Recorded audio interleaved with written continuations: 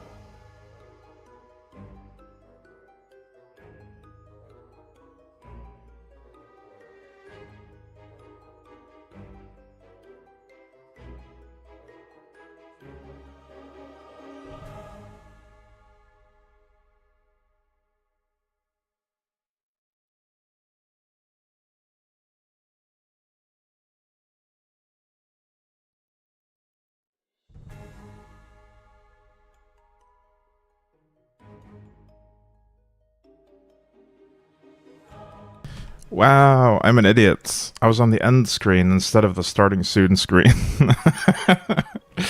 Oops, I left that up since yesterday, or Friday, rather.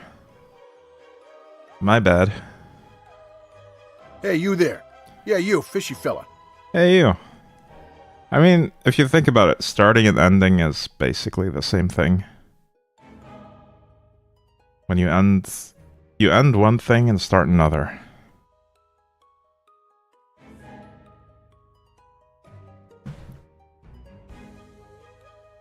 Hey, Bababio. Congrats on being the first today. Hello, Dark Matter 2. Hey, Eita, thank you so much for the resub. Appreciate that. And hello, Broken One. Welcome in, guys. Stream is definitely not ending. It is starting.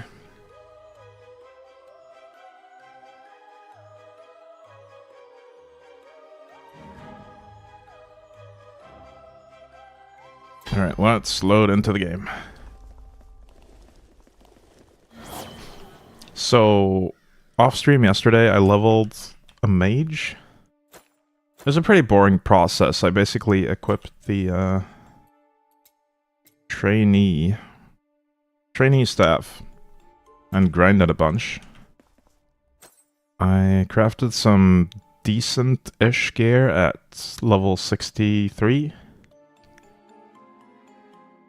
It is mostly raw damage, armor, max life, and movement speed. But I did one thing different on this character, which is I actually have a tenacity cap. I'm actually way over tenacity cap. I should probably recraft one of the items. And this lets me not get stunned at all. Which feels really good, actually. 126. So I could literally get rid of... Where was it? I saw one. This entire rare stat of tenacity. Let's get rid of that. We only need 100%. So... Unlock it. Reforge it into... What do we even want? Raw damage, probably. I would take critical strike chance, but it's not available here on this slot. Yeah, let's just do raw damage.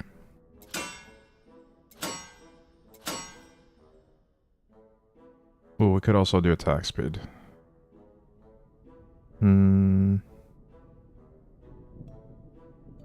I'm still not sure how the attack speed even works in this game, because it feels like even the normal attacks have a cooldown in addition to the attack animation. So if I increase my attack speed, I think I'd still have to wait for the cooldown, but I don't know if there's like a breakpoint where it becomes necessary. You know what? We'll keep the attack speed. And let's reforge the score until we hit at least 15% on it. There we go. Almost maxed.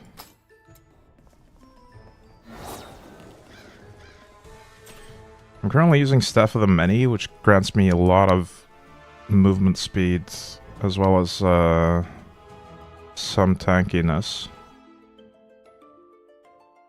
What I think I'll do, though, is just farm Battlefield for a bit. Try to get some more Reapers, because I want to try a different method of scaling my damage. I saw that there's a Reaper that lets you scale your damage based on maximum life stacking. So I can just scale my tank and my damage with one stat. That stat being max life. That seems really fun, so I'll try to do that. Maybe. I still need to find that Reaper, though.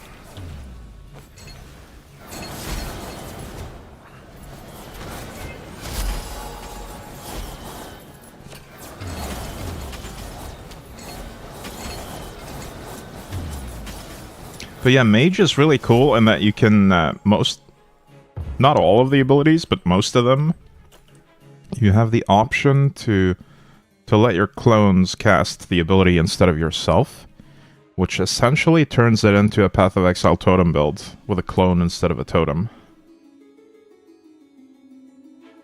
And that's what I want to try with this Mage in the endgame. You can have up to 3 from the passives. And then I think you can add another one with a unique item, so you could have 4 clones. Maybe even more. Maybe there's some other ways to add more clones. 4 is the number I'm currently aware of.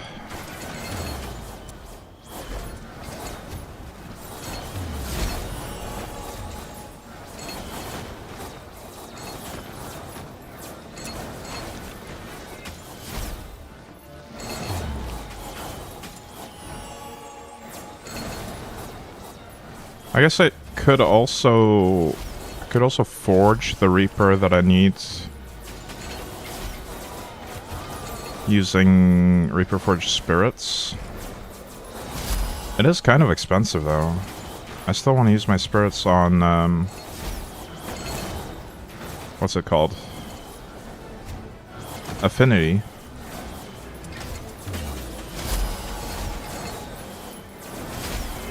Because I haven't maxed that out yet.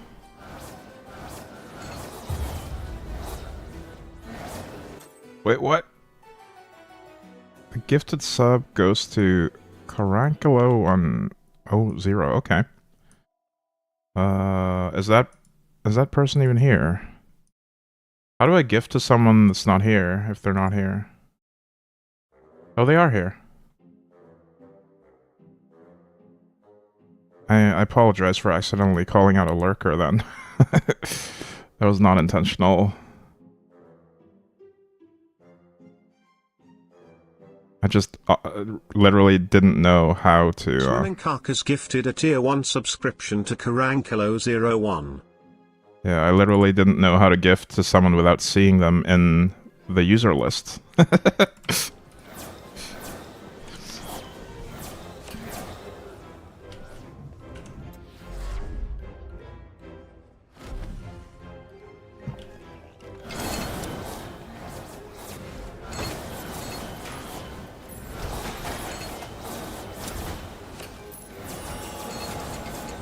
I can't believe I had all those points.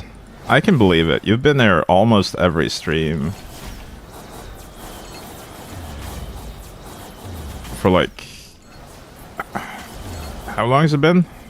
At least a year, maybe 2 years at this point. Almost 2 years, I think.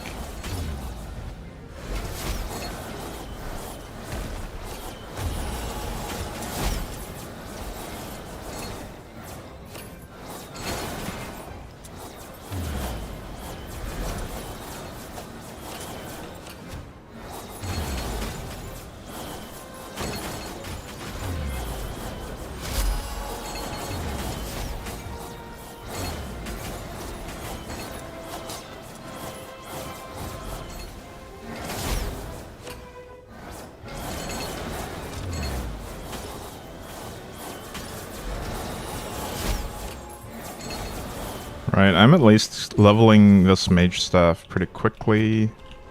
It's a really nice staff for just zooming through battlegrounds.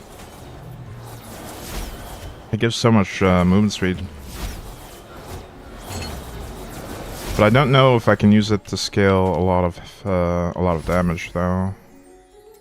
It does have some damage scaling based on your life regeneration.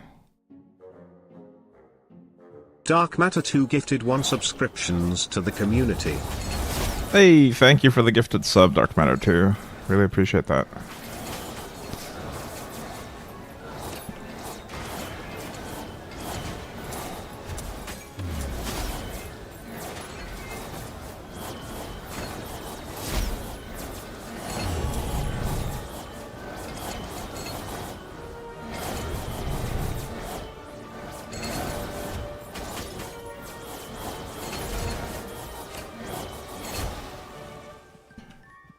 Man, I love running fast in this game. It's fun. Not too fast though. I want to be able to actually stop by the portal to enter it. But this movement speed right here feels pretty perfect. It's fast enough to zoom around without getting too lost in the sauce. Oh, I forgot to demonstrate a thing that someone complained about the camera in this game, and it has nothing to do with active camera. It has to do with being close to the edge of the map like this. So normally, when you're not close to the edge of the map, let me turn off active camera as well to demonstrate that it has nothing to do with it. Normally, your character is somewhere in the middle. If you have active camera, you can change it slightly to the sides to get more view. But without active camera, your character is fixed in the middle. The problem is, when you get close to the edge of the map, your camera doesn't follow you anymore. It wants to show more of the map, so it doesn't get fixed to your position anymore. I think that should be a it should be possible to turn that off. I'd rather see some more black void and have my camera in the middle, or have my character in the middle of the camera. Because when I'm running really fast, trying to dodge stuff, and then I get to the edge of a map, I lose track of where I am. Because the camera's no longer following me at the edges. Especially when there's a lot going on, I kind of completely lose track of my character because of this. Regardless of whether or not active camera is on.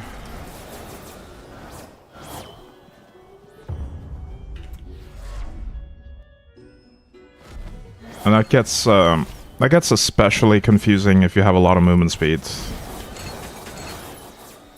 Because then it'll happen before you even notice it. And your character will just be gone. You'll have no idea where they went.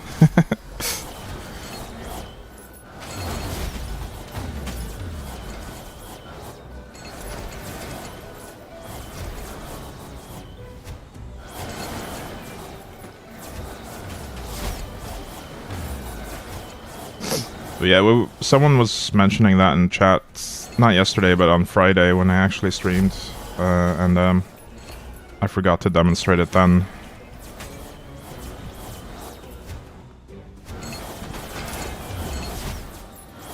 And I tend to agree with them. It is really confusing at the edges.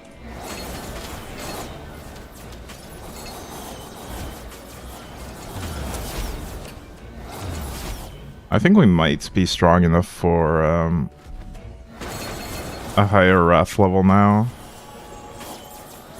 6 or 7 maybe. Probably not ready for 10 yet though. Like the thing is, you want to kill elites quickly, otherwise you're wasting time. Ideally, you want to one-shot the elites as well, and just zoom through every room. But that's more of an endgame thing. This character's not quite endgame ready, even though it's level 100.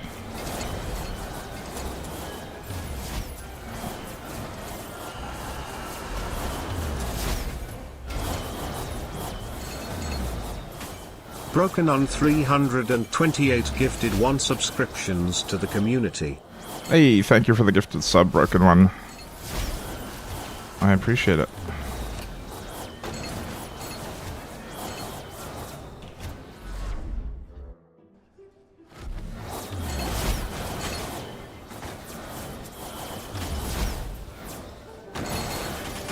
Apparently there is a hype train incoming. Or maybe there was, I don't know. I don't even know how the hype trains work. They're so confusing to me.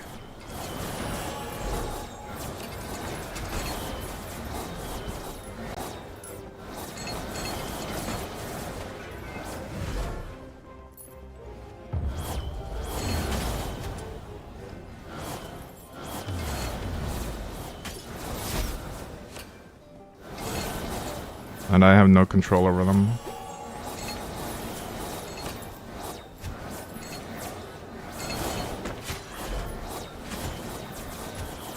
Hey, it's still didn't lose a streak, nice.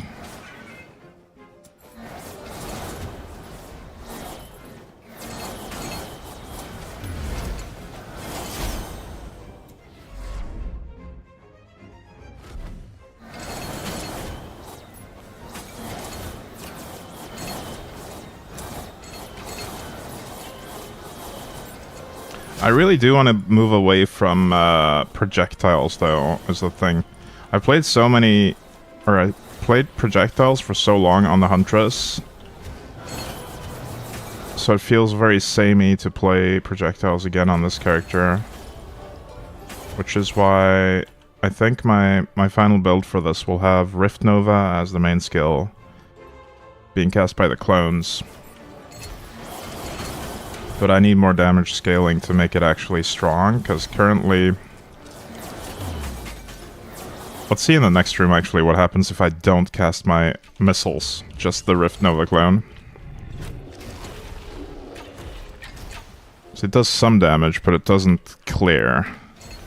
Now ideally I'd have 3 of these, with some bigger AoE on the gear as well. Actually I would have 4 of them. So I will do a lot more. Also I'll have Rift Nova Mastery instead of Arcane Missile Mastery on every piece of gear, so that'll help a lot with the damage as well.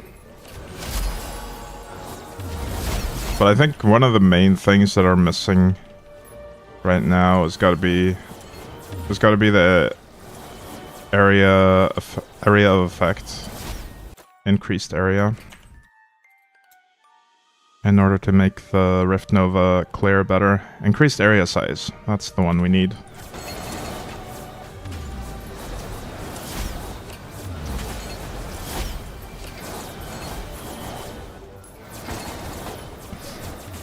My current gear is...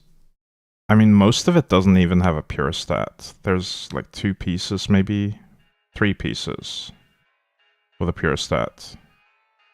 And it's 60 and 63 mostly. So we'll swap all of this out for level 100 gear. Probably with pure stats.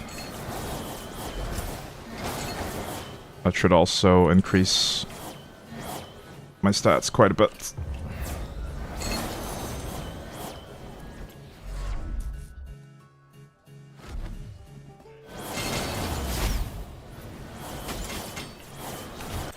I might just keep this for the knight. If I level the knight as well, I can swap to all of this gear at level 60 and just change the masteries to be knight masteries.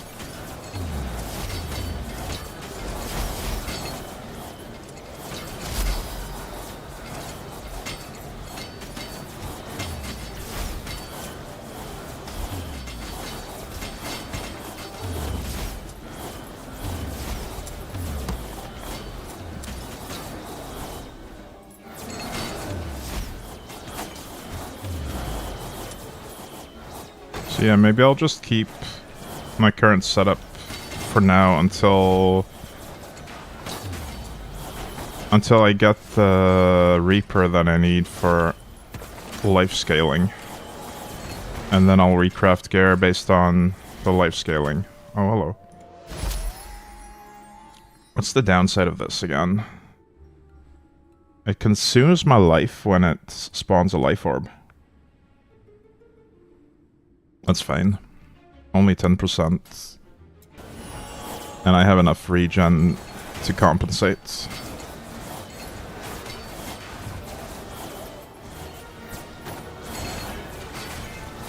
As well as leech. One thing that's really cool about some of the mage's talents, by the way, let me... Yeah. This one, Life Shaper. I won't have this in my final build, because it's going to be an Arcane Commander for the extra clones, unfortunately. But this is really cool, having the ability to just stack Life Leech and Life on Hit, and get the same amount as mana as well. Double dipping on one stat, basically. That being said, though, I don't think we actually use mana in this build. The one I'm currently playing, because we have this node. I mean, we do use it, but we don't need to use it, because if we have less than 40% mana, it doesn't cost anything to do Arcane Missile anyway.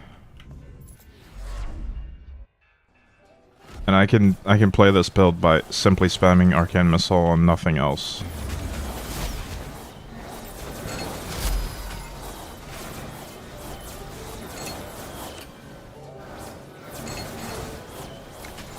My secondary slot is basically for leveling skills that I haven't leveled yet. Level the mastery of them. Which I still need for the Rift Nova. And a lot of other stuff too.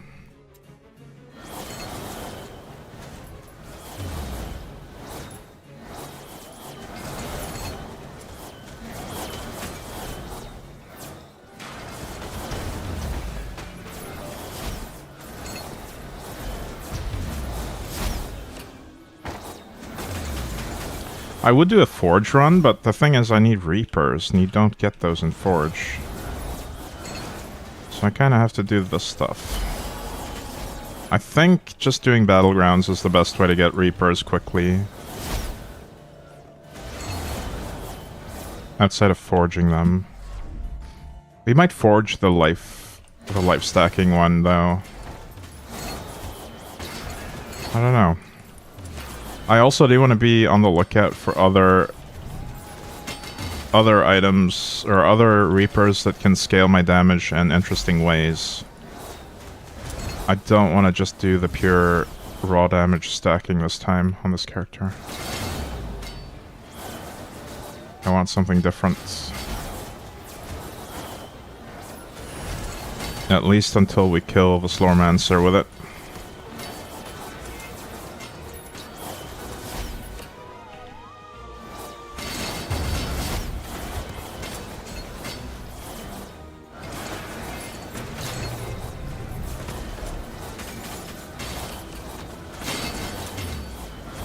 One cool thing about the Shadow Imbue, by the way, is that it... Well, first of all, it increases your damage. I don't think it says that on the other imbues. They do debuffs, but they don't just straight up increase your damage. With just the imbue node. But also, with this node, you also, you do the Soulbind thing, where you get healed from a damage over time effect. It's the chain that you sometimes see. So it gets free pseudo life leech. See, this chain is the Soulbound.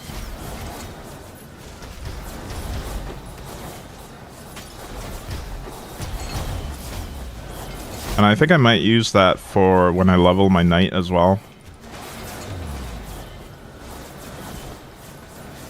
Because it seems like a nice way to get some recovery without having to put it on gear. Oh, hello. Another Reaper. Giant Slayer. Which one is that? Damage to elites. Oh. It is pretty decent, but it doesn't really give me any special scaling capabilities, does it? Where was it?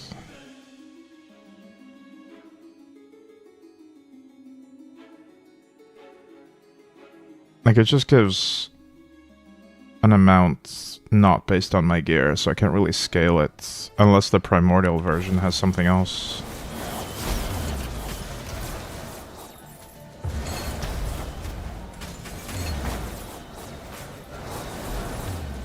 I guess it might allow me to do a wrath or two higher than I'm currently at,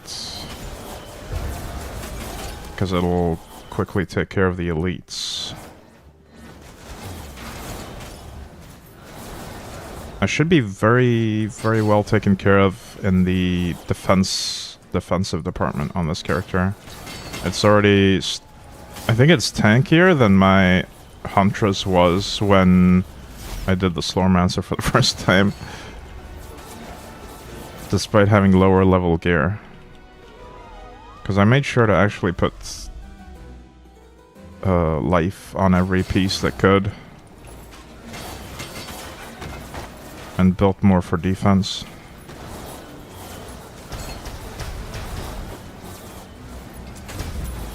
Oh, there's also a passive in the mage tree. This one, heavier cannon, as opposed to glacier cannon.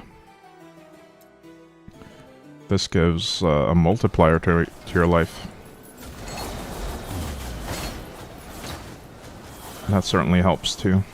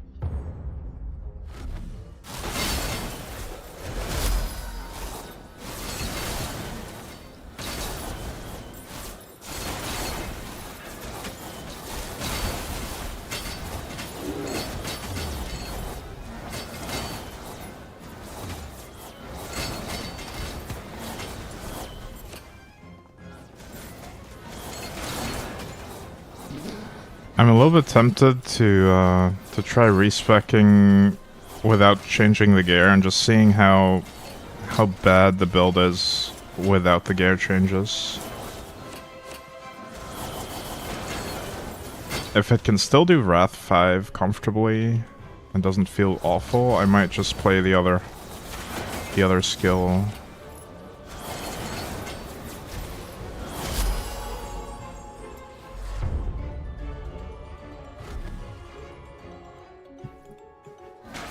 Hang on, I'll clear this floor. Or actually, I'll keep going until I find another Reaper. And then I'll go to town and respec to my other skill with the 3 clones that shoot Rift Novas.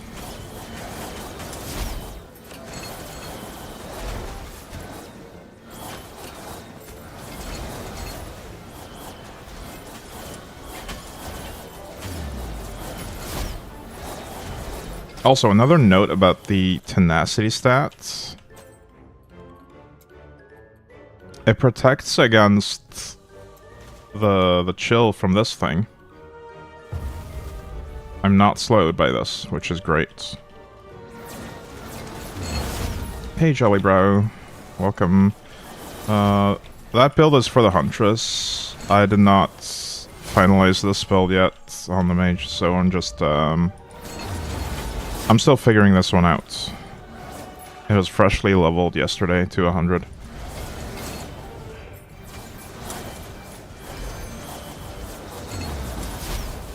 So no build link yet. Although, there's a similar one on the official Slormancer Discord has like a build compendium channel where there's a bunch of builds for every class. I highly recommend checking that out.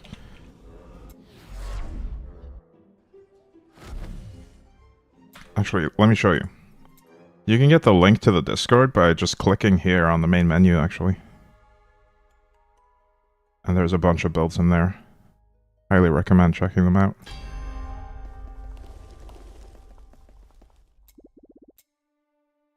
Aw.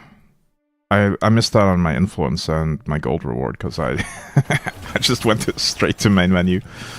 Forgot. My bad. It wasn't that long of a run anyway. Didn't miss out on much.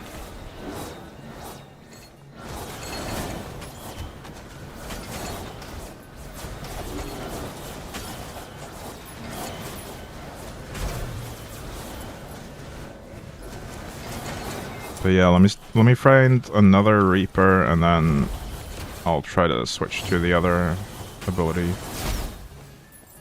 and see how it feels. I might have to also recraft some stats.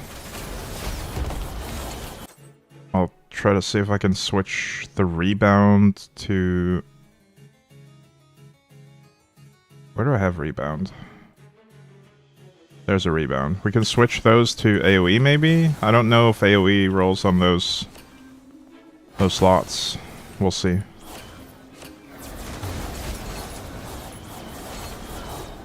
Increased area, that is.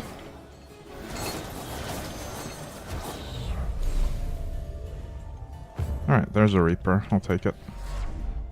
Not the one I wanted, but still.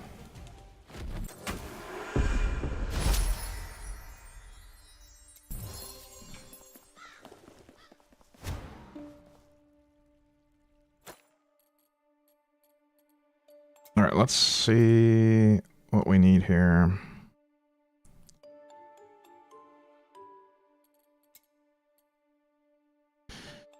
Barrier, lose life, restore. I actually don't know. I don't think the first row even matters here. I guess I can do whenever you lose life, you restore.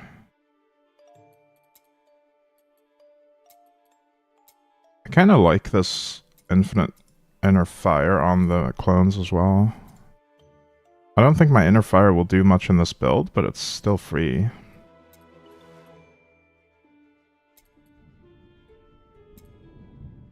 Time locked whenever an enemy damages me, that's okay. Cooldown reduction for the clones, that's vital.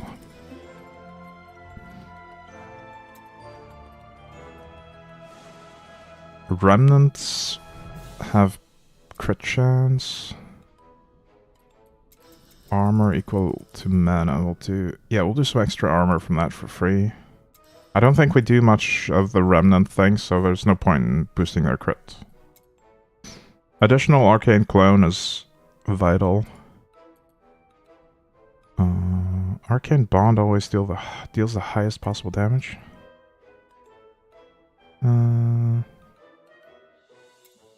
Sure.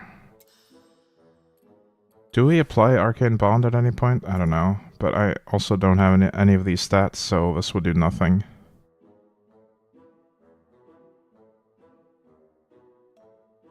Oh, I guess this one would do something if I swap over to my non-projectile or ultimatum, the area damage reduction one.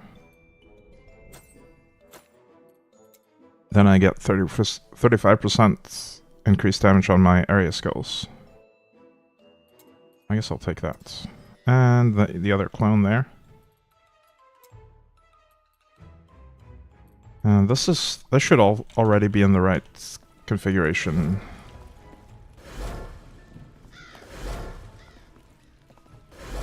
Yeah, so we can have 3 of them. And I should probably reforge my... At the very least, I should reforge my mastery to be Rift Nova.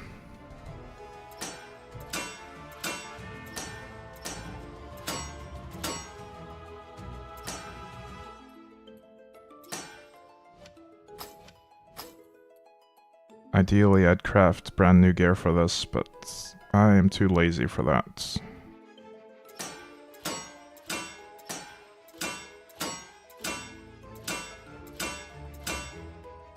And if this ends up being too weak in its current state, I will simply level the knight and work on this off-stream to improve it. Because I don't want to spend too much time on this crafting screen while I'm streaming. I think that's better suited for as an off-stream activity. Rift Nova, Rift Nova.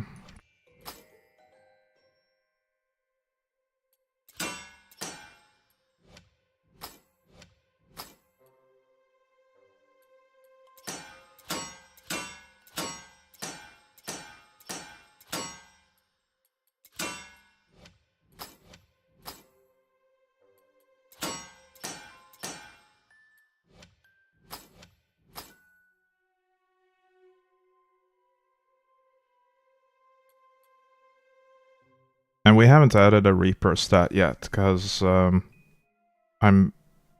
didn't get the Reaper I wanted yet, and I haven't fully decided to actually go for that Reaper either, so we'll see.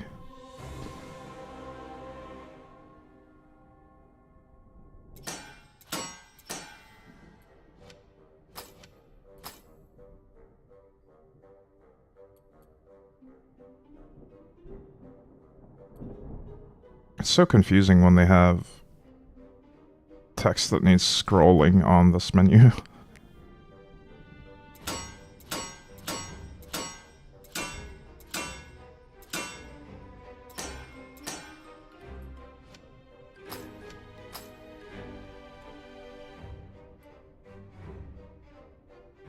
That's another reason why I kind of prefer just having epic gear when I'm figuring things out, and only adding legendary effects if they're actually required to do something.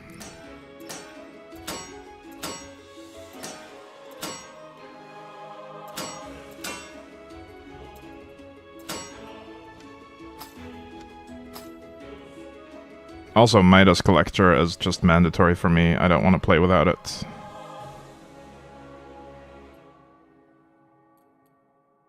It just feels awful not having this.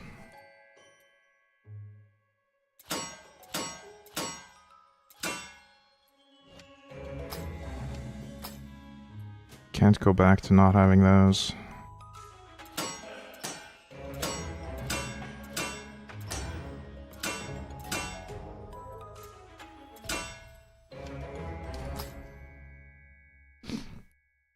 Alright, one more thing though. We should probably recraft all the rebound.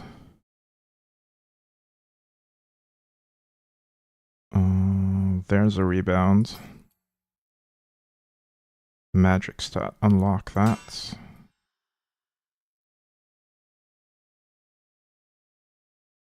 Area increased effect. That's the stat we want. Let's reforge that. Max life is also good though. Wait, we have a magic stat that's max mana. I don't need that.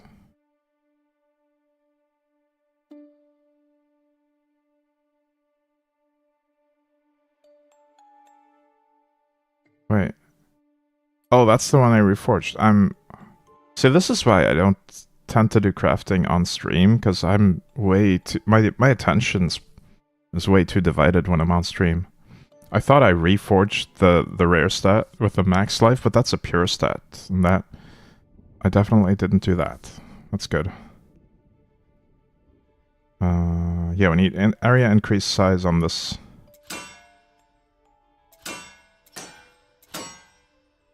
There we go. And score, we'll do... Oh, nice. Hit the max roll immediately, I'll take that.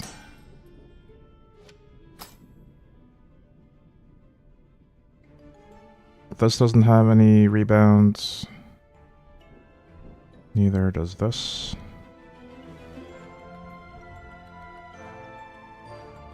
That one does. Rare stats. Unlock. Reforge into area increased effect. It does seem like rebound can roll on all the same pieces that area increased effect can, so it's pretty easy to swap those around.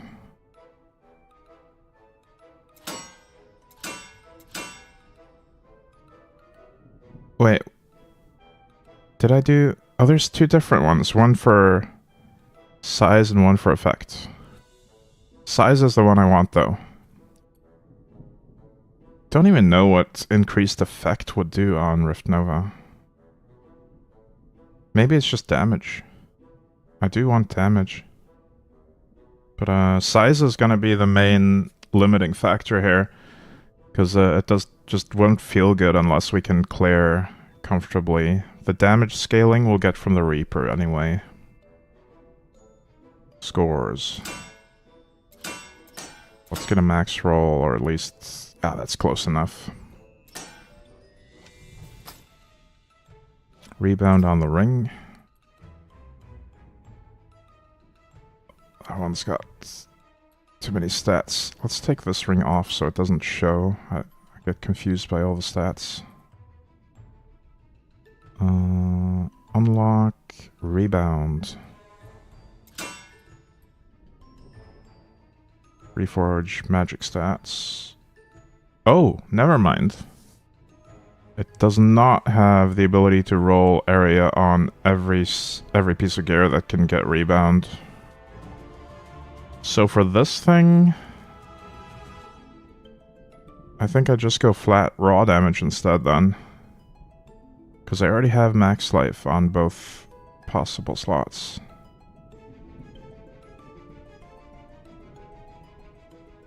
Yeah, let's do flat raw damage instead. Or armor. We could just go defensive.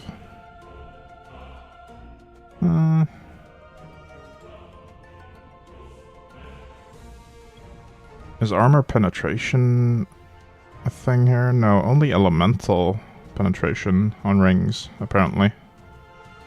Weird. I'll reforge until I see a stat that appeals to me.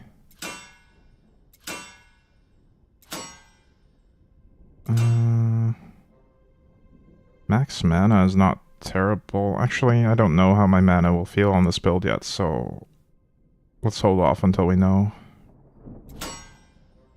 Ellie resist is pretty good. Yeah, we'll just keep that, since it doesn't really matter anyway. Well, this has rebound chance on an epic slot. That's a bit unfortunate. We can roll area increased on the epic slots though. But that's just really expensive to do on this item. That's only level 60.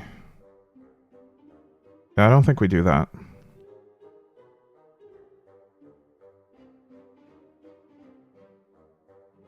I wish I knew exactly which slots could roll area increased effects. It would be so much more convenient if rebound had the exact same slots.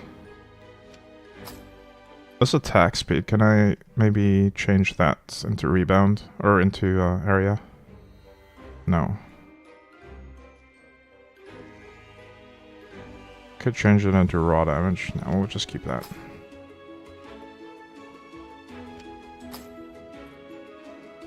If I unlock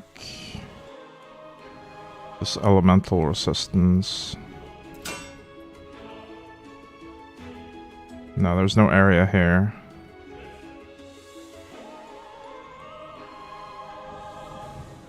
What about the epics?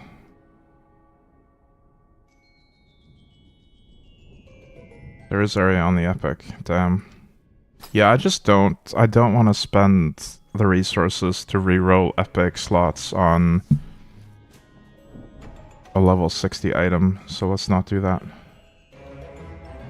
I guess this is all the area I'm gonna get then. I was hoping to get a bit more.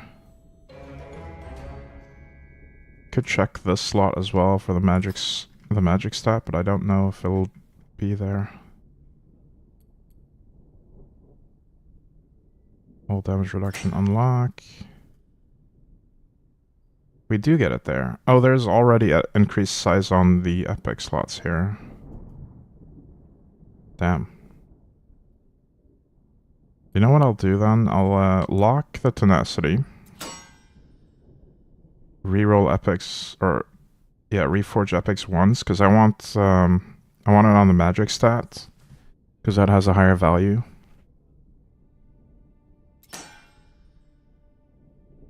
I'll just keep those, that's fine. Reforge this into area increased effects.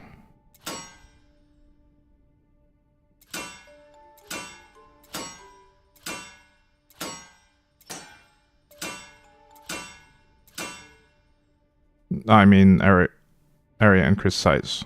Damn. Yeah, not effect, but size.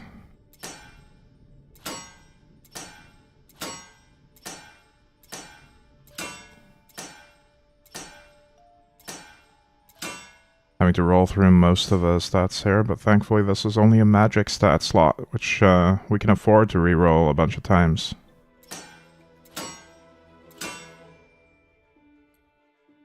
That's why we don't want to do it on epic slots, or that's part of the reason.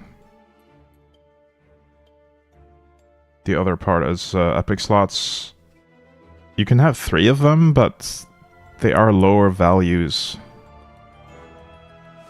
Because they're split between 3 instead of a single big one, kind of.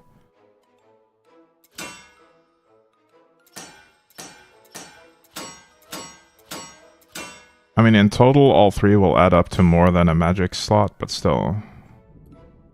If you want the biggest possible of one particular stat, you want it on the magic, rare, or base, I think.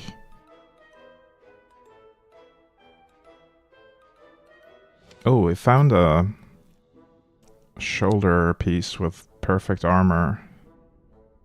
Or near perfect armor.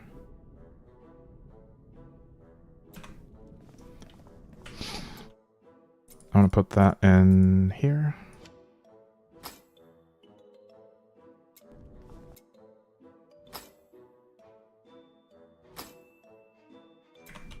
Okay, these gloves can go away.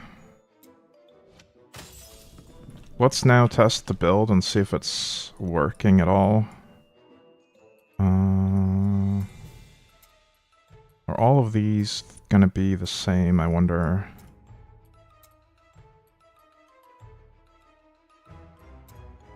Not sure.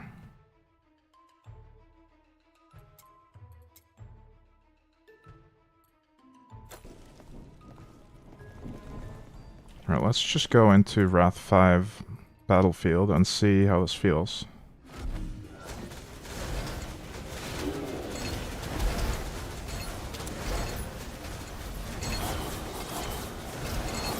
Oof, okay, that's not great.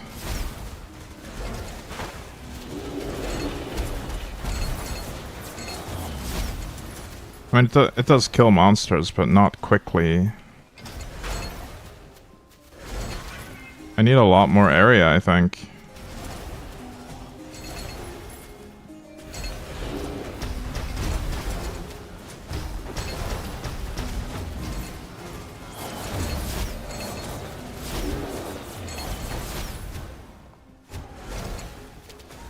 As well as more damage. We need some kind of damage scaling mechanic for this build to feel good, I think. And currently I'm not using one.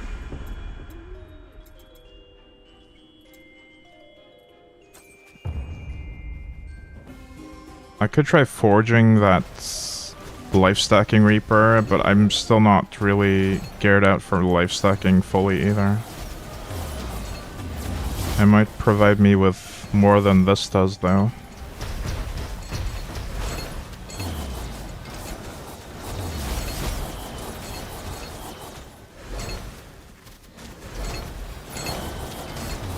Wait, where are the free inner fires? Did I not pick that?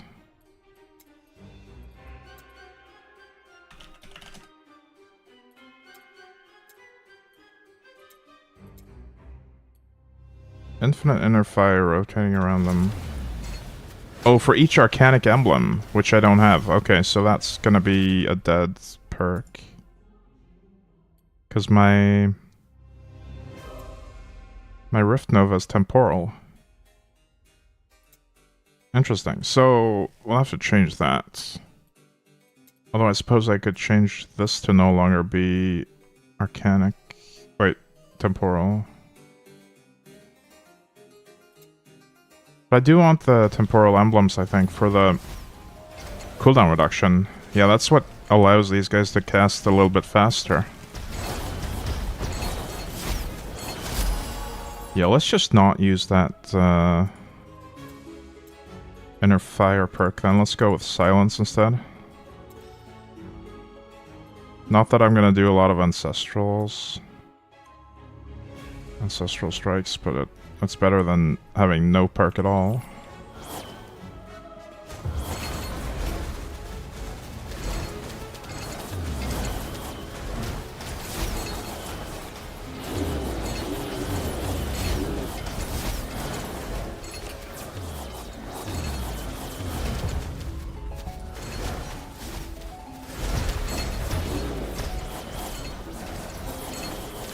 See, one thing that is nice about this is, though, is the fact that I don't have to manually target that much.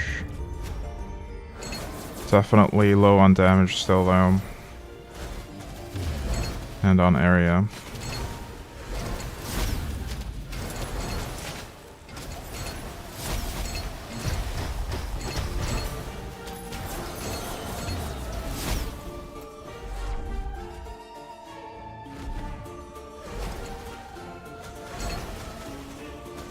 Actually not that low on damage.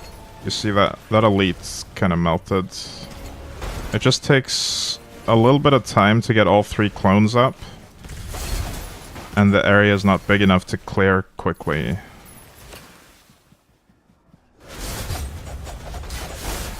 So ideally I'd want my clones to be one-shotting elites and having maybe twice the AoE.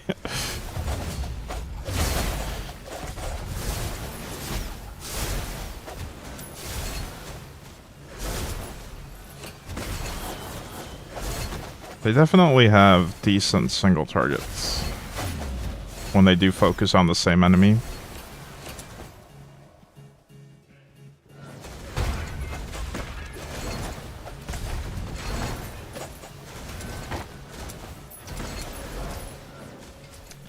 Did I actually pick the right nodes here? Vulnerability... Oh, this one doesn't have anything. I must have accidentally unchecked this. Yeah, that'll do it. I unchecked the area increased size, which is huge. I don't really understand what this does, really. Let's look at the skill damage. 187 to 246. 8.7 to 9.3. If I unequip it, it deals a lot more damage with this unequipped. Well... No, it deals more elemental with it unequipped. If I choose this, it goes more towards raw, I think. But overall, it ends up being a lower number, right?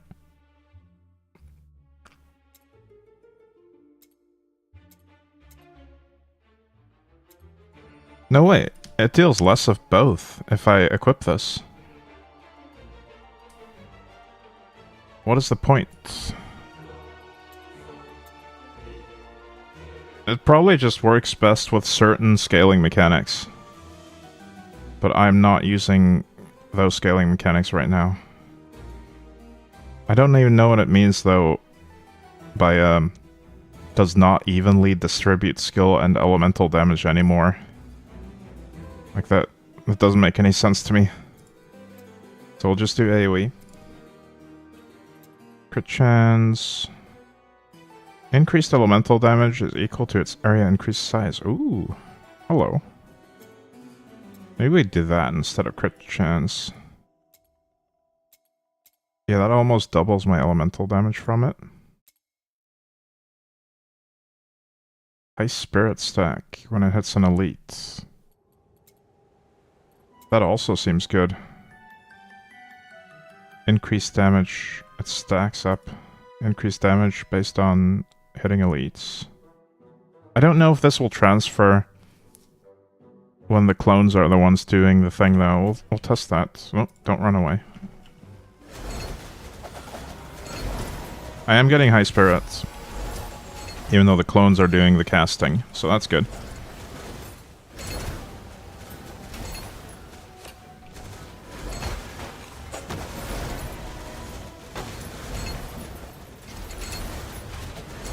My movement speed is actually kind of too fast right now. I'm losing track of where I'm going. Yeah, maybe we'll swap out of the life regen staff to lower the movement speed. It's almost max level anyway.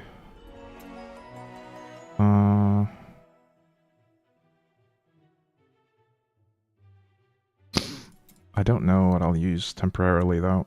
Maybe the Giant Slayer. That's the one that does more damage to elites.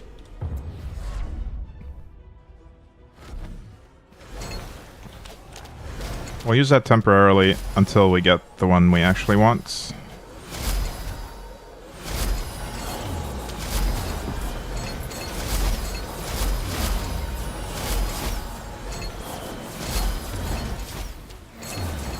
Wait, is there another temporal skill I can use here?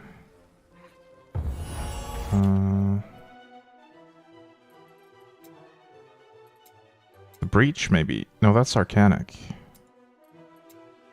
Damn. I think these are the only temporal... Oh, this is melee. Yeah, I don't want that.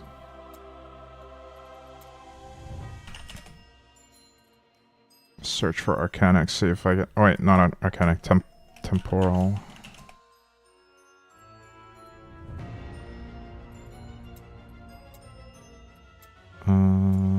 Attunement pulse. Arcane breach.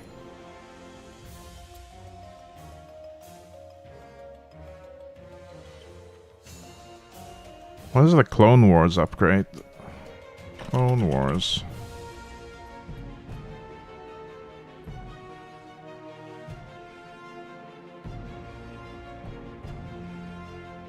It doesn't say what the Clone Wars... Oh, from here. Whenever you cast your primary or secondary skill, temporal clones cast a remnant of arcane missiles. Okay. So we can use Arcane Breach to make that. Okay. I really like Arcane Breach, by the way. I kind of want to have it in my builds.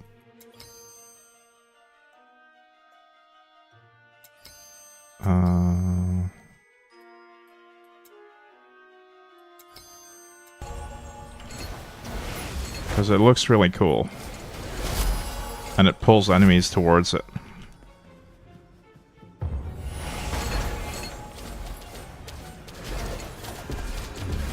I don't know if it's going to be worth it in this build, but still, it's fun.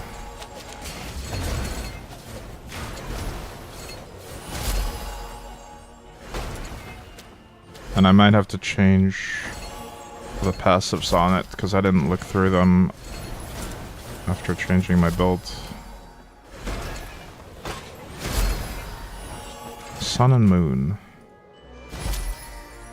That's not the one I want.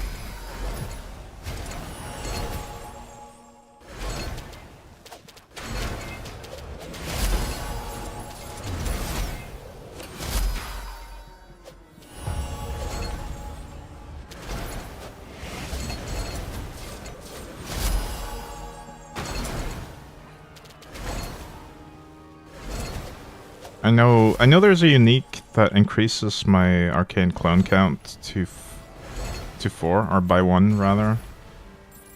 So that'll help with this, especially in forge runs, where they actually don't need to be recast that often.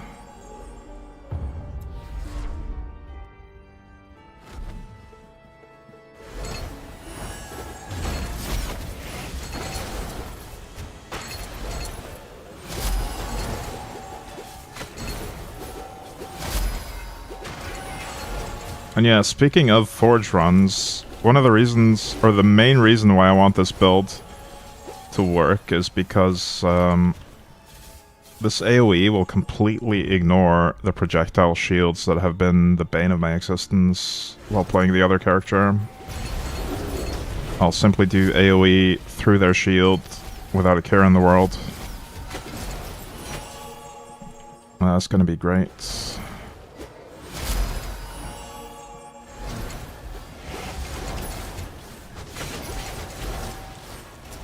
It's not pulling them in. Did I unspec that? No, it's supposed to pull them in. Mana regen. Arcane Bond.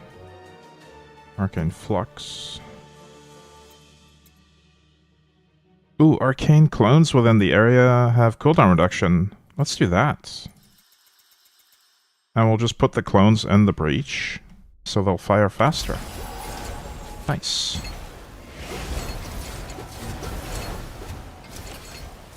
That's huge, actually. That's like 25% more damage. Well, it would be 25% more if they didn't already have cooldown reduction from other sources, but it's additive, so yeah, it's not going to be quite that much.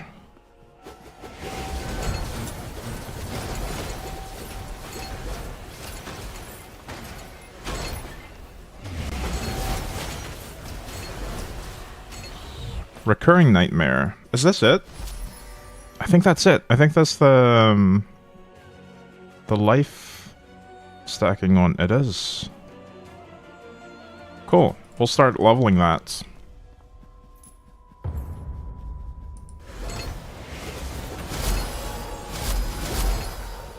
Hey, Osmanic.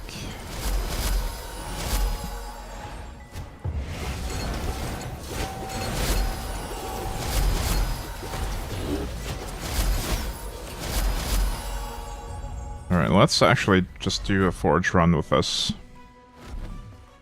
Damn, one more floor. I forgot to go home.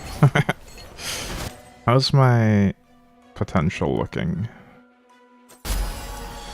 I might want to level my potential one more time before doing a forge run.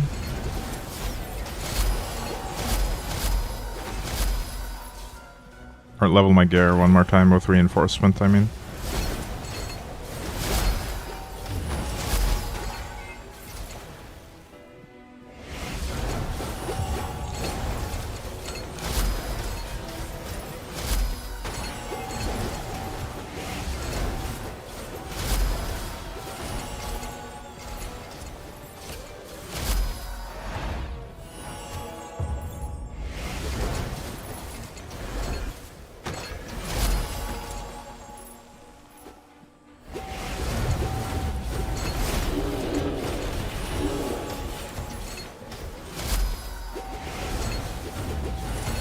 Something about this build just really appeals to me, having the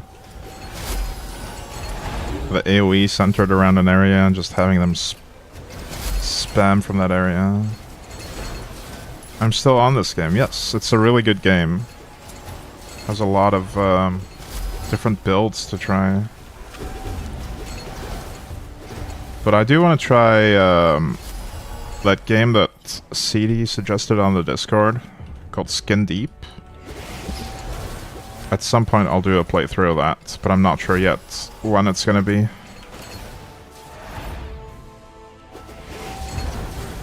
thought you said you want to do it offline more. I'm doing both. I've been playing it offline as well.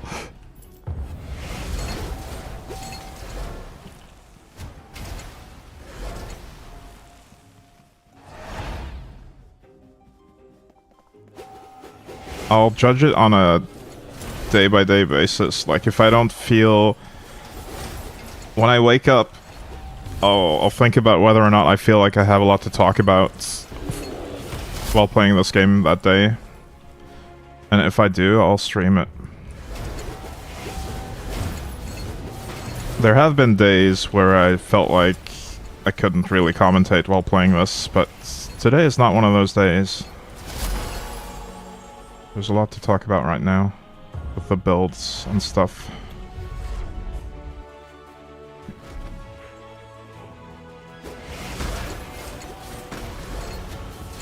Didn't expect this to be a huge game. Yeah, it's a really deep ARPG, like Path of Exile or Last Epoch. Has a lot of different builds to do. It doesn't look the part, but it certainly does deliver on the mechanics.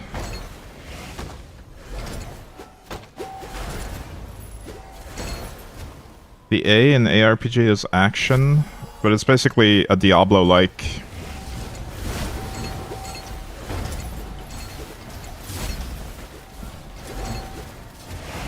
That is, it's more similar to older Diablo games than the newer garbage, though. Like, it's more like Diablo 2 than 3 or 4.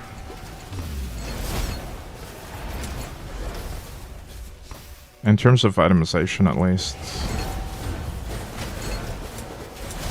Actually, I don't know.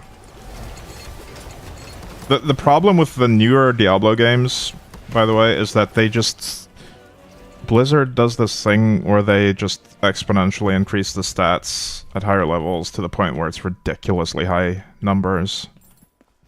And that just doesn't make for a good ARPG in general. It's the same thing that they do in World of Warcraft. Hey, Kadank. Quack.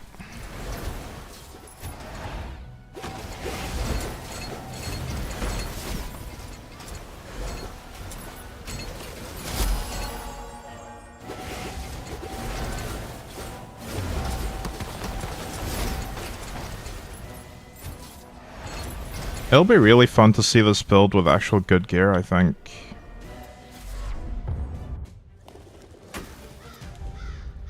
It's a lot of actions. A lot of action? Yeah, it's like, yeah, the action part is mainly because you're constantly killing massive hordes of monsters.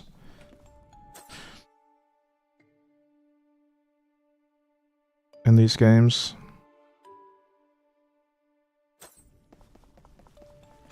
That's kind of what I like about them.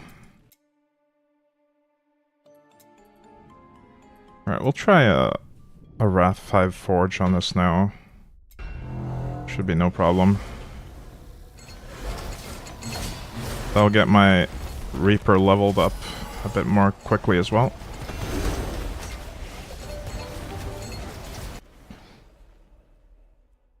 Enemies apply a burn, that's fine.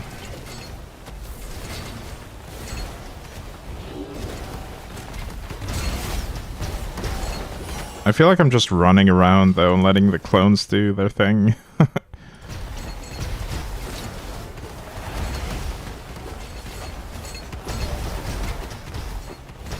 Which I guess I am. But they are certainly doing their thing effectively.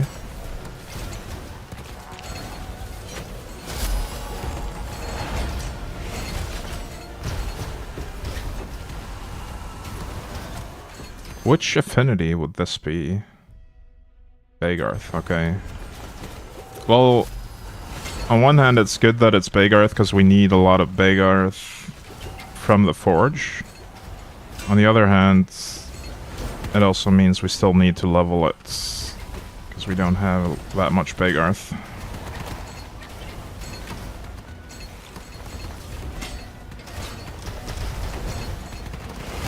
Hey Petro, welcome. Man, it's freezing all these projectiles. I don't know if that's a good thing. Because they'll resume moving at some point, and they're still dangerous. Can I turn that off? I think that's the Rift thing that's doing it. Rift Nova now stops the movement of enemy projectiles. Yeah, that's not a good thing. Don't know why that's in the build. Maybe because the other option doesn't do much when you're only using temporal. Grinding's been going well. I've been really enjoying grinding this game off stream as well.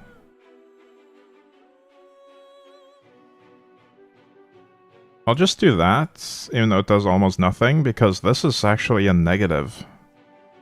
It just leaves a really deadly area with stopped projectiles that I can't traverse. I'd rather have them just move around on their own.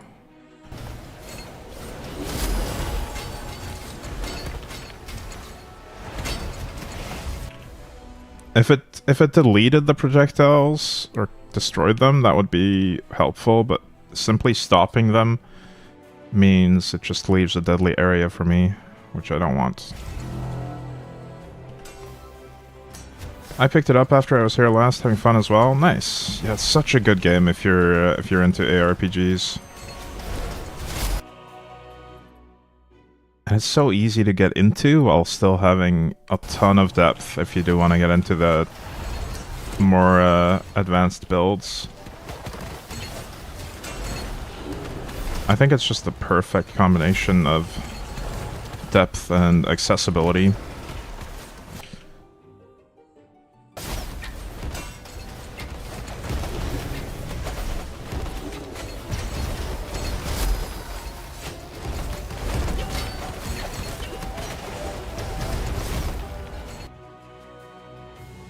Siege Leader.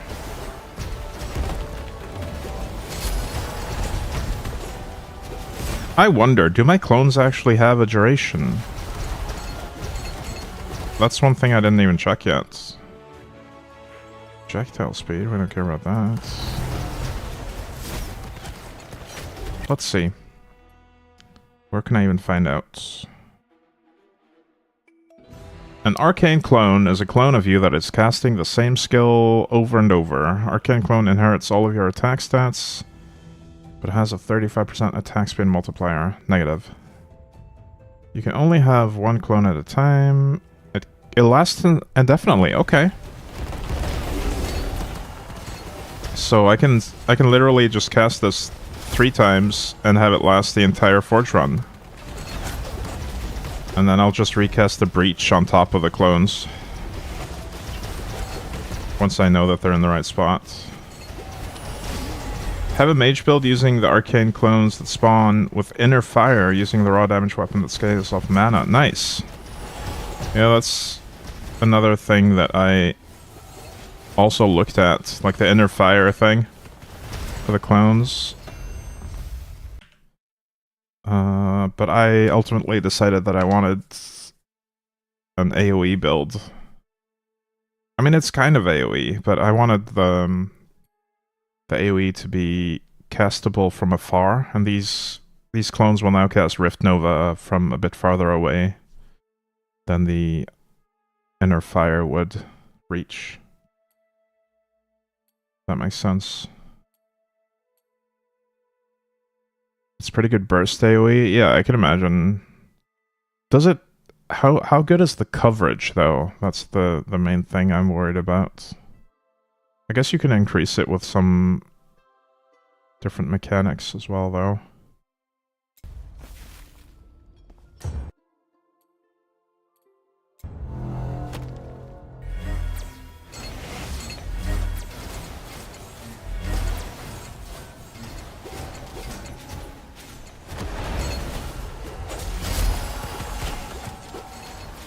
Pretty small, but I assume there are ways to scale it. Yeah.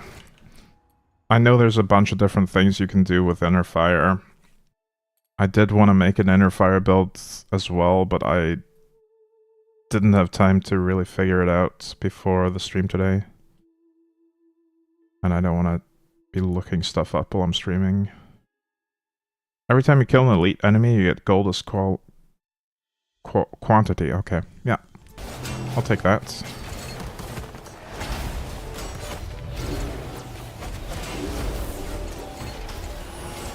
I'm just running in circles. I think this build will be a lot of fun once I've scaled the AoE better and the damage as well. Been using it with the Arcane Missile for the no mana cost talent. Yeah. Oh yeah, right. Yeah, there's multiple weapons that scale from mana in different ways, and I think one of them scales off of your mana recovery, but sets your max mana to 1, I think. I think it's called Overflowing something. And if you have free clone casts, having 1 max mana doesn't matter. So that's pretty cool. I'll do Ice Palm, it's fine.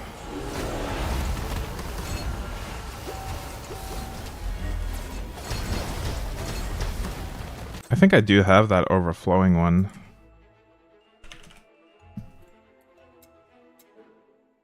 Do I have to spell it out?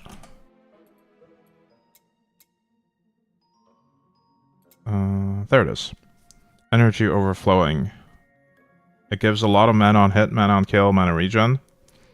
Once it goes primordial... Oh, 40% or less mana. Oh yeah, you're right. Technically you would be at 100%. So that wouldn't work. Damn. Maybe there's another way to make that one work for it though. You could potentially use life to cast instead. There's a ring that does that. a legendary effect, I believe.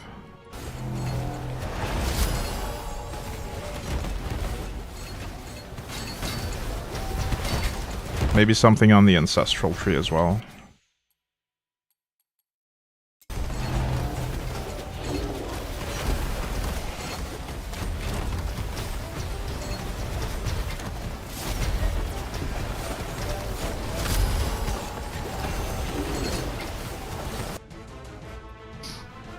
But yeah, there's so many cool ways to scale the damage with the different Reapers, which is part of why I love this game.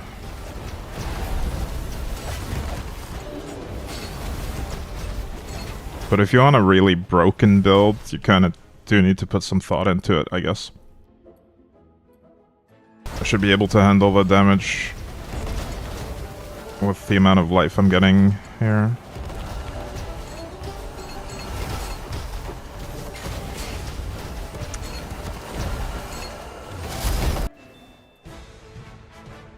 Slippery ice, yay. Let's go ice skating.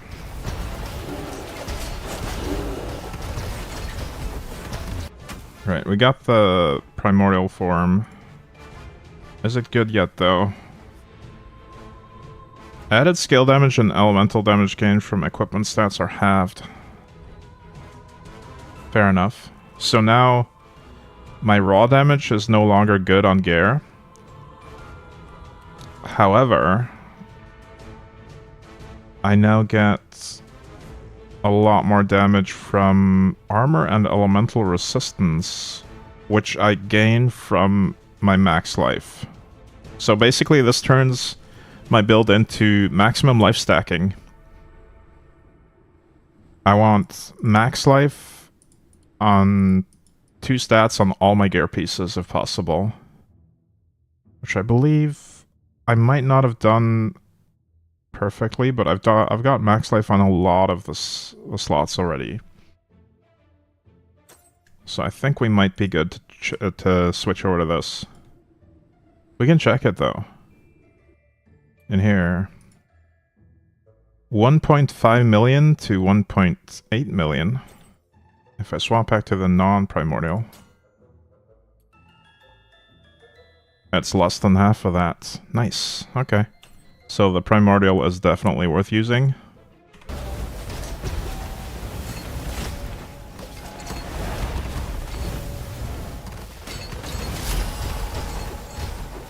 See, even with scuffed gear, I'm using scuffed level 60 gear with almost no pure stats. This is an amazing item.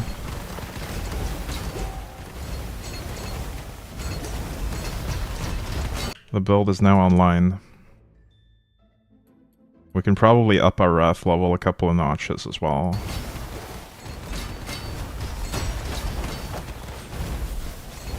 I think I want to spread out my clones at this point, because coverage is more important than damage now.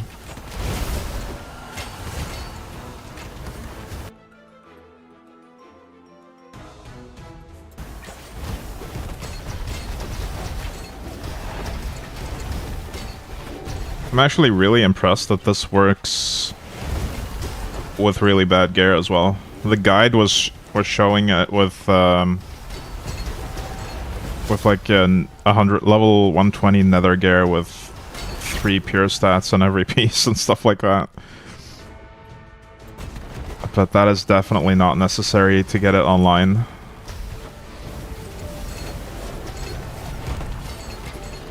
I don't even have legendary effects in the setup, and it's already destroying.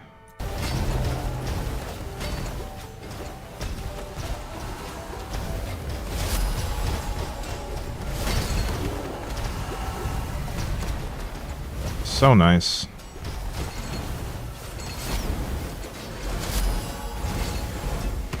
Another thing I really like about it is that it's super lazy. I don't have to aim.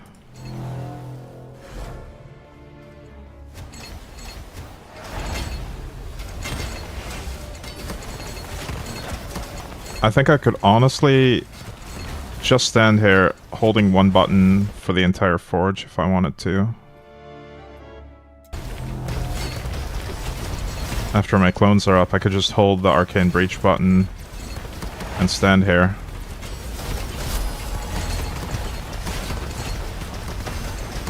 I'll keep a close eye on my life though. I might take some damage.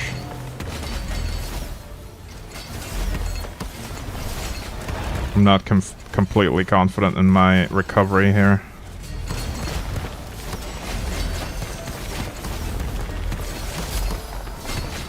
I usually drop the clones in clusters, but I could just kite around them if I wanted to. Yeah.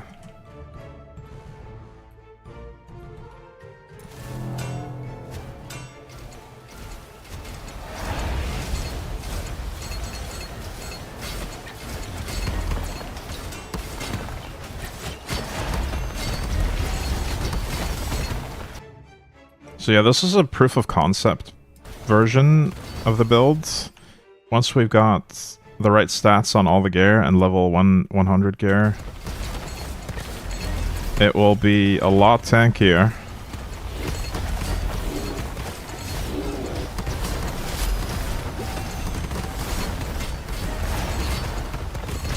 I'm probably not comfortable just standing here with my current gear.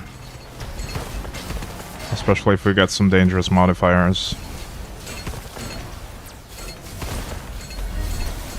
We'll see. Oh, I could also...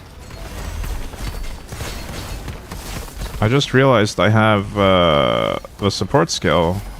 I could use the support skill. This one. This exists! Holding this barrier.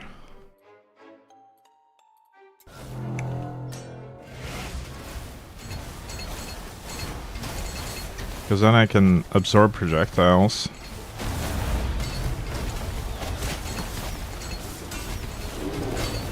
It ends after a while, though.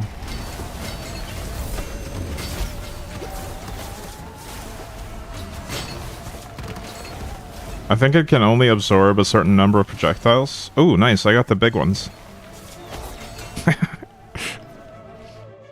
Got myself a big one.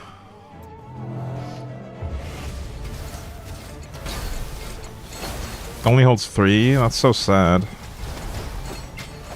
Does it just automatically fire them once it catches 3 or 4? I don't know why it ends on its own. I could read up on it, I guess. 13, not 3. 13. Oh, it's based on mastery.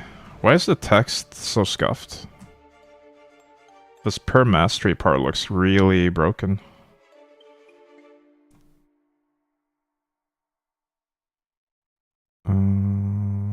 Whenever it catches a projectile, it triggers a remnant of arcane missile.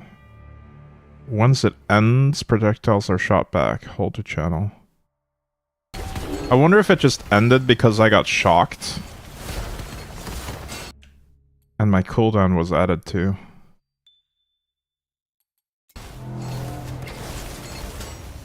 There's a bunch of shock right now.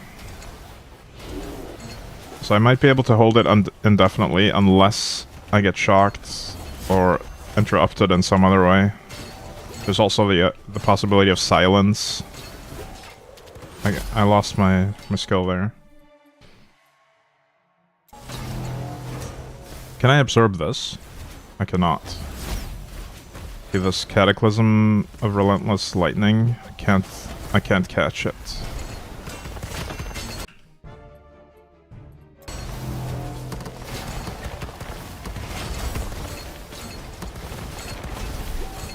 I kinda wish the breach would last longer. Wait, can't I do that?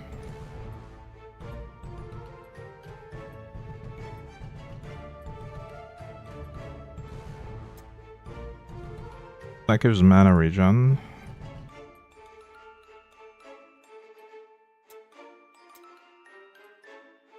Whenever you touch an arcane breach, you teleport. Increased area, but it lasts less. I don't want that. could have sworn there was a thing that makes it not deal damage. Oh, it gives cooldown time. And it no longer deals damage. With 80% less cooldown. I do want Arcane Bond from it, though. Yeah, I think I'll keep the current version of the Breach.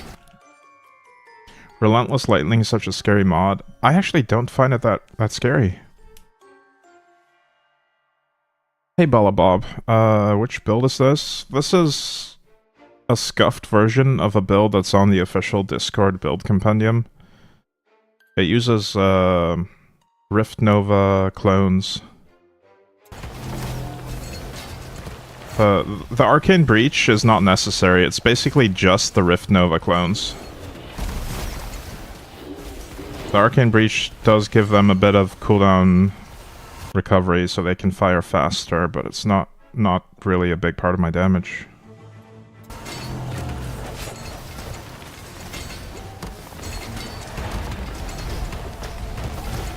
So basically these 3 clones will just spam Rift Novas on the enemies, and we're scaling based on this Soul Reaper, which lets me stack maximum life to get all my damage.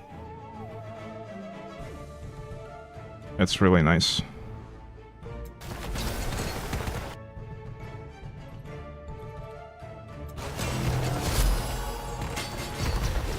Mainly because it ignores these stupid projectile shields that have been bothering me when I'm playing the Huntress.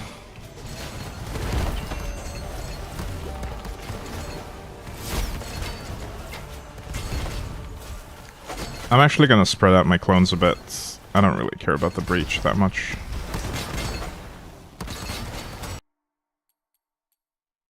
I could honestly just take the Breach off and not use it at all. We could use the slot just to level whatever ability needs leveling for mastery. But yeah, I'm pretty sure I'll commit to Bagarth for the affinity then, because this staff is amazing.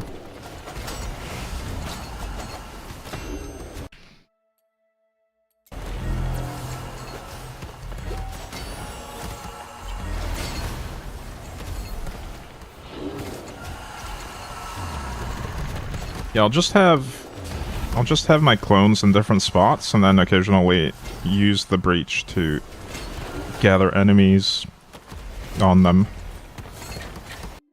That seems useful.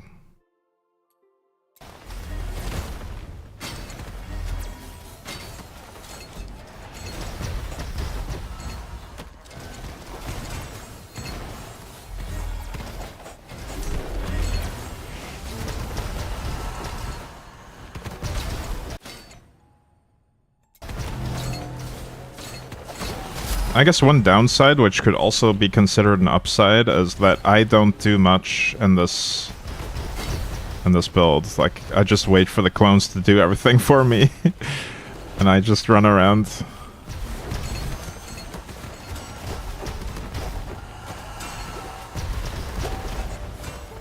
After placing the 3 clones, I mean, there's nothing else for me to do to boost my damage. Book is pretty nice for my setup to know what would pair best with the skill you have. I think Arcane Breach might be it. I think the guide doesn't even have a secondary skill listed. It's simply Rift Nova. So the second slot is just utility or fluff, whatever. Not necessary.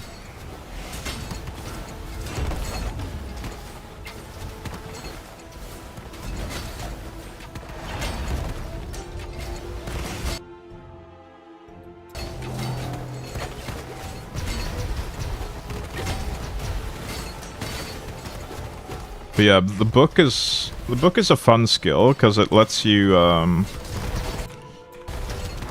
especially for inner fire, it lets you actually do inner fire because it counts as melee.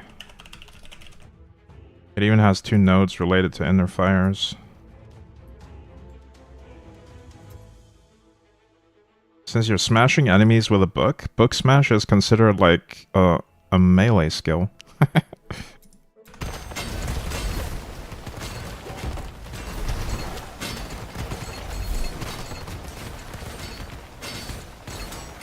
My Reaper's already max level.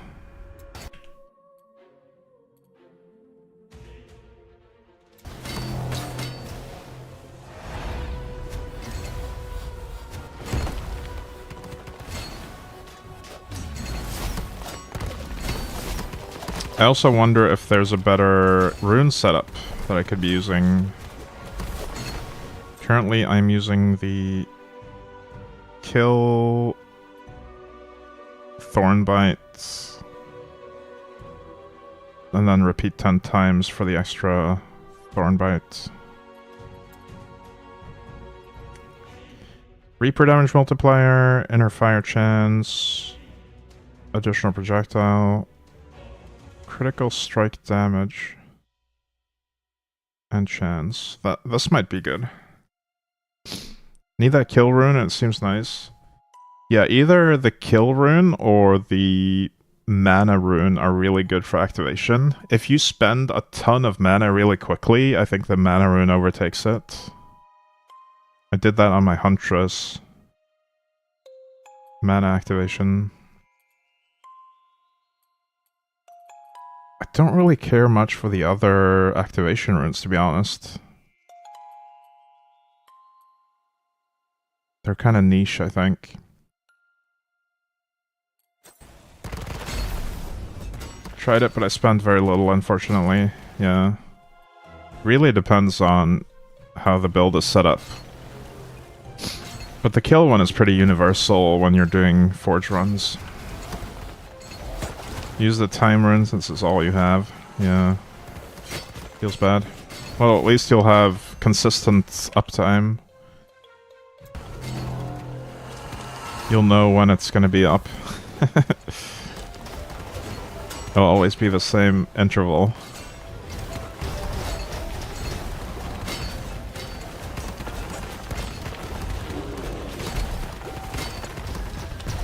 You can also do, where is it? Isn't there one that makes it, yeah. You can make it store the charges and activate it manually as well. With this enhancement rune. If you want consistency. Or on-demand activation.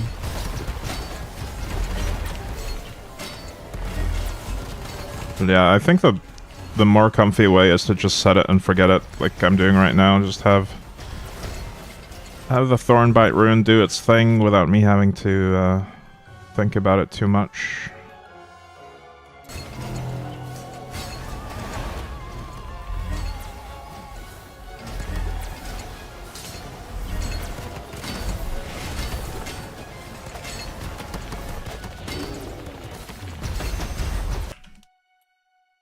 Maybe we'll gradually craft pieces of gear one by one. And just start replacing our level 60 gear with 100 gear today. Slowly but surely.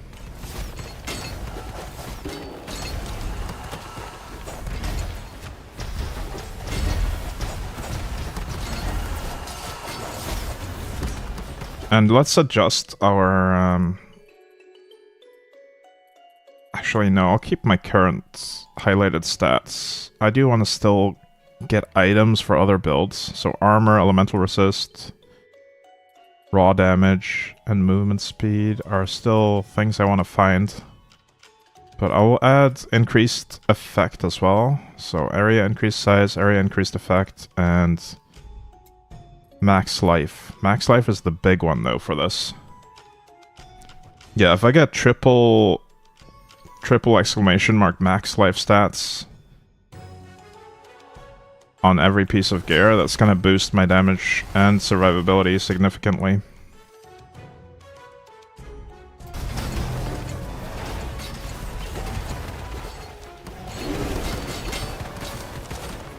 Another thing that could increase my damage by 33%, I believe. As if I add another clone. I think that's a legendary effect on either belt or some other piece to get a 4th clone.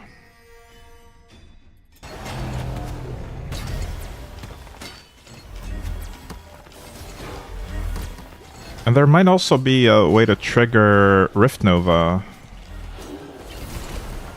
with a legendary gear piece. I think there is.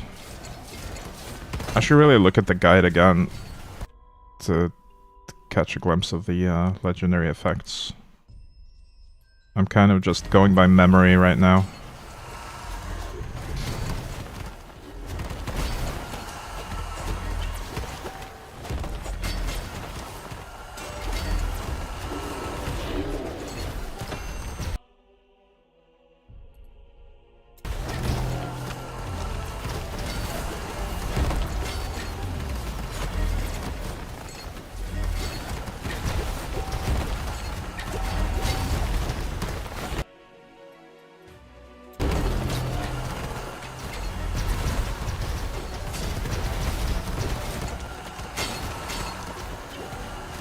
Just seeing how effective this is, I'm honestly tempted to use the same scaling mechanic on the knight when I level the knight. Like, use the same Reaper. Primordial Sword, I guess it would be. Because I am loving this. So much free damage out of nowhere.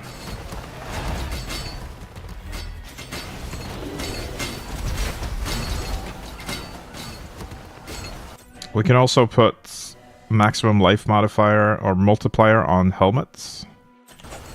That's going to be a big boost.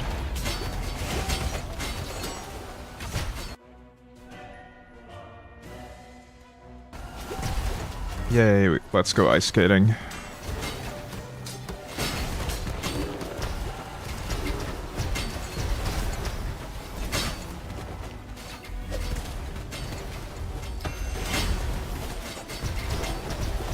Whee!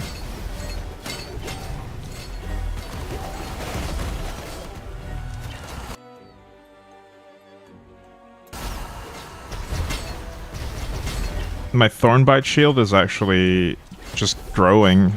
I'm not taking enough damage to even reduce my shield to 0.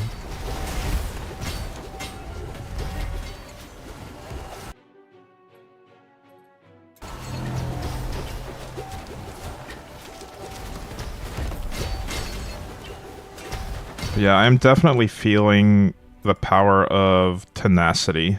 Such a good stat. I'm super happy that I went with 100% tenacity on the gear. Icy Ground feels like an upside. On Forge, yeah. Honestly, in Forge it just feels nice to be able to ice skate. In regular battlegrounds or Nether, it feels awful though, because it's so hard to navigate those tight corridors.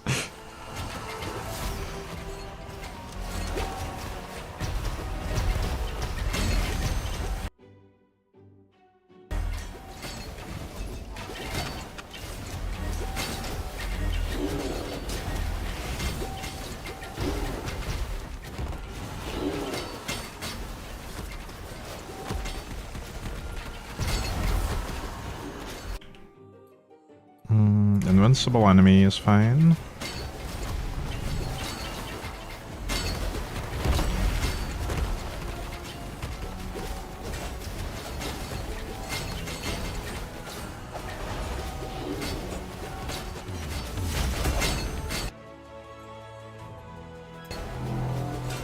More big earth.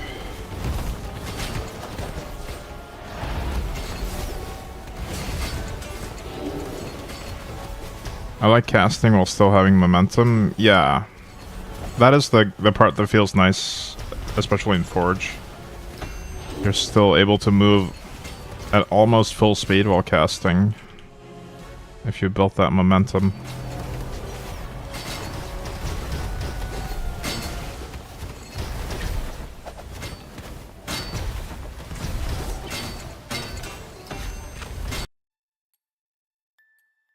Obelisk of Revocation. No, let's not do that. We have 3 obelisks. I've never seen this before. Being forced to take an obelisk here. Continuously casts deadly missiles. Yeah, let's do that one.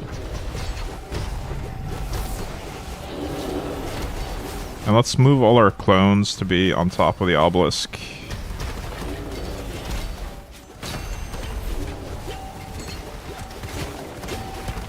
Oh wow.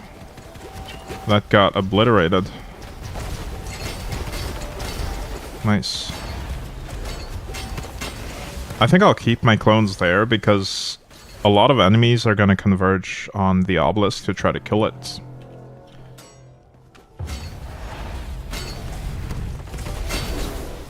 And now we can do the breach to stack the cooldown reduction on them as well.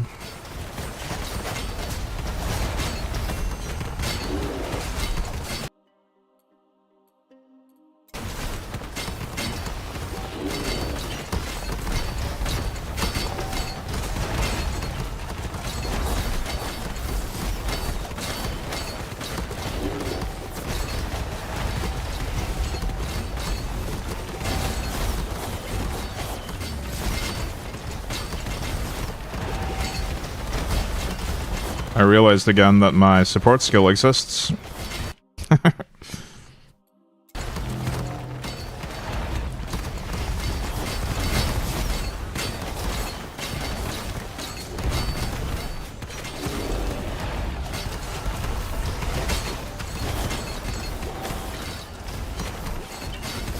It keeps getting interrupted. And just sending out the projectiles ahead of time. I don't know what's causing it. If it's just full of all the projectiles it can carry, or if I get interrupted by an attack or something. I do take a lot of hits.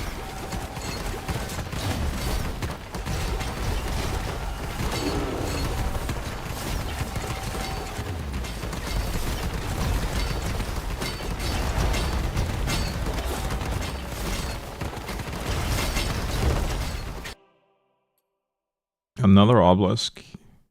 Yeah, let's do that one too. Wait, where is it though? Down here. I guess we'll move our clones down here.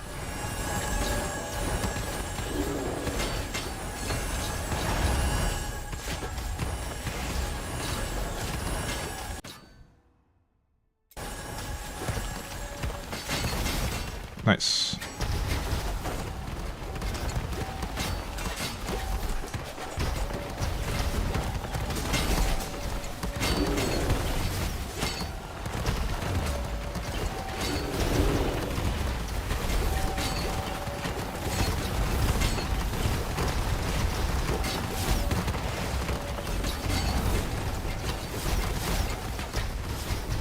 Maybe we should try to move them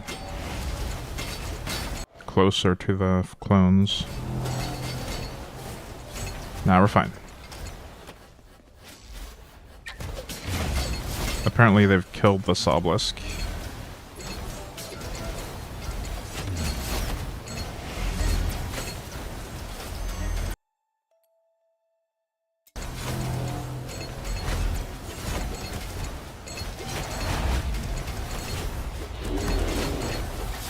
Thankfully, the clones can still cast, even though they're standing in the silence area from one of the witches.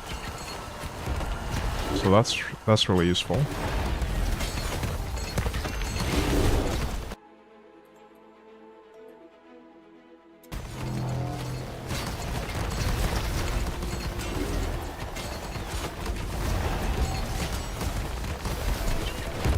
Nice. We can even ignore the ice bombs with 100% tenacity. So the only debuff I really care about then would be Shadow Confusion. I'll have to be a little bit careful with that, but I think I have enough of a life buffer that it's not going to matter too much anyway.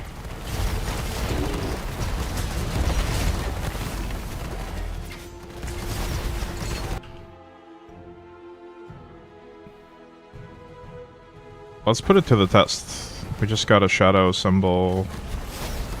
Cataclysm.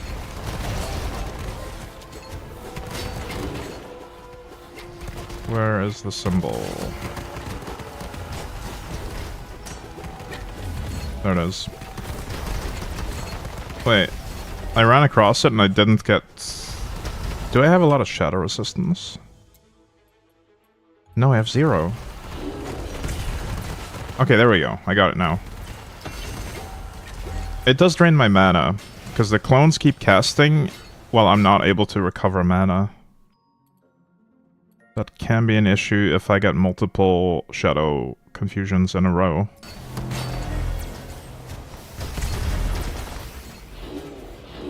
Let's see, when I only get one, it just about preserves my mana, or rather it casts with all the mana I would have in a full bar, and then the debuff is gone by that point, so that's fine.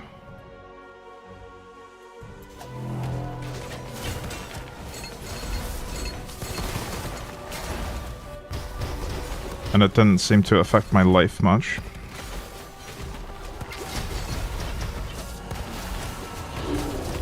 Alright, let's move the clones again, spread them out a bit.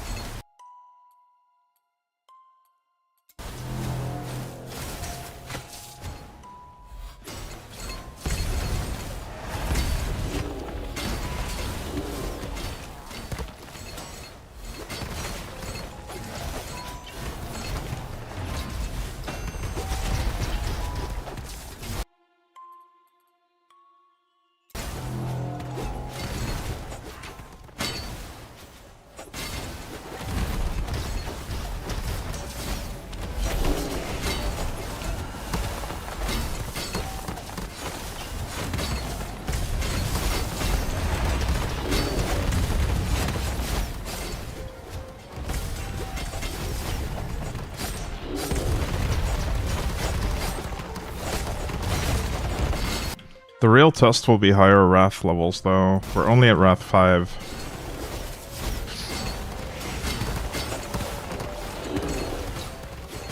I don't think we're quite ready for 10 yet, but we can definitely increase it by a couple of notches.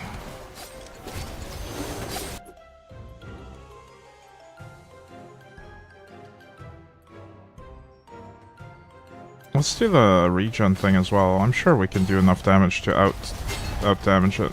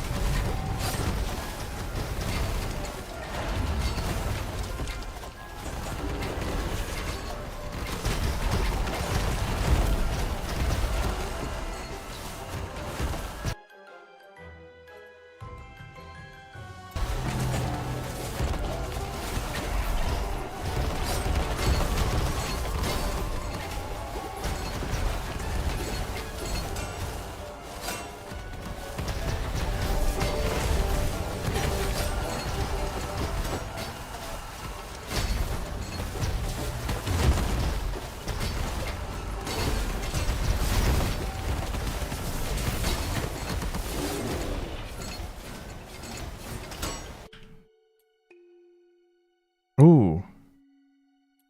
I just had a thought. What if we can get enough crits to do Ancestral Strike Walking Bomb?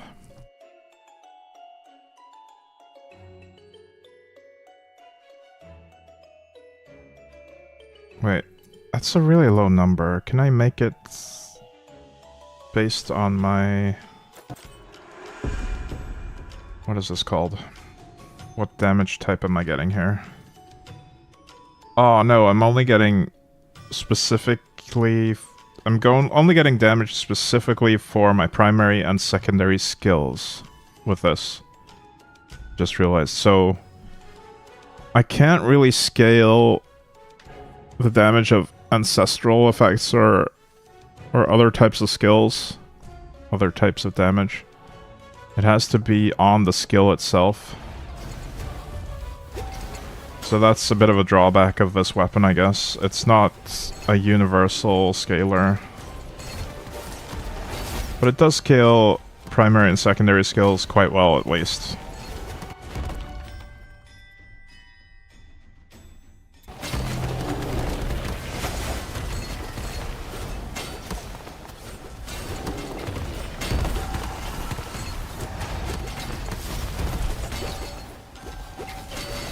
I guess that just means I need to do whatever I can to make Rift Nova deal more damage.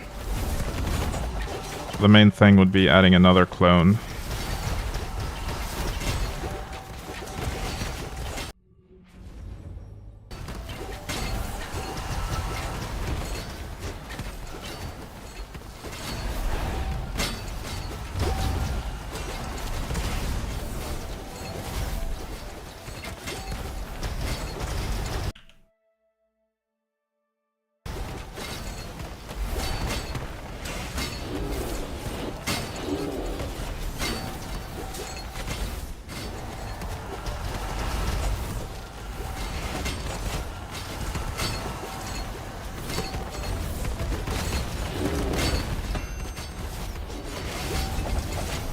I wonder how much of my damage is actually from the Arcane Breach itself here. Is it actually contributing? No, not really. It's doing 100k, while this does over a million. Times 3. So the Breach is mainly there to buff my clone's cooldown. And to move the enemies close together.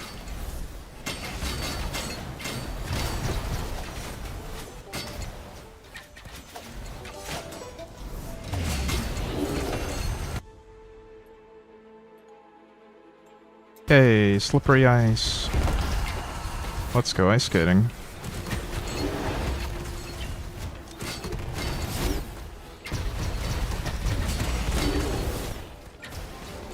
Another thing the Breach can do is it boosts my mana recovery a little bit.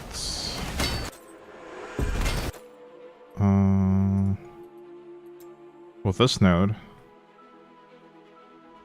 I get a bit more mana, max mana and mana regen. Which is probably not even necessary, but it does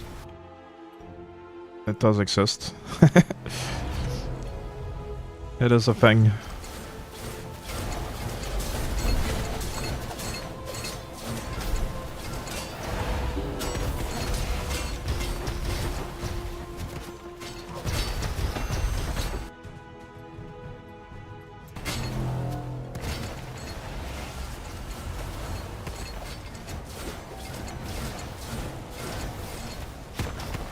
Wasn't there a node that increased the size of it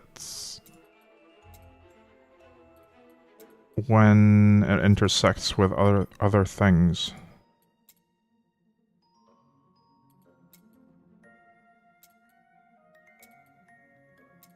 Not that one.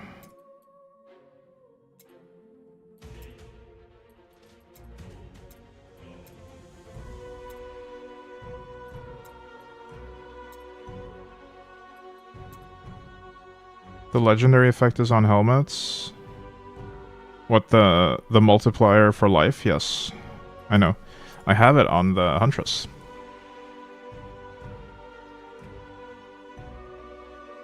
Wait, or did you mean the clone? The added clone? If it's the added clone, then I'll have to graft. I'll have to graft it onto a purple item. Either that or the multiplier effect will need to be grafted. Because I need the multiplier as well on the helmet. Am I just blind? I could have sworn there was something to make the breach increase in size whenever something collides with it. Not this, right? No, that's the explosion that ends it.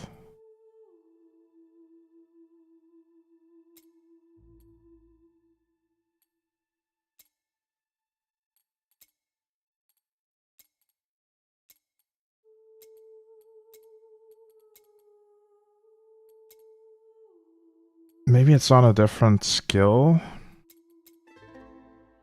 Arcane Breach.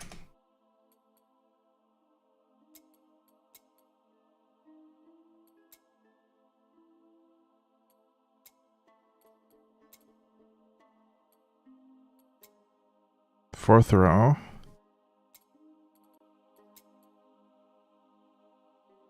Oh, it was this one. Okay, I'm just blind. Every time it collides with other skills, other arcane skills. And this is temporal, so it's not gonna work with the Rift Nova.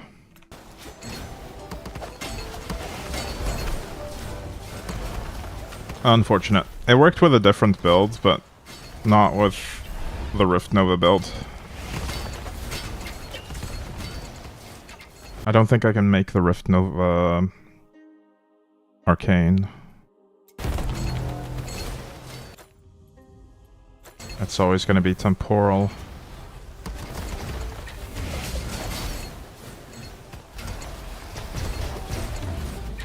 But basically what that did was it increased the radius of the breach massively. It just kept growing until it almost covered the entire screen. When I was using Arcane Missile clones instead and putting them in the breach. That was pretty fun.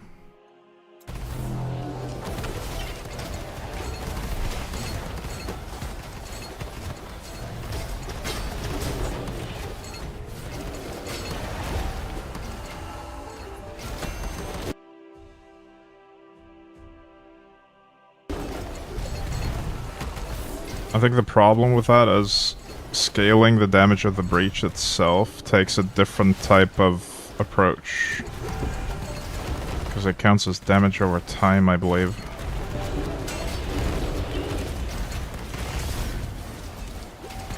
That didn't seem to get nearly as much from my Reaper as the Rift Nova does. Yay, more ice skating.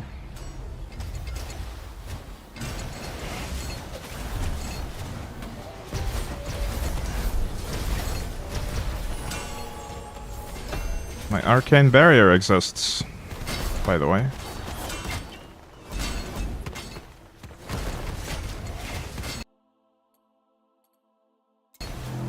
Sure, we'll scale their life even more. I guess that's one advantage of doing lower wrath, is you can accept pretty much any modifier and not really be in trouble. But the rewards are quite weak.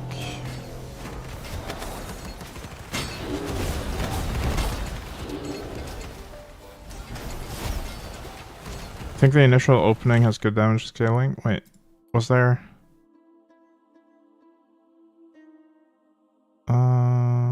No, even that is really low damage, though. It's only 100k. No, I don't think there's any damage from the opening. It's all part of the dot, if I understand this correctly. It's just two different types of damage, but they're all dot damage. They're both dot damage, I think. Every second. But yeah, it does both. It uses both your Ellie and your skill damage. Another obelisk. I don't really get what the... Wait. Oh. I should have read what the rewards were. Allied Obelisk of Transmutation adds plus 16 Reaper Smith spirits of a random type to your chest every time you complete a wave. I'll do that.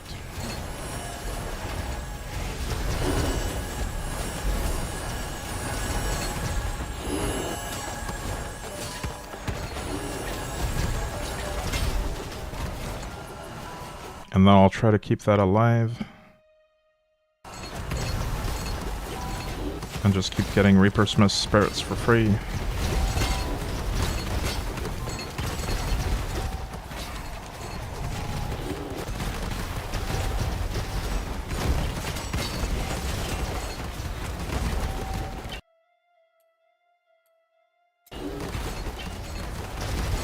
Oh, we're at the end of the run anyway. So we're only gonna get like 3 or 4 waves of that. That's fine. Hey, you there. Yeah, you, fishy fella. Hey you. Hey Sully. Duration of all challenges. Yeah, that's not gonna matter. We're at wave 99.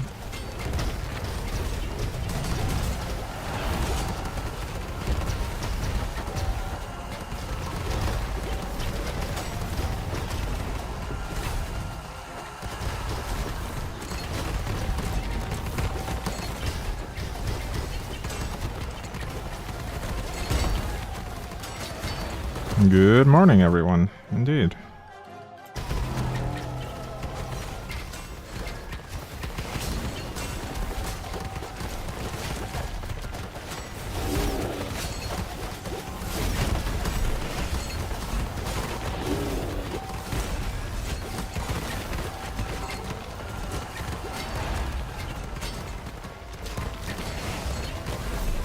I just realized that both of the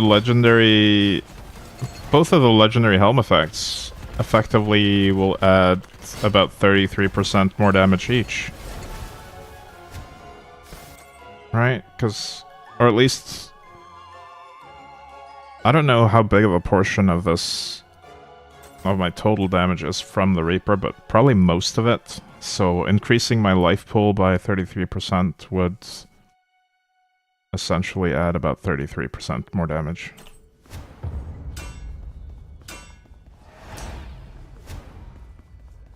I can confirm Adam Nostros can be outgeared, but there's definitely a cap to the damage he can take in one hit. Yeah, that makes a lot of sense. I thought so too. We could try doing him on this build. That could be an interesting test.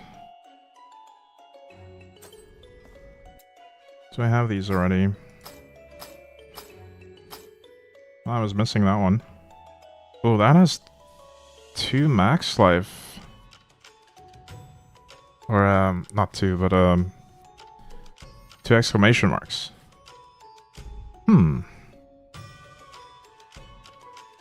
I might just use that and change the legendary effects to the one I'm supposed to use.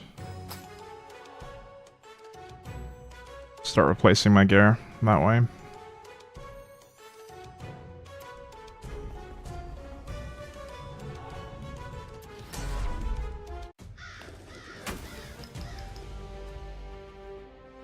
That took quite a while. 57 minutes. Oh. Yeah, it's not the fastest yet. We definitely need... We need to scale our area, I think, a bit more.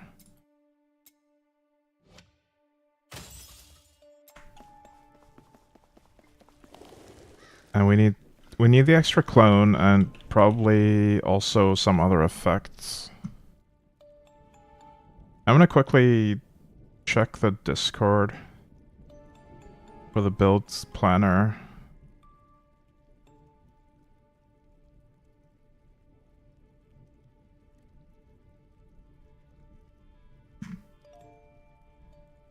I'm wearing the flashing dart legendary helmet and I have no idea how or if it works. Can't find a way to imbue them. Same, like... Flashing darts, I don't know what they are or how to get them. Same thing with frost bolts. I still don't understand how they work or how to actually get frost bolts.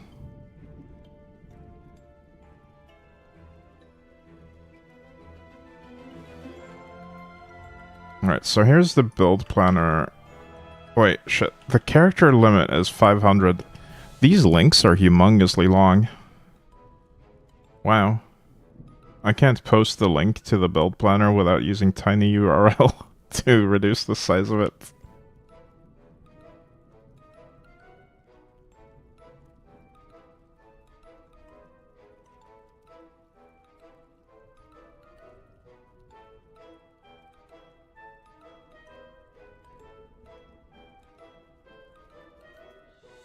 Alright, there's a link to the build guide I'm kind of following. But, very loosely. I'm not looking at it constantly. I'm mostly going by memory. And I'll probably make some changes. But see, this character in the guide has the legendary effect grafted onto the belt. Because they're using purple gear.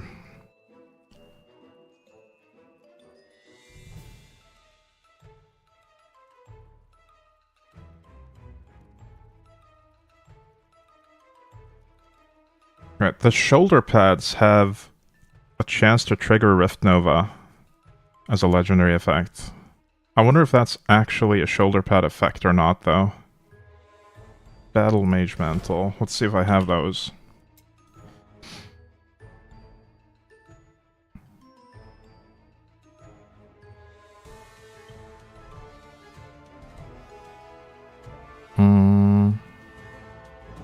Wait, they don't exist.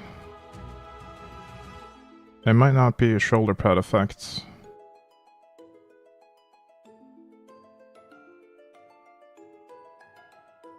Damn.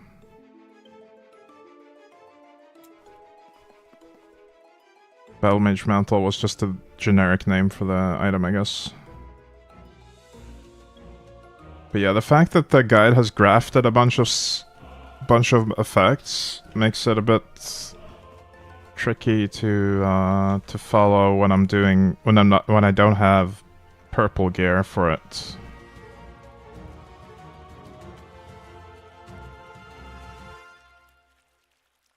I'm gonna try to figure out 100-day budget.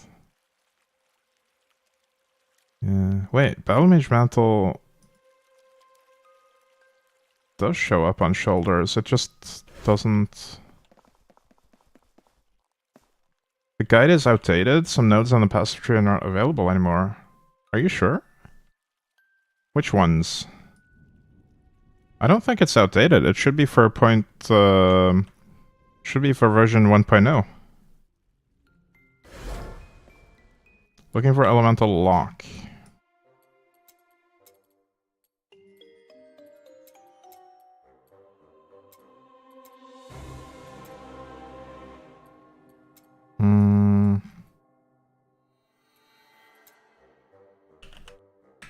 It is kind of confusing to try to find something specific.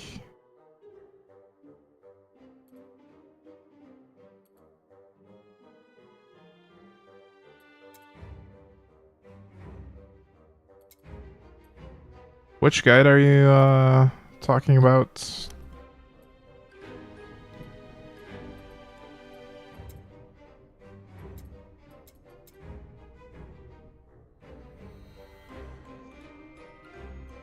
If you're in the Discord server for Slormancer, this is the name of the builds guide.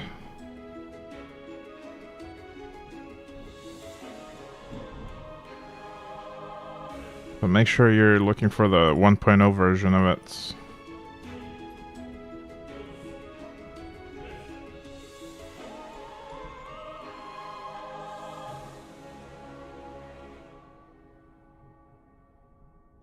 You found one called Mana Nova. Okay. That's probably scaling differently as well, because that sounds like it's using a different Reaper. Not stacking max life, but doing something with mana instead.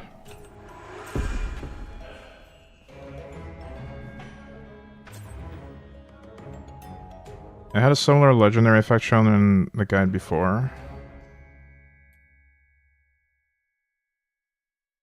Maybe it's because it's class specific, it doesn't show up in the stash.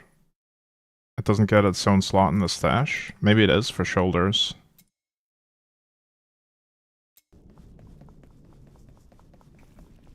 Didn't realize savagery would give so much reaper damage with the difference between raw and LE.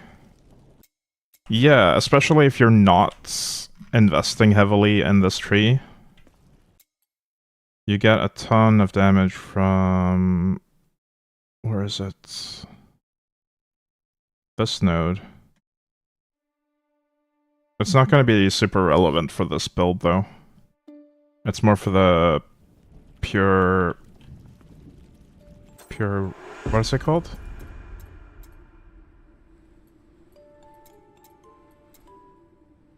Big Fury. Not pure. If you're stacking raw damage only and not investing heavily on Ancestral and doing Big Fury, that is super good. This point in Savagery, point 60. Adds a lot of extra damage. But that's not really the case with this build. Rift Nova legendary effect assists on chest. Aw. Well, there is another legendary effect that I want on chests. But that one is more of the end game version of it, because that will reserve my life and stuff. It requires...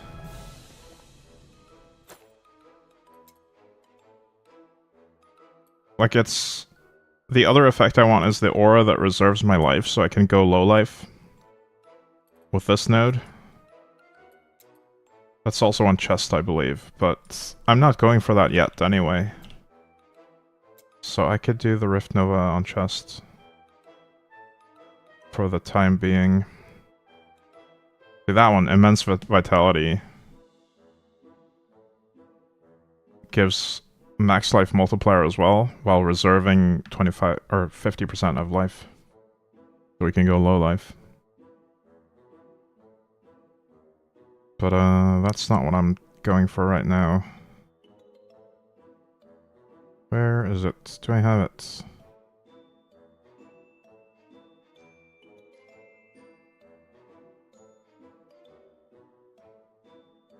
I might not have it. Might be... Oh, it's probably Battle Mage. Battle Mage Mantle, yeah. So I don't have the legendary that I need. Okay, here's a crazy idea. What if we go to the normal nether? Non-primordial nether. And try to find that Battle Mage Mantle there.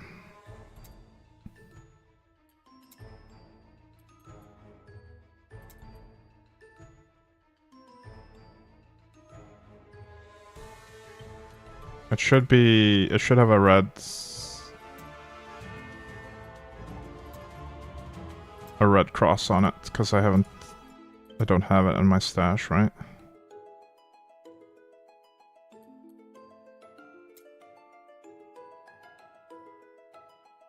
There it is. We can do this witch, and have a good chance of rolling this as a reward.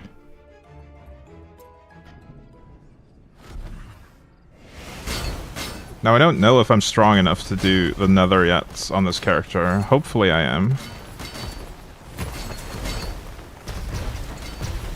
I can at least deal with most effects, just not... I'm not very strong against Shadow Curse.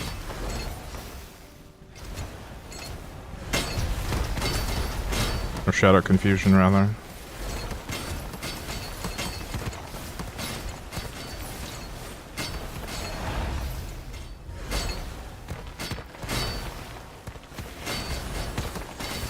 Yeah, the build is... It's not the fastest for clearing nether and stuff like that, because you have to recast the clones in new locations. That would get better if if I had some of the legendary effects, especially the one that I'm trying to target right now. Because then I'll cast it automatically from my own person without having to put the clones out as well.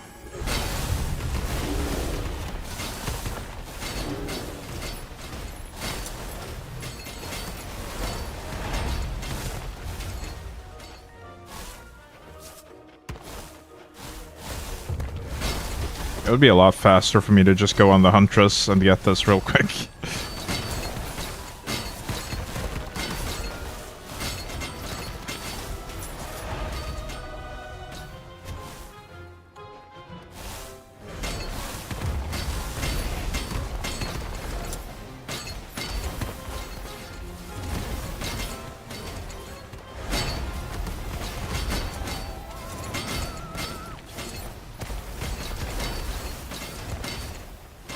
I could also just roll for it.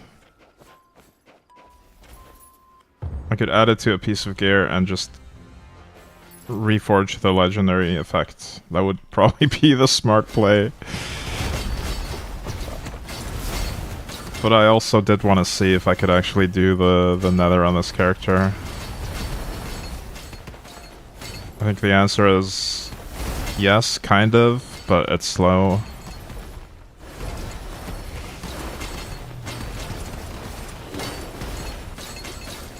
Oh, nice. We can actually get new Reapers from the nether. Bloodthirsty beasts. Better save that 30 million gold, it might come in handy later. You jest, but adding a legendary effect costs 1.4 million. And then, yeah, you can quickly go through the gold if you add a bunch of legendary effects to gear that don't have legendary effects to begin with. Oh, Shadow Curse. Damn, I'm just not getting rid of the curse. It keeps getting refreshed. Damn, damn, damn, damn. Wait, am I soft locked? Can I just not get rid of it because it's this effect? Uh-oh. I can't get rid of Shadow Confusion. And I can never get my mana back. Okay, rip.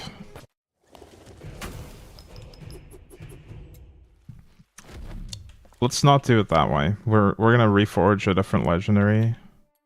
Maybe there's one with life on it as well. Max life, it's not a big roll, but wait, that's a helmet. Will you ever add 30 legendary effects and not make gold in the meantime? I think you mean 20, but yes. If I was gonna do a big bout of crafting all at once, I might do that. Max life, evasion max life.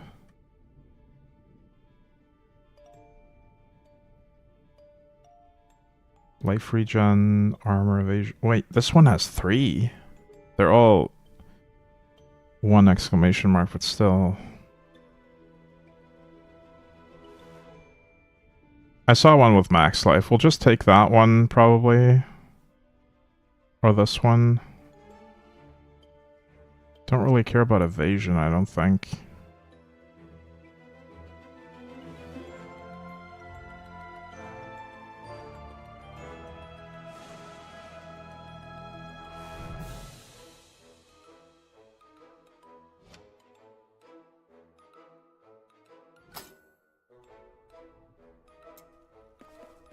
I could also do it on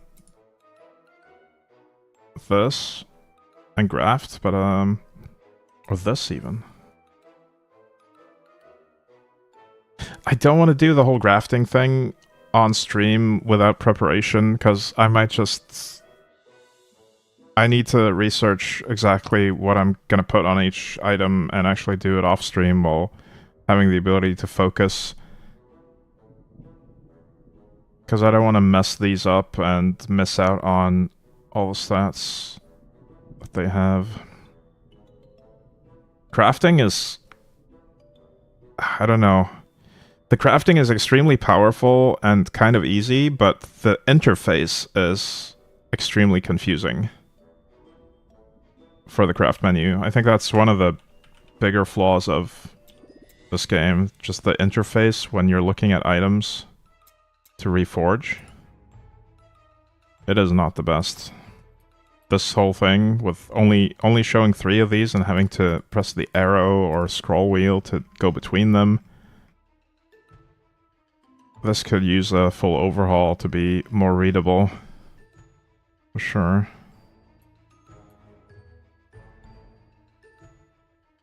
And it's color coding a bunch of things, but it can be really tricky to actually see what's going on. Especially if your focus is divided. So I think we need max life on both of the base stats. And increased area size somewhere.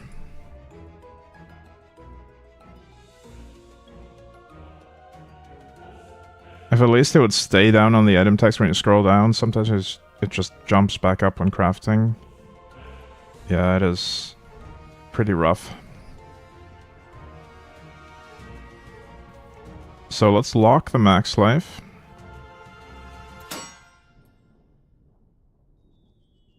Oh, I can't do percentage max life without grafting in the slot.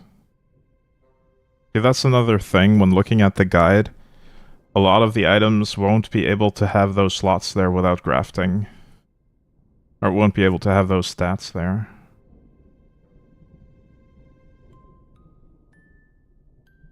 Wait, no, I already have it on defense. That's probably why. My bad. Or maybe not.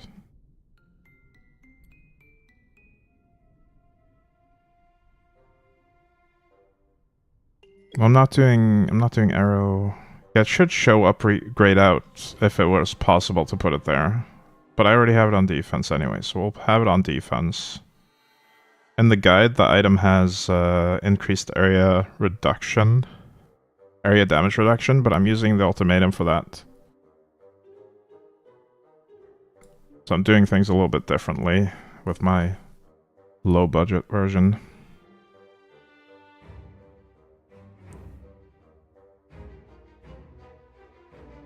So what do I want for the normals then? I feel like evasion is not worth it unless I get a lot of it.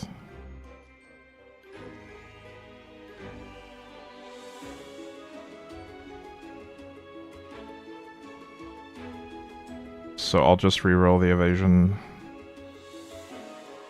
into armor.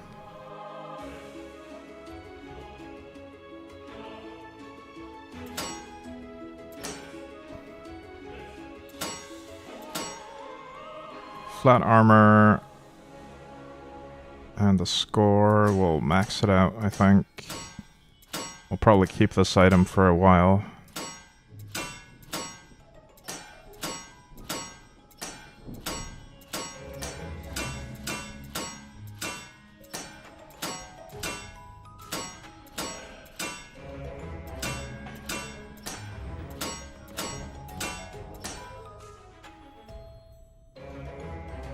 No, that's not maxed.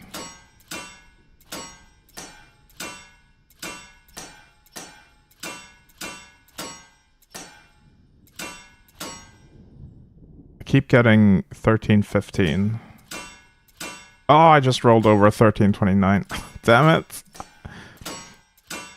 I honestly wish it would prevent me from reforging out of a max score.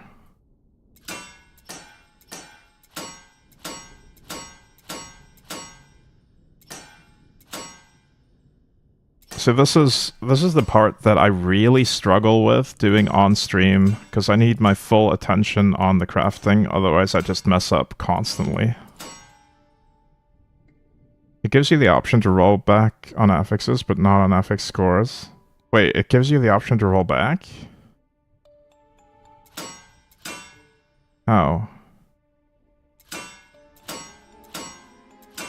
You can go back once? Really?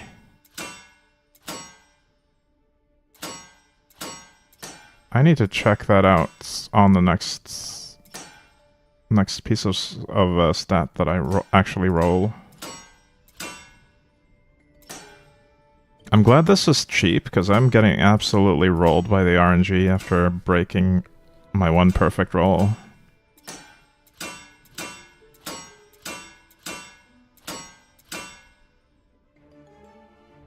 But it resets the available stats left, so I can roll everything again.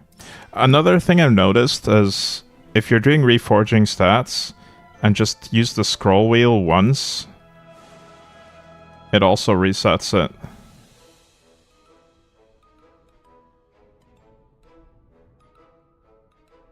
Like when I'm reforging stats, and if I just scroll to another option, it also resets the possible options for reforging after that.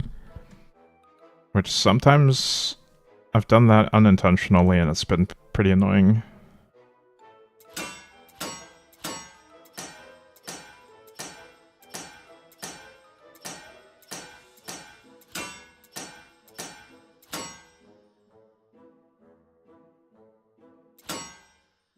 Maybe they want it like that? Yeah, I don't know.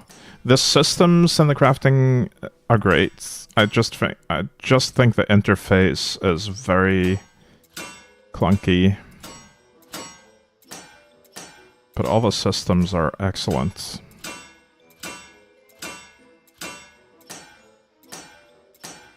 It might also be a symptom of the art style. It kind of restricts the amount of stuff they can have on one screen, with everything being so big.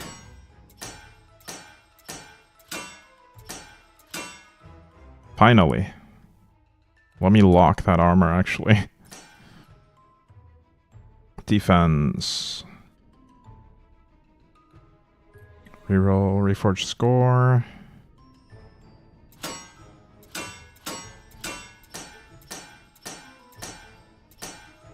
There we go, that was way quicker. And now we need to add... Let's just do the legendary effect now while I can see it. We're gonna reforge legendary effect until we get one that's useful for the build. Preferably the battle mage one.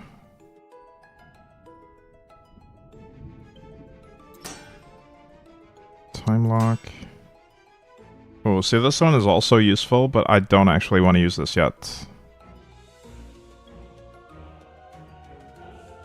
Because that also kind of requires the helmet effect to get the full potential of it as well. The one with max life multiplier. Evasion... of your missing life. Yeah, that's another one that is actually part of the build, but grafted onto another item, I think. So it actually uses at least 3 chest effects, but grafted onto different items.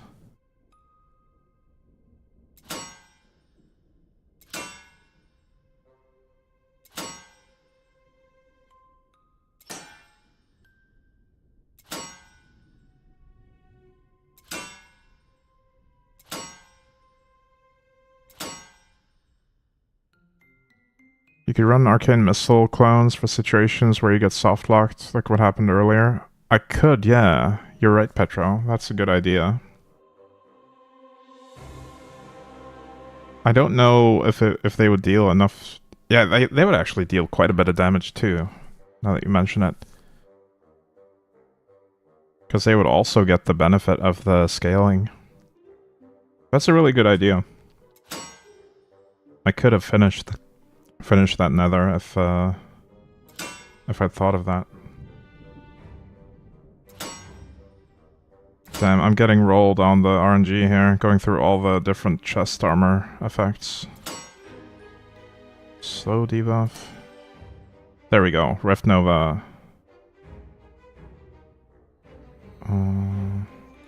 It goes up to 20%.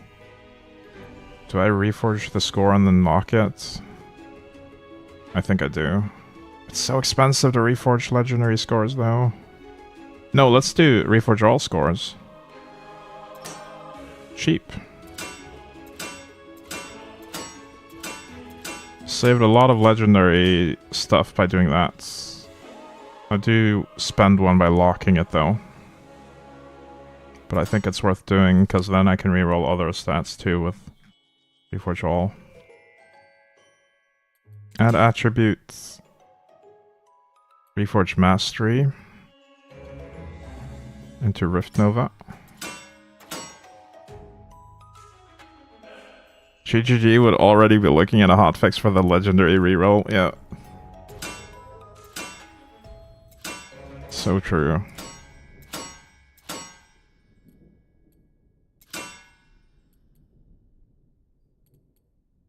Savagery is the one we want. Hey, Master Cash. Morning. And now we know that we want Bagarth, so let's add the Reaper stat as well. We got Bagarth, we just need to reroll the score of it. Hey, Joven. I just reforged instead of rerolling. See, this is why I shouldn't craft on stream. I'm not paying attention. Go back. Well, I did it multiple times, but yeah, there I see the icon. It's there, right? Thankfully, these ones are pretty cheap to do.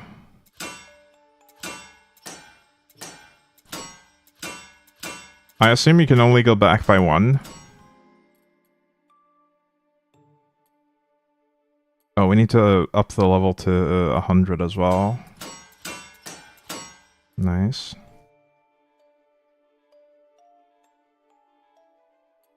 Alright, let's add magic stats. And there we want... What do we want there? None of the stats I want the most are available on that piece. On my current one, I'm using that slot for max life. But I have that on defense. Ooh, wait. Is the defense slot smaller than the other one?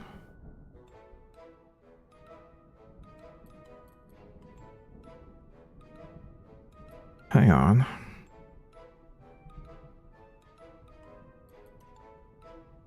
Max life... No, it's the same size. It's just that this is reinforced to the level that it has bigger stats in general than this thing.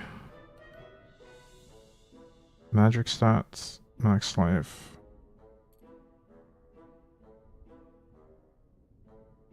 Max life on this would be 6.5%. Same as this 6.5%. Yeah, okay. But an epic slot would be a lower value. That's why I thought they might be different. Let's add a rare stat as well. And that one can be... Damn. There's really nothing other than, like, life on hits. Or more armor. More armor is fine, though. I do think I've got life on hit covered for the moment.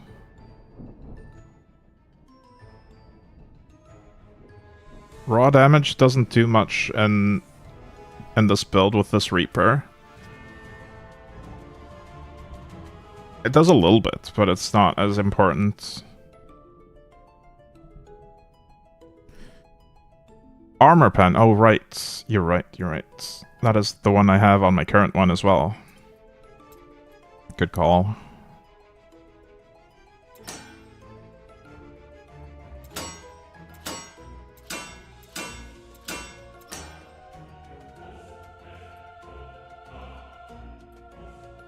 Let's reforge all scores, because everything is locked, except for the ones that I don't care about.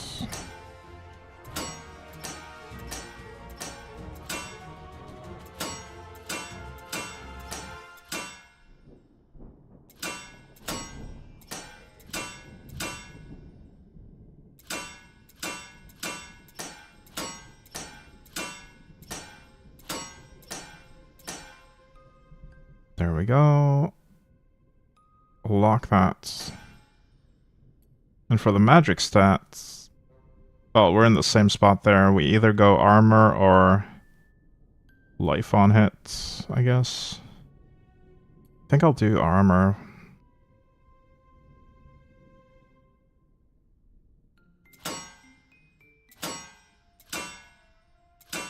If I hit life on hit before armor, I'll keep life on hit.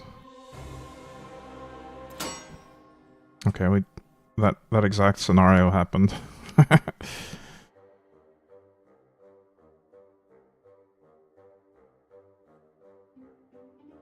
I changed my mind. I actually want armor, because I just realized we have epic stats as well to add to this.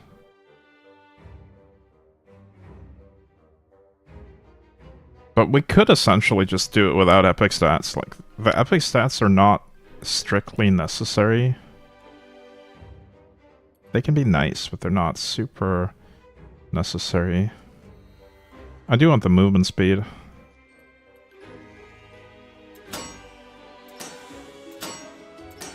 But yeah, since I scrolled, I am rolling through all the stats again.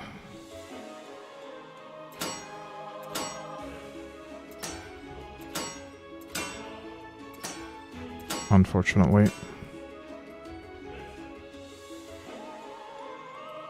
Alright, reforge all scores. Lock the armor. And then add epic stats. I think for my final gear, I probably want max shadow res. It's gonna be a huge pain to get it all, but I don't want shadow clones to be able to disable me completely like that. Or not shadow clone. Shadow confusion, that debuff. So I want 100 tenacity like I have already. And then also 100 shadow resist. That should completely cover all the debuffs I care about.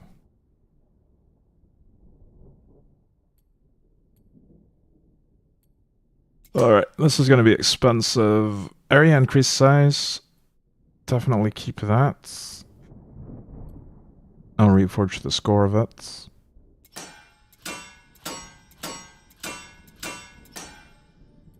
And lock it. Hey Lunathian, how do I make gold? Just grind, I guess. Grinding Forge, and then specifically targeting Goldus rewards can be good. I think with a high enough reinforcement level, getting Shadow Res 5 times as epic is enough for max res. That's good to know, Sully. I'll try to bear that in mind. How high is high enough, though, is the question. If we're talking level 120 with plus 15, that would be a little bit out of reach for me for now.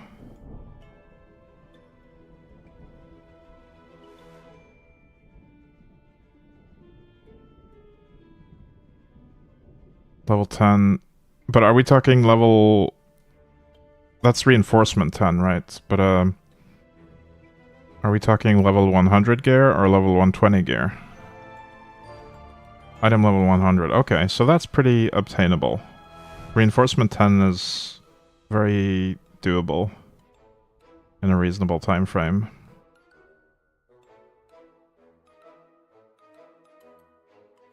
What else do I want on this? Area increased effect and movement speed, probably. Or shadow res.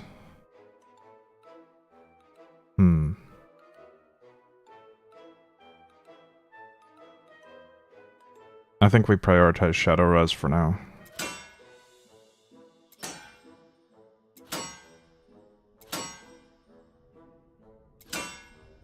There it is.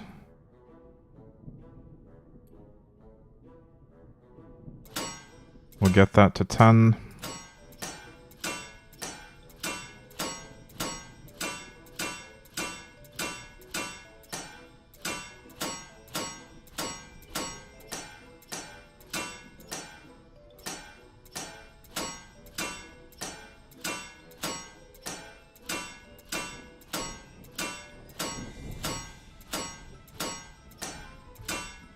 I really want to make this build feel good without having to go purple gear as the thing.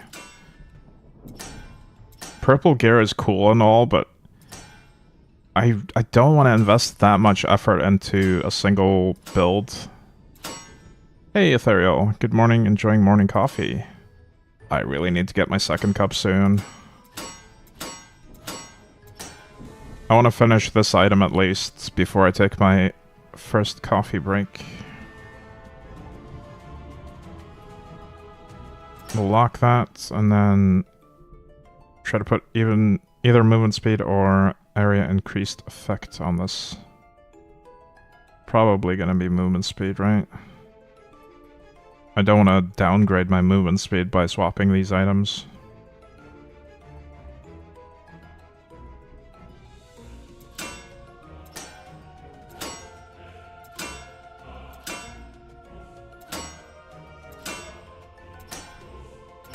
Since I'm not swapping out any other items with tenacity, I should still be capped on that.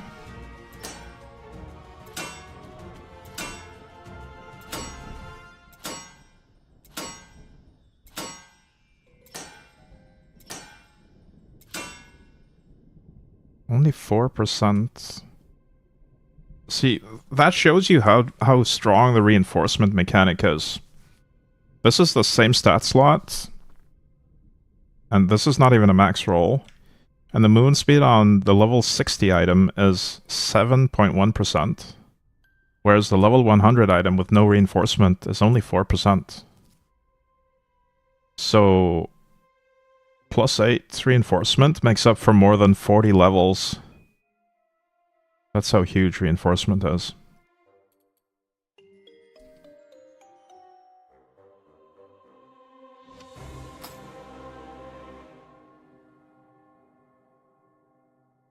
Wait.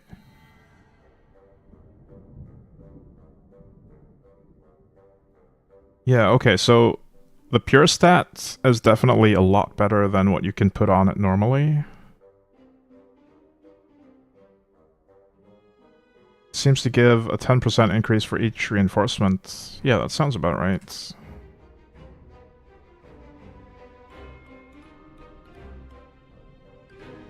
Did I do everything right on this? I think it's done. I want to lock the movement speed. Just for the look of it. I want it to look the same. Alright, we'll use this tab for old gear that we've swapped from other characters. That's fine, we've already done that from the... This is the... Wait, what is this? Arcane Missile. Huh? Where does this gear come from?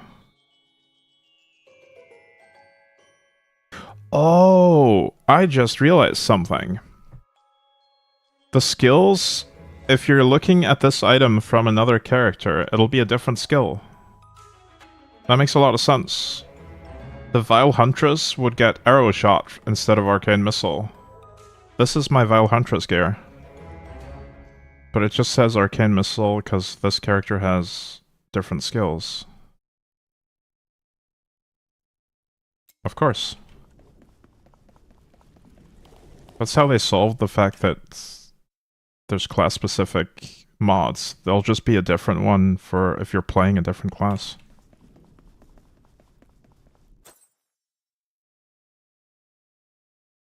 Alright, are there any other legendary effects that I want to get right now? Or should I just go into a battleground or something? I'm gonna have another look at the build planner and see.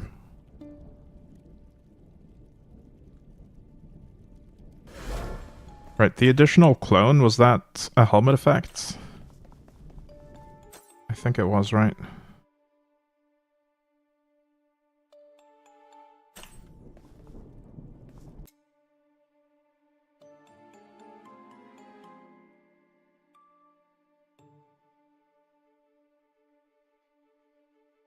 So this max life multiplier is something we also want. It's another top left. We don't have this one either. Okay.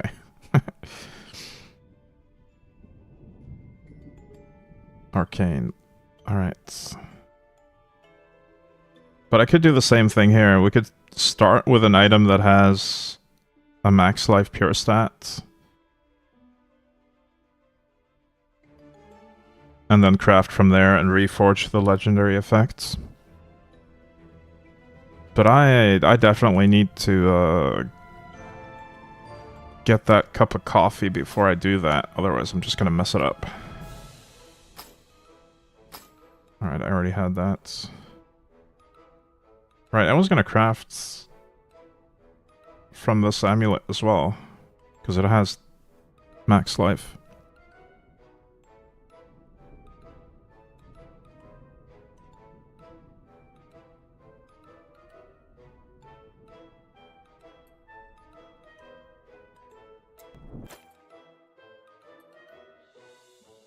Right, there's also the thing where you use the amulet effect to swap raw boost for elemental boosts, and vice versa, because it's getting a lot of elemental on the pathing of this. And I'm also skipping this because I'm using the ultimatum instead for area damage reduction. There's a bunch of things that aren't really optimized with the way I do this build right now.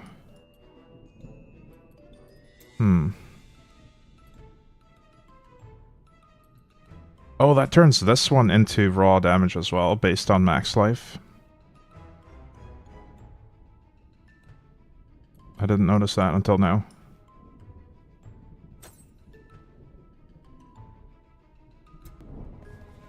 I don't think those things are a huge deal, though, because we're basically mostly just scaling the primary skill percentage modifier on this weapon by just adding a ton of extra max life.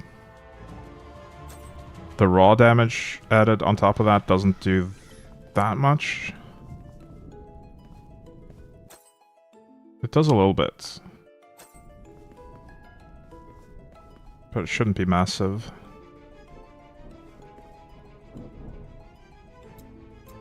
Alright, I'm gonna take a quick break and get some coffee. I'll be right back.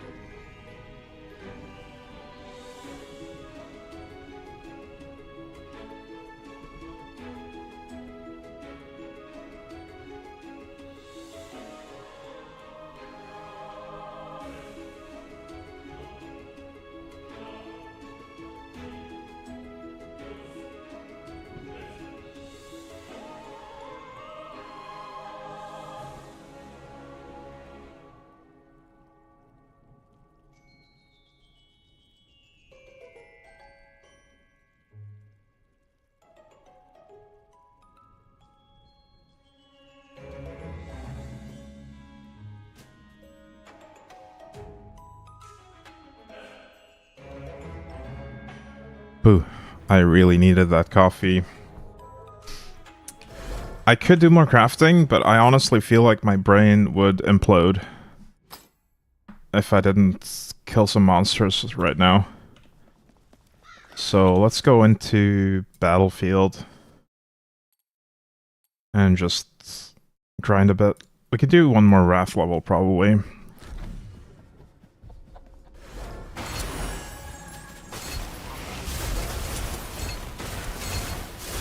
Wait, why is that this color now? What just happened? Did I unspec a point? No, I'm still shadow imbued. Oh, I got Exaltation of Lightning from the first breach.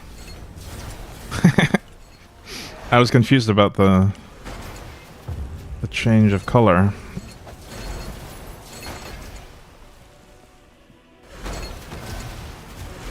You know what I could do? I could swap these abilities around and then just do Arcane Missile from my main skill. Just so I feel like I can actively do something as well.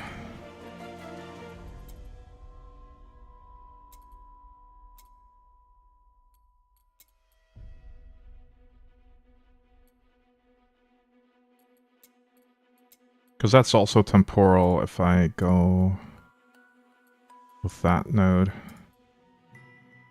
I shouldn't have a lot of Pierce and Fork unless it's remnants of my previous build. I do have some rebound still. Yeah, okay.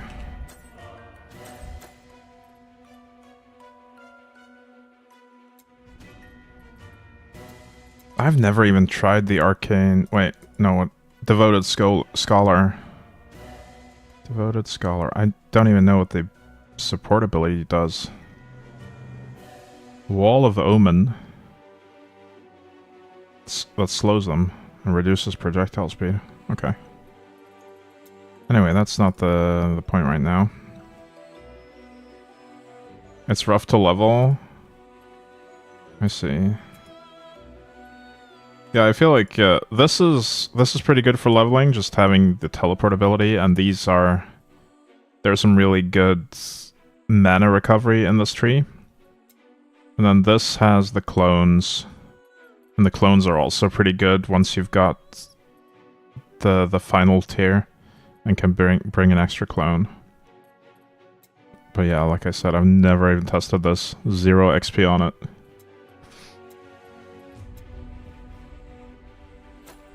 What I'm doing right now, though, is picking my options here. We don't want it to be a clone. Has a lot of retaliation stats, like thorns and whatnot. Okay. Interesting, but probably not very useful for our setup. I think now that we still have some rebound, we'll keep this node. If I ever change all my gear so that there's no more rebound anywhere, I'll spec out of this maybe. Max mana and 5 emblems and 40% free tenacity, okay. So it does have some advantages. Time lock. Remnant for each non-arcanic, which is all of them because we are using temporal. Okay. I'll just keep it as is.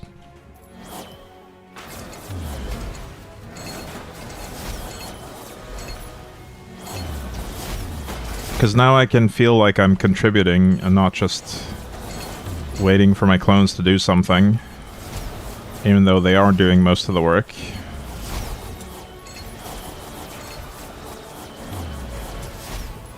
And I can also cast this if I get Shadow Clone, or Shadow Confused, rather.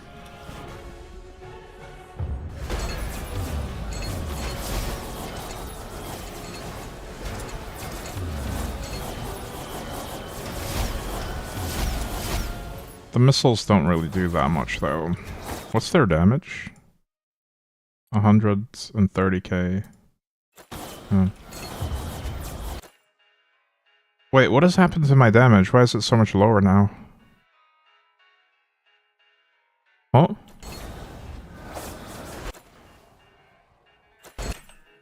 Did swapping this item lose me a lot of damage?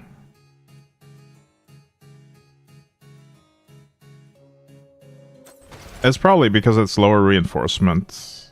Doesn't contribute as much. Maybe I also had some raw damage on the other one. That is quite a significant loss of damage though, jeez.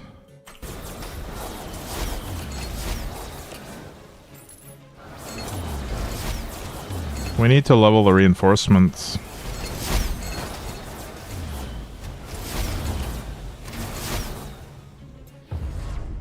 You can do free reinforcement up to like level 6? Really? How does that work? How do I do that? Is there a specific... Oh, you just put in better stones. I see. That's a good idea. I usually just wait for the potential. But I guess I could just use better stones to get it much faster.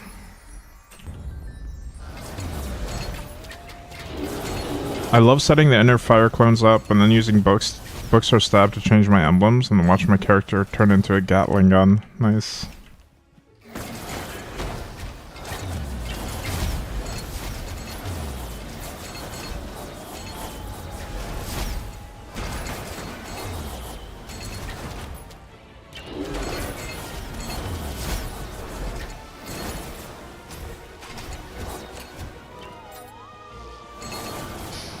Alright, I'll just clear this floor and then go back outside and reinforce to level 6 at least.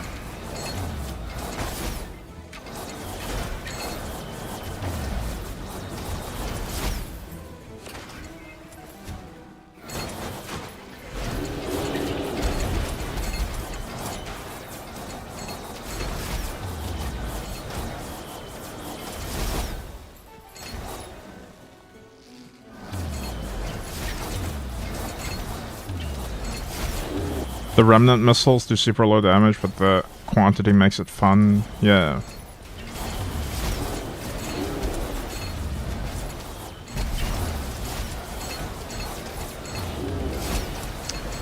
You can also be greedy and just go for 90% or 70% upgrade quicks. Just costs a stone and some gold, yeah. True.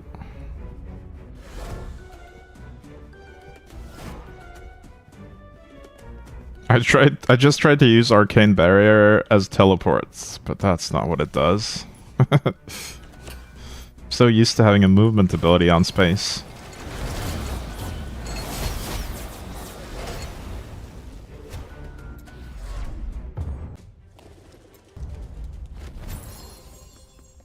But yeah, the crafting... Like, crafting proper items does consume a significant amount of time and effort. I just, it'll feel a lot better once all the gear is done. Could try to risk it for 74%. It failed! Wait, what? Oh, that consumed all the potential as well. Okay. So he's level 5. To bring out up 1.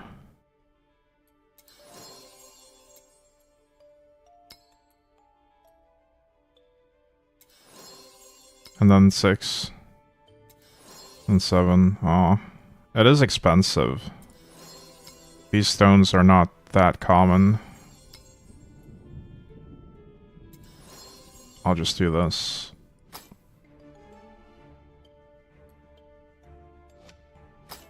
I think I will just reinforce all my other gear to 10 though.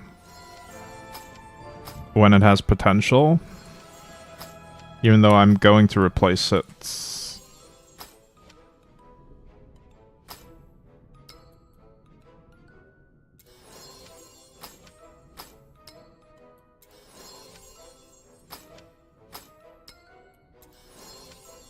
Ten is a good stopping point, because these stones are They're a little expensive, but they're not super expensive.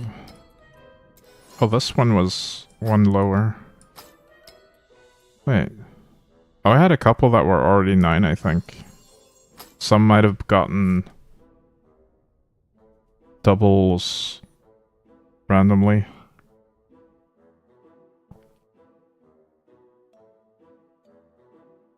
Or maybe they got doubled now. I don't know. I'm too fried, actually. I want to kill monsters, not craft. Just wish I had done all the prep ahead of time, because my build will be a lot stronger if I craft first. Oh well.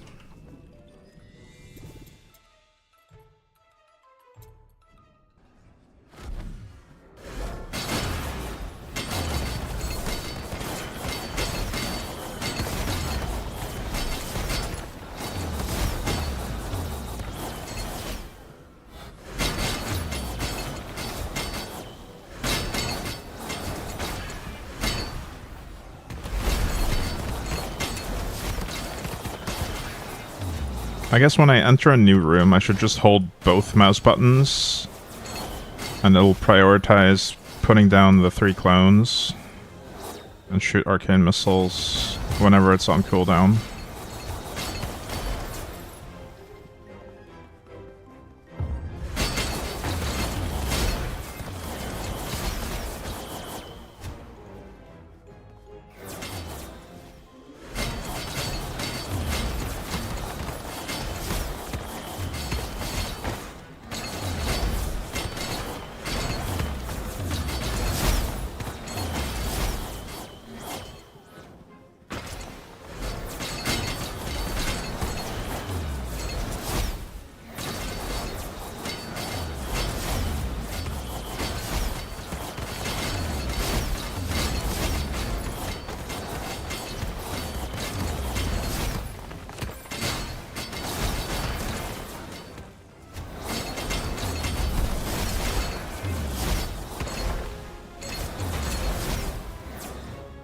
I honestly feel a little bit weaker now than I did before the gear change.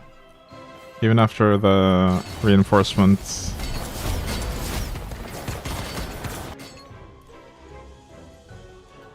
Yeah, we're still dealing almost half the damage. What is that? Why is that? Did I screw something else up?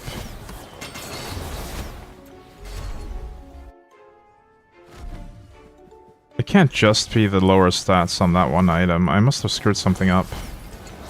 Must have clicked something.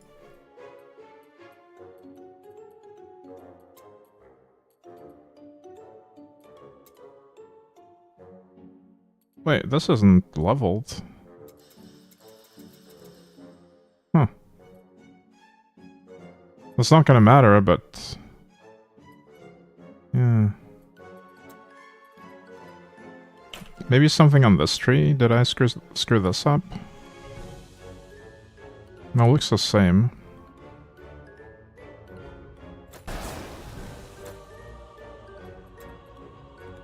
Vulnerability. Area size. High spirits. Arcane clone. Increased for non-temporal. Well, that doesn't matter because we're not using non-temporal.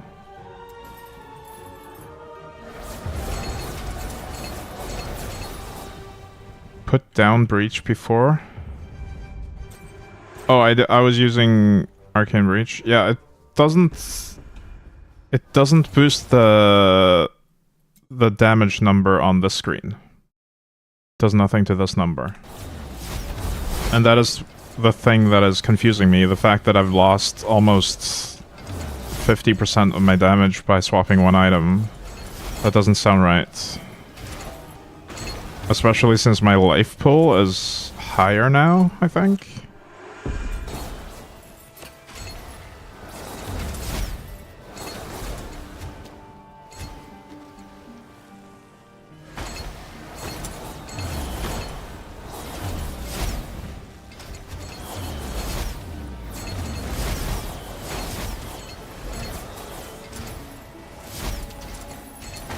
There's no aura.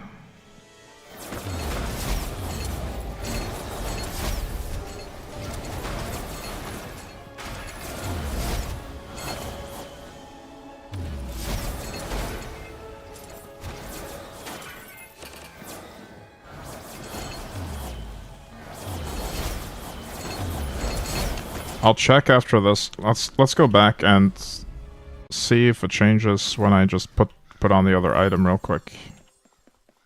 The one I took off. See if it changes back to the same as it was before.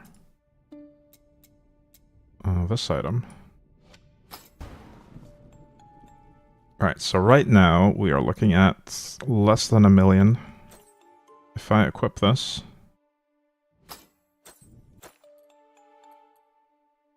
It's still less than 1 million. I've messed something else up.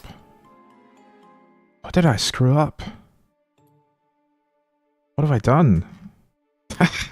I don't know what I've done. Something is broken somewhere, but I don't know where.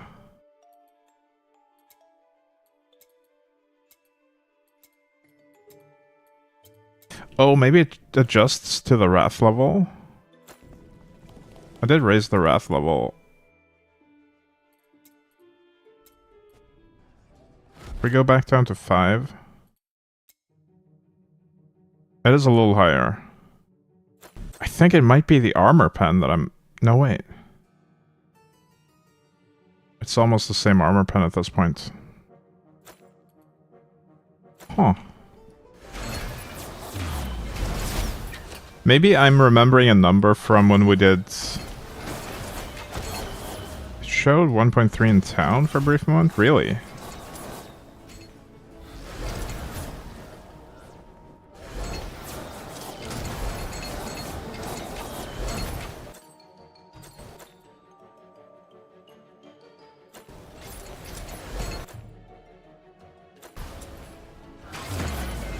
Why would it change for a brief moment, though? That doesn't make any sense. I don't have any modifiers that would change like that.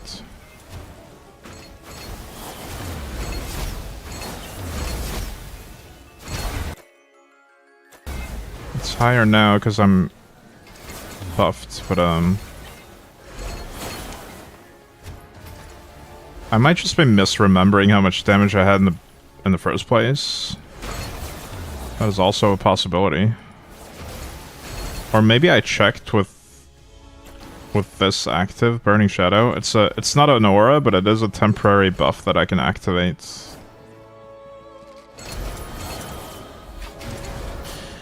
Now, I was using 2 temporal skills previously as well. No, wait, Arcanic. No, yeah, Arcanic. Oh. What does that do? Arcanic... That grants attack speed. No, I wasn't using Obliteration. And I don't think attack speed affects this damage, because that's 1 hit of damage.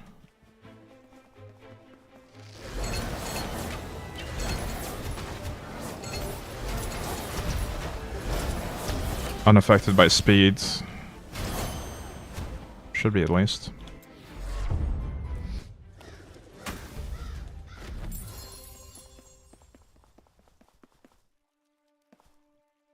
I was wrong, but it makes no sense. I don't know.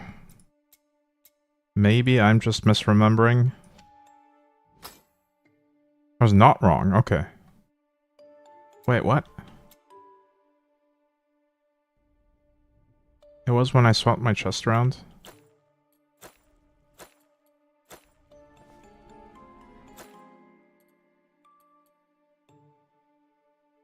Second time I open the menu.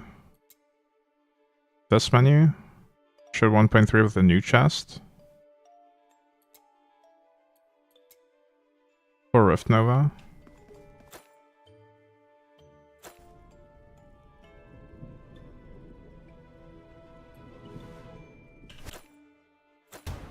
Okay, 1.3 is from Burning Shadow.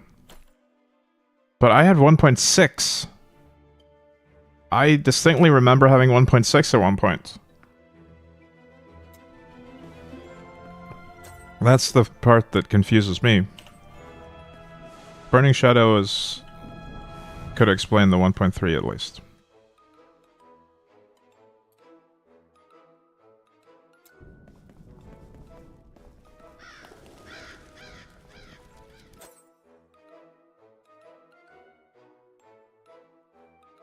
How are my other stats looking right now? We have Tenacity.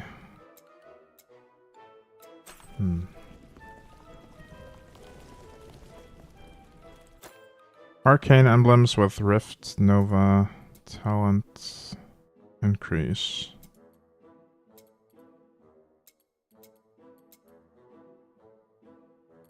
Non-temporal emblems. Ooh, okay. But this is... oh, this is Arcanic! I thought it was temporal. Okay, that explains it, actually. That explains why I was seeing an inflated number.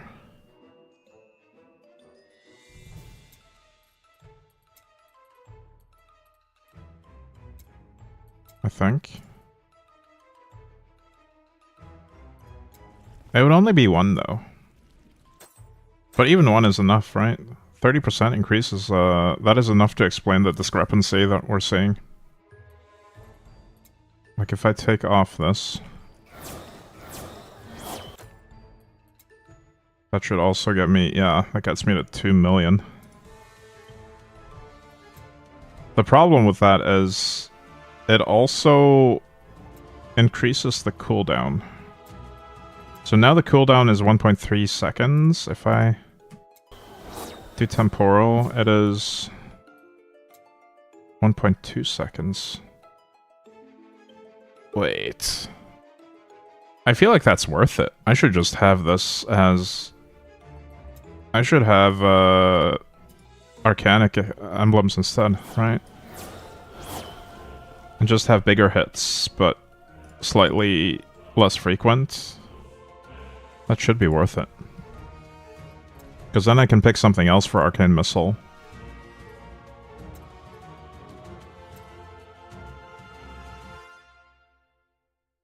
Additional damage. More than double damage sounds a bit better than 10% increased cooldown. Yeah. Certainly does.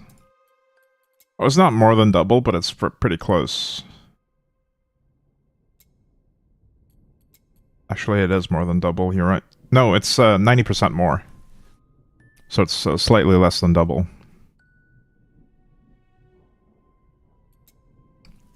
I only have 3 emblems.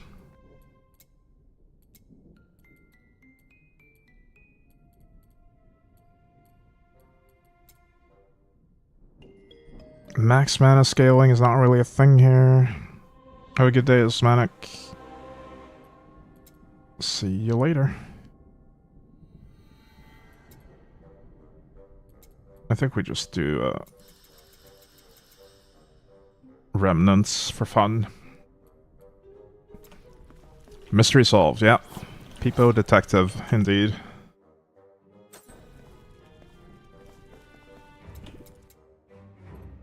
Alright, I'll do a forge run then. On Wrath 6.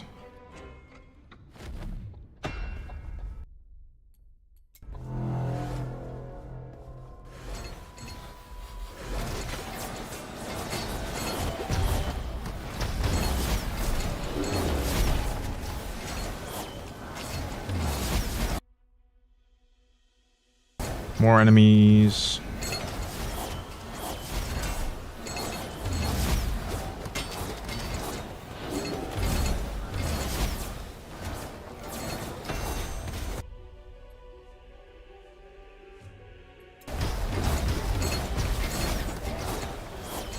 It almost feels a little bit wasteful doing a forge run though, when my Reaper is max level. I feel like I'm missing out on experience. Hotkey for next wave, by default it's L. But I've changed it to Q. It's run away from expedition. It's the same as just leaving when you're in battlegrounds and stuff.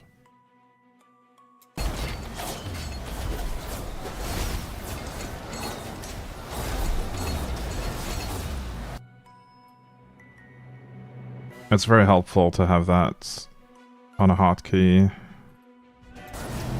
That was bothering me at first as well when I started out.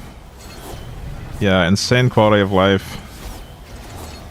Someone mentioned it to me in chat on one of my first times streaming it.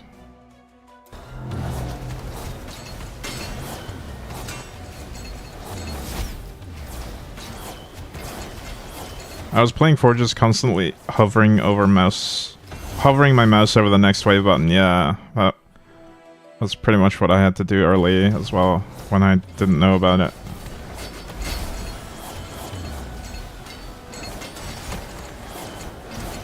Not good at all, man.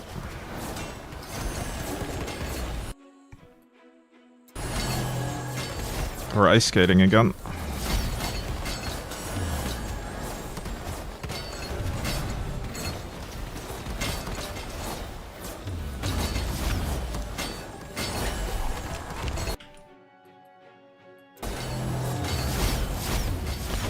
The thing is, we can get so much better clear speeds with more legendary items, and also just stronger items in general with higher stats drafted onto them. The increased AoE size is going to be massive for clear speeds, and then obviously just having a lot more life will boost my damage significantly as well. So while this build currently works, it needs a lot more gear to feel fast and snappy.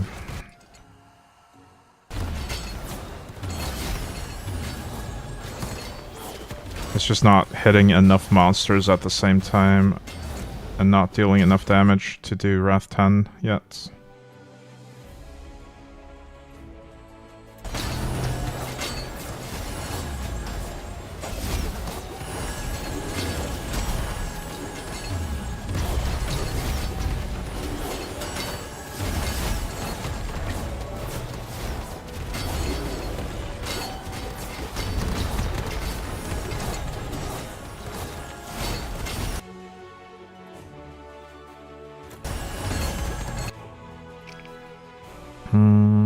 Max life, sure.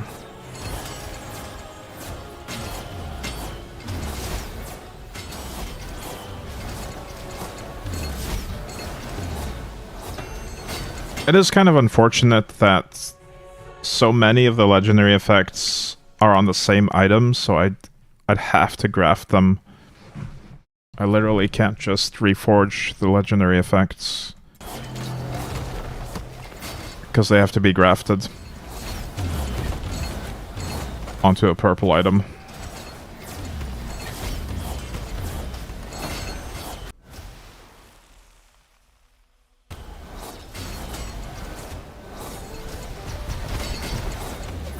So I'm probably going to play a different character to get the gear for the final version of this. I might level the knights and see if I can get a simpler build going on the knights. Something that doesn't take a bunch of purple items. Or I could just play the Huntress and farm the purples on that.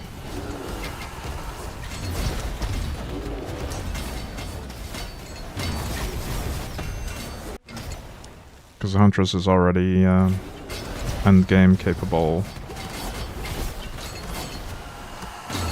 Hey, random attribute. Thank you for the raids. Welcome in, raiders.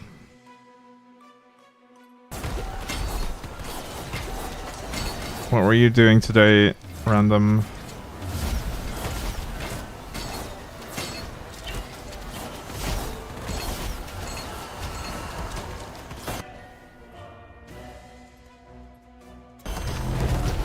More lightning bolts, sure. Getting stuff back so you can go back to hardcore. Oh, Hitman. I see.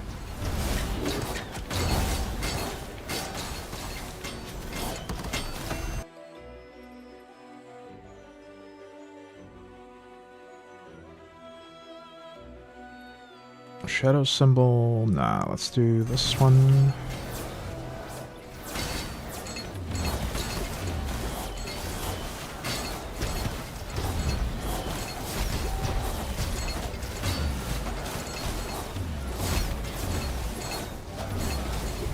I've been having a blast with this game, the Slormancer. But it might be time to try something else on stream soon, though. I have a game in mind.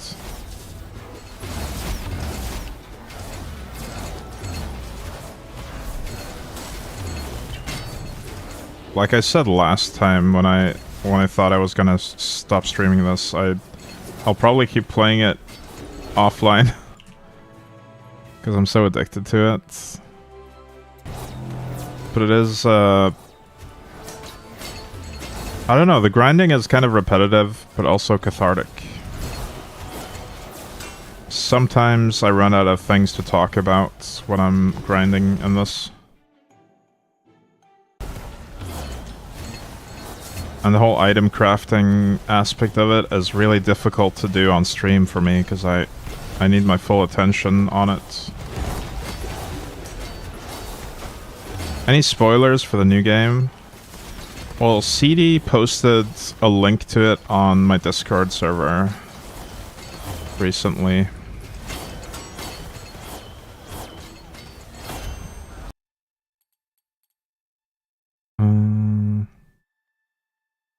For the rest of the expedition, rewards from normal challenges are increased by 100%.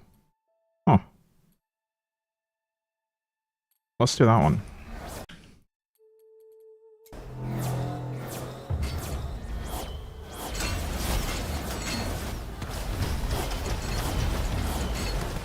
I'm gonna move the clones a little bit to the sides here.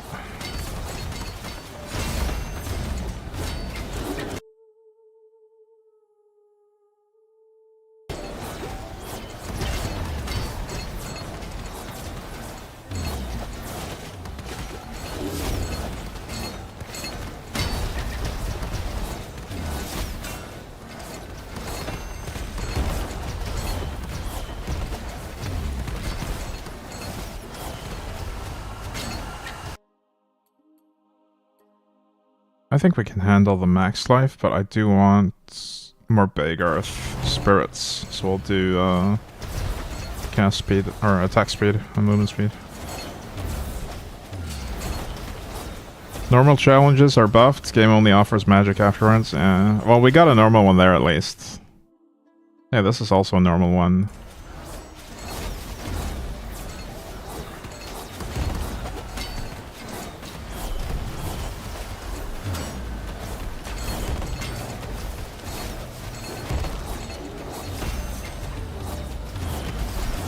Oh, I was thinking I could also do the book dropping ability instead of Arcane Missile, because that's got AoE. Book Bonk. What is it actually called again? Let's do the fire damage here. Let's see. Book Smash. Arcane Bond.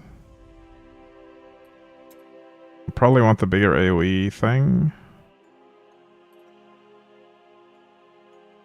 Well, that was not on my bingo chat. I never even heard of the game CD Linked. Yeah, it's book drop eats mana though. We'll see how bad it is with regard to mana cost. I think we should be fine though. I think I'm pretty good on mana recovery as long as I hit.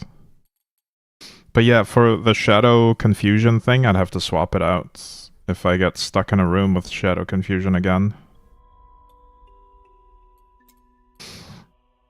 Attack speed, no, that's equal to cooldown reduction, which I don't have on my stats. Non-obliteration emblems. I won't have non-obliteration emblems for the most part. For each Arcanic, to cast a Remnant of Attunement Pulse, and each Temporal cast a Remnant of Rift Nova. Ooh, Rift Nova.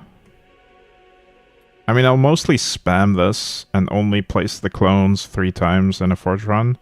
But for clearing normal battlegrounds, I'll have to recast my clones more often, which will give me the temporal emblems.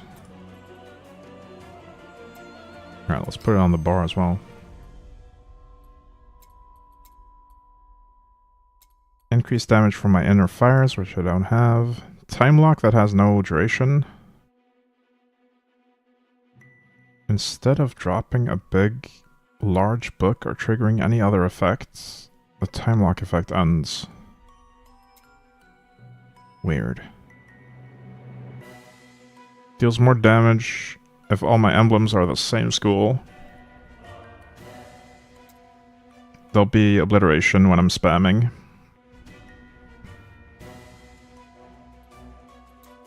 It's not a ton of extra damage though. Elemental damage is not my forte. Oh, that's a lot of text. What is all this?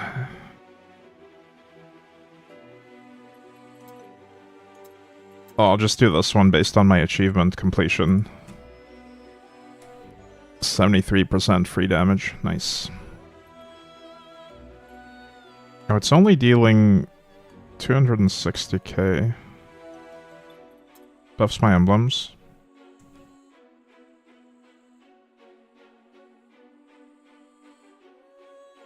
Oh, it buffs them for other things as well? I think I do pick this then. Yeah, let's do that. Because that should affect my Rift Nova. I didn't read which effect I'm gonna get, but still. Seems good.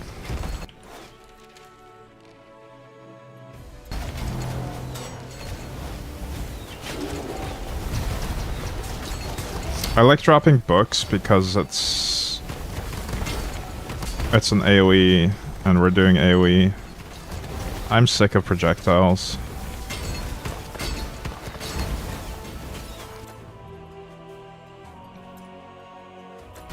So what am I getting from this?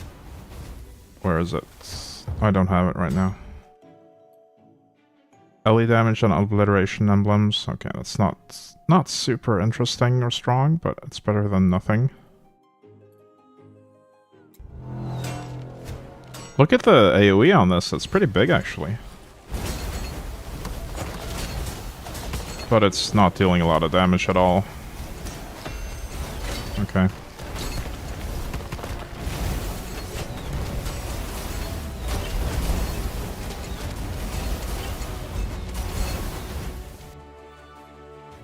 You get raw multi for temporal emblems.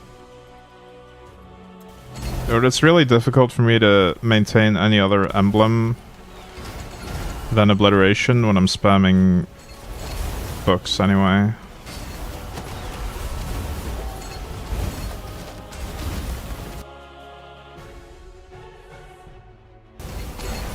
Do I even get the effect? Where is it? You gain the Arcanian. Where is the Arcanian? I don't see it on my buff bar.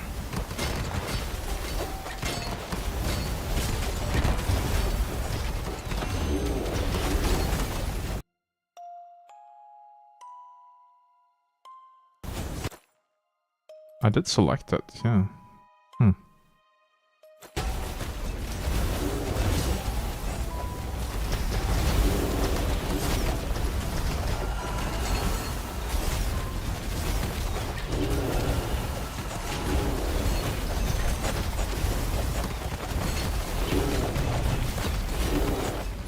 You misread again?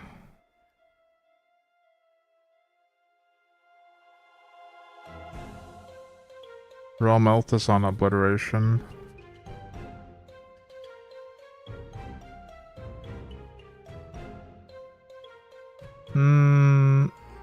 There's multiplier on temporal and obliteration, but they're for different effects. One is for raw and one is for LE. But what I don't understand is where the buff is. I don't see it anywhere. I'm supposed to be getting it every time I cast Book Smash. And it's not on my bar. It's not among my list of buffs.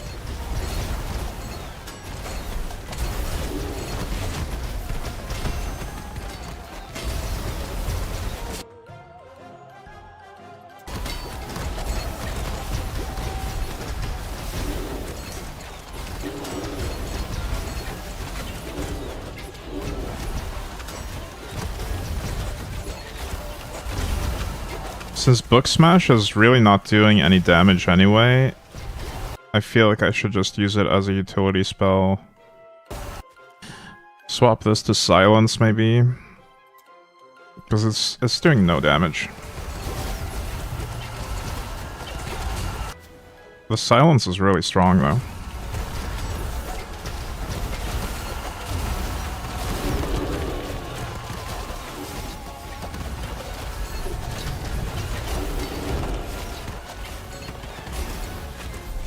Wait, is it actually doing it, though?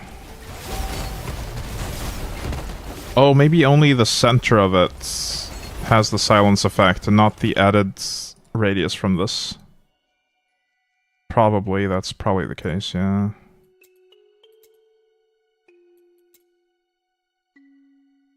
This extra AoE doesn't really do much. Let's change out of it. Let's do Arcane Bond instead. Because that'll let me see... Actually, it'll stop showing me an AoE radius that is irrelevant. I won't see the radius at all, but it'll have... I'll see where the book falls instead. Is it a single target ability, actually? Does it only hit a single monster if it's... the head of target enemy? It is. Wow, okay. So I guess I could do, if I make it an AoE, it would do life on hit for me.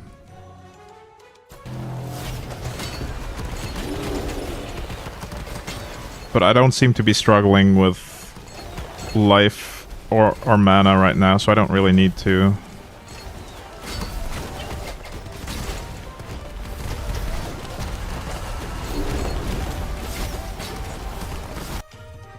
That would explain why it's doing so little damage before. It was dealing so little damage before to the thingies. With AoE, I mean. It does a little bit more damage on single targets.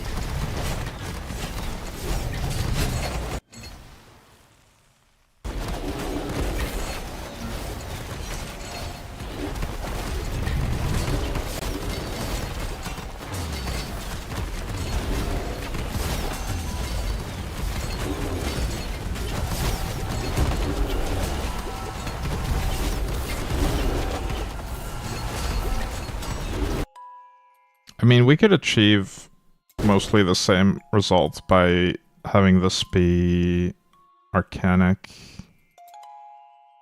2297. If I swap to this instead and go like this, it's a little bit lower. Not much though.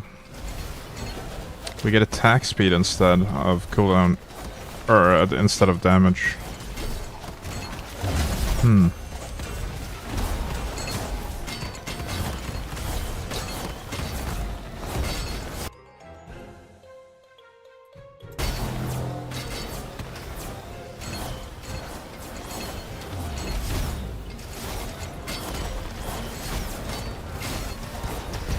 The thing is, I just don't like the feel of Book Smash. Of casting the skill and just seeing the book drop and do nothing. It just doesn't feel nice. Disintegrate or the stab?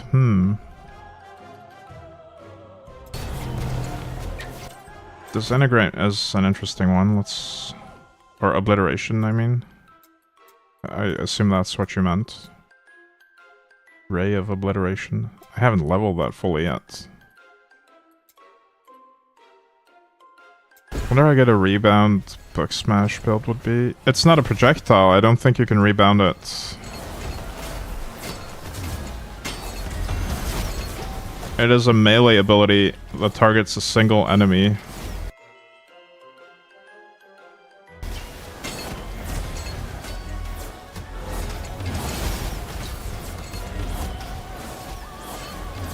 Why is Isle of Scale such an annoying map in Freelancer?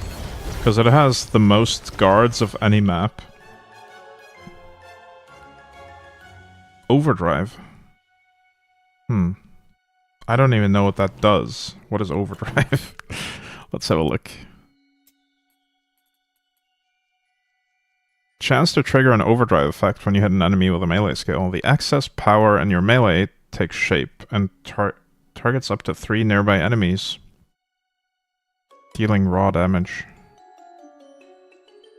Huh. Maybe we'll do overdrive on the knight, actually.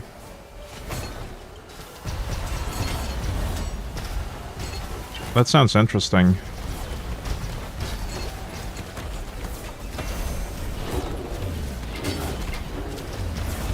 I'm really torn between trying to do ancestral strikes somehow, or inner fire, or just keeping it simple with something like overdrive for the knights.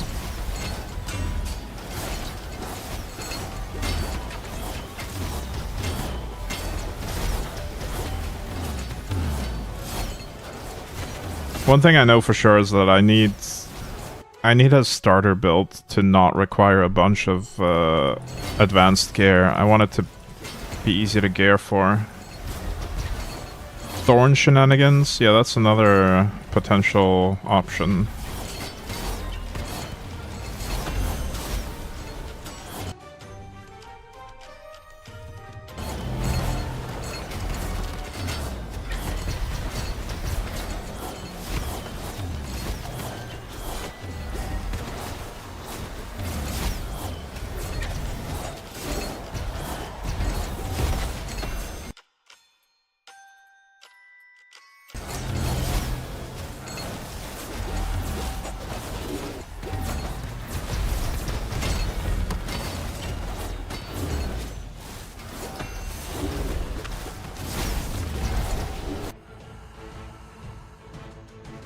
Yay, ice.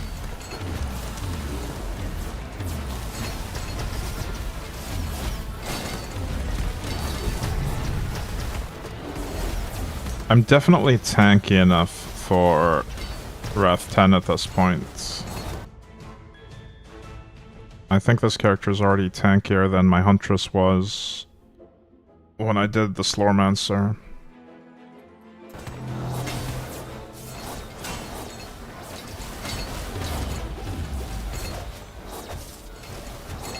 But the clear speed and damage is not quite up to snuff yet.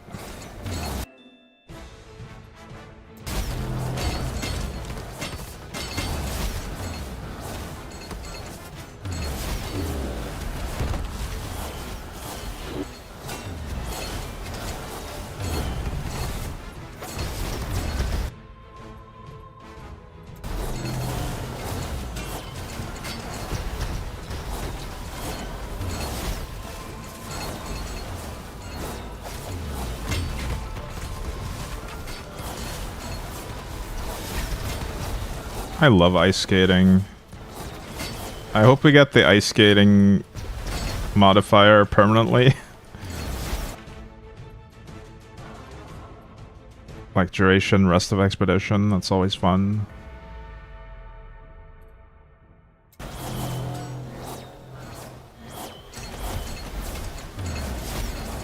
I'm hoping the primordial ferocious affinity staff. Which one is that? How can you love that? It's so good on Forge, just not good anywhere else. Ferocious.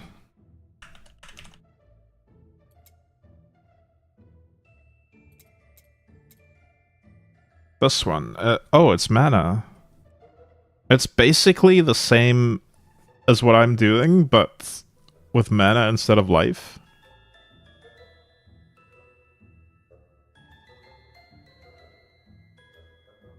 Interesting. It might have different ways to apply the scaling, though. Yeah, it does an affliction, so it deals damage over time with the affliction. Don't know what the primordial does yet. Yeah, I haven't seen the primordial for that either. I love the ability to scale on a single stat, though. That's also really fun in Path of Exile, like attribute stacking or stuff like that. You can tell if you want. Sure. What does it do?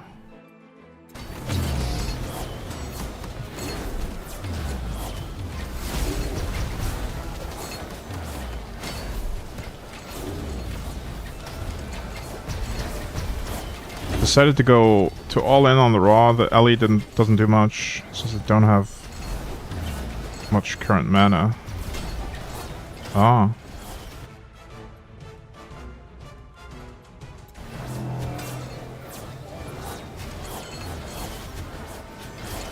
Ellie damage based on 15% of max mana, but lose 5% of mana every skill cast. Ooh. So I guess it means you need a lot more mana recovery, but that's also a benefit if you're using the mana activation rune. Fulgurorn. As long as you can sustain that lost mana, you can get better rune activation.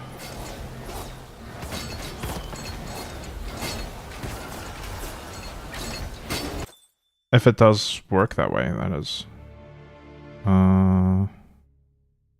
After you've spent mana.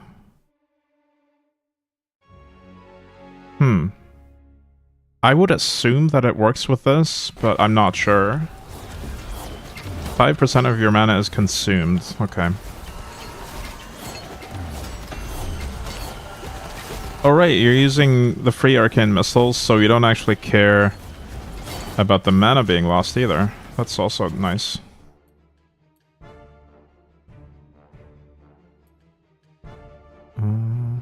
Let's do max life, because I want the money.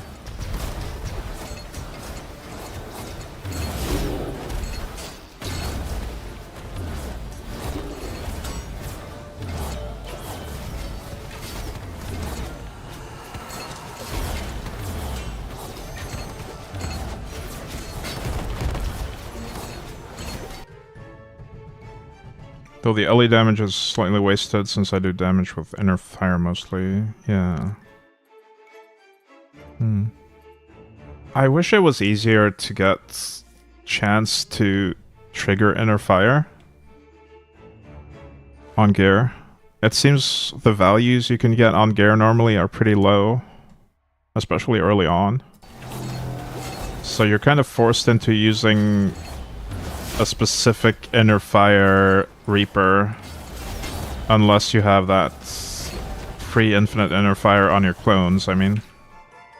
But if you're trying to build a character that does inner fire on their own character, it is kind of tricky to build for that early at lower levels.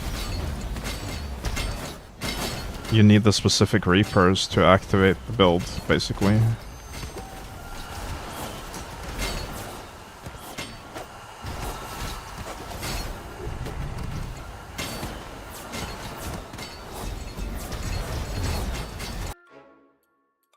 There are a few passives in the skill tree as well. Yeah, Ray of Obliteration does give you the option to do it. I tried that when I was leveling this character. I was trying to use Inner Fire through Ray of Obliteration, but it just didn't deal enough damage at the time.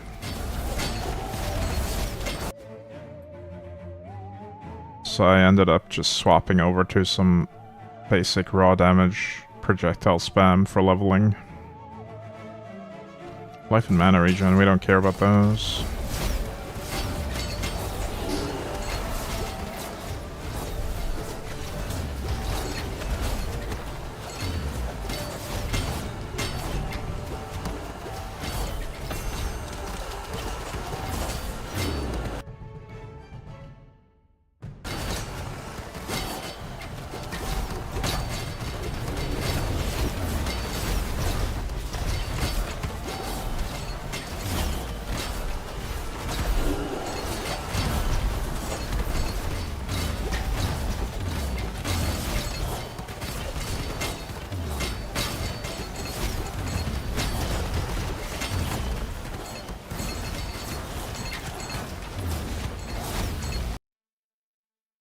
Lightning bolts explode upon dying.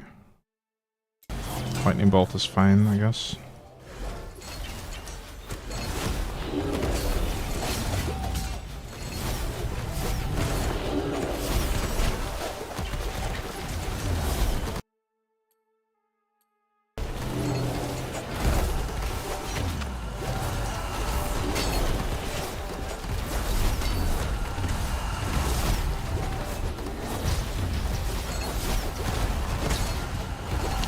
So one advantage that this build has over the Huntress build with projectiles is that the more enemies are clustered up, the more damage I can deal to them. Like, there's no cap to how much damage I can deal to a bigger group of enemies.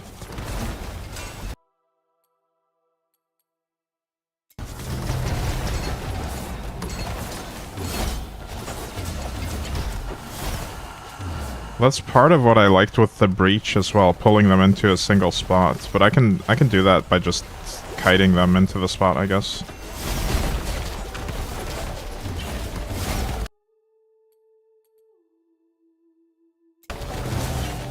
Especially when my tankiness is so insane that I just ignore the damage.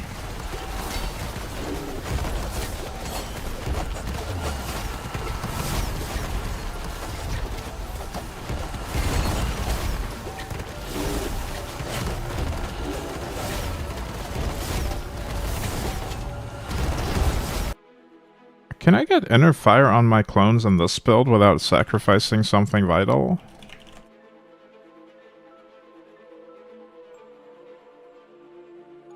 I can. Ooh, okay. Ancestral strikes silence enemies? I don't care about that. Let's do inner fire instead.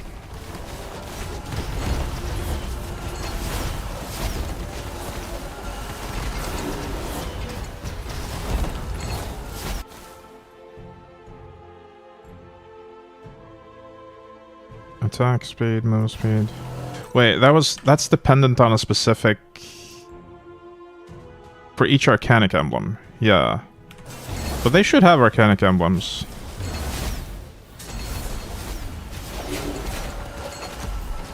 Shouldn't they?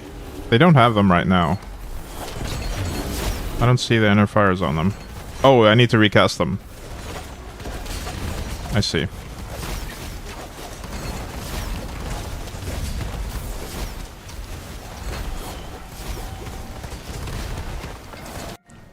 It said infinite, so I assumed that they would just get them.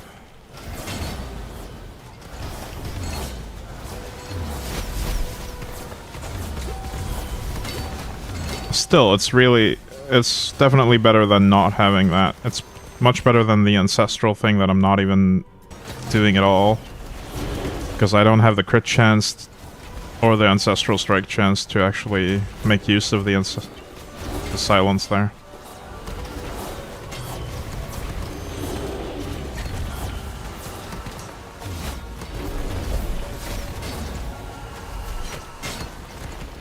Why does this one have 1 and this one have 3?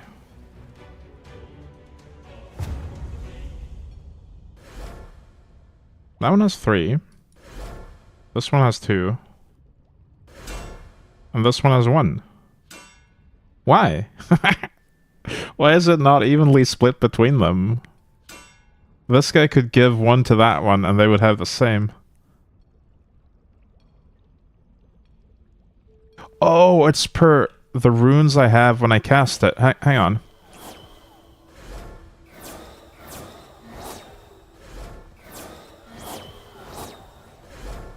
So I need to take care to actually spam 3 missiles between each cast to get them all to have 3.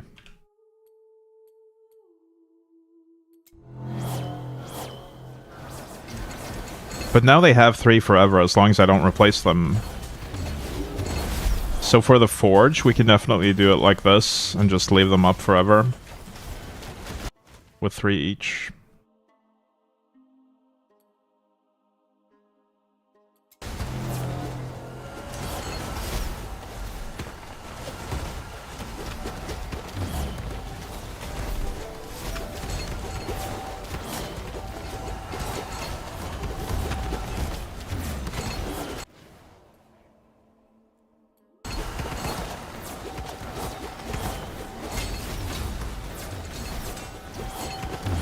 Good to know you can still get 3 with a temporal skill, not as spammable as the arcane ones though, yeah.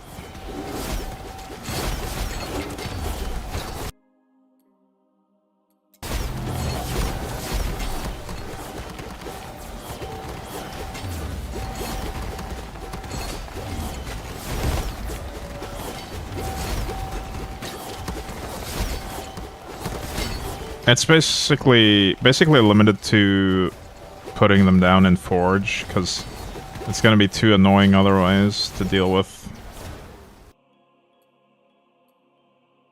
the rotation of it.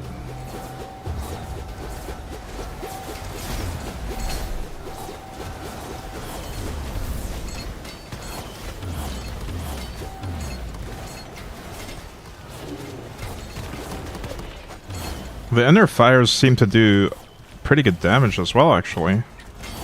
It obliterated that that totem.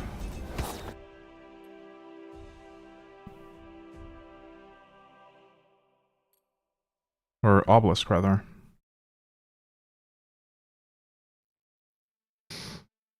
Quality of equipment, Slormites, Slormlines. Yeah, I guess so. Oh, it's Gargantuan. Yeah, it's fine. Yeah, if they scale with raw damage...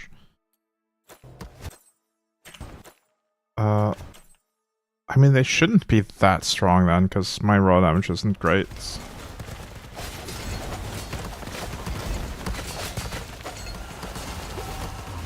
I don't know, maybe it was the Rift Nova that obliterated the totem. The obelisk. There might have just been a couple of Rift Novas going off at the same time when it died so quickly.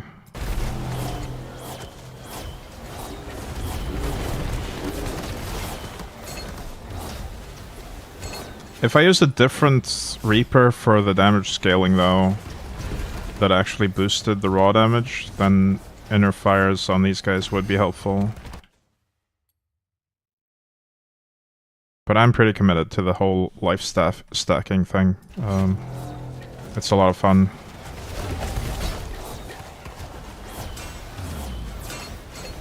Third tab of stats.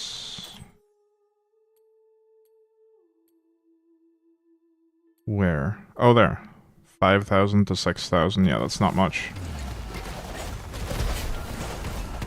It's pretty much irrelevant then.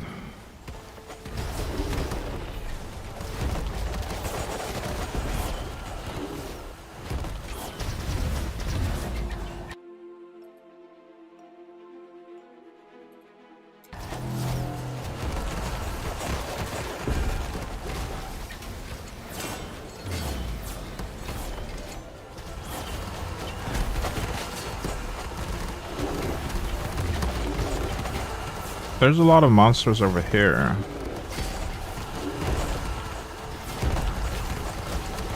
So let's move our clones until they're gone. Ooh, I actually took damage there. Neat. I guess we'll do another obelisk.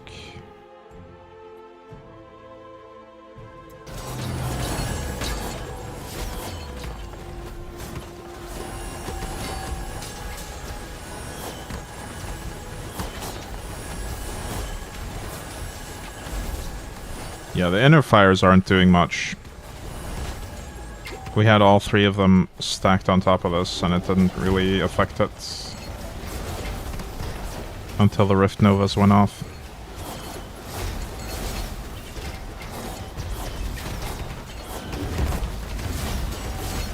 Alright, I have a question regarding inner fire though. I don't know if anyone knows the answer. Do I get life on hit from inner fire's hits? Life on hit, life leech, mana leech, life on hit, or mana on hit. Can you get those from inner fire hits at all? You can? Really? That's kind of insane. Especially the on-hit portion.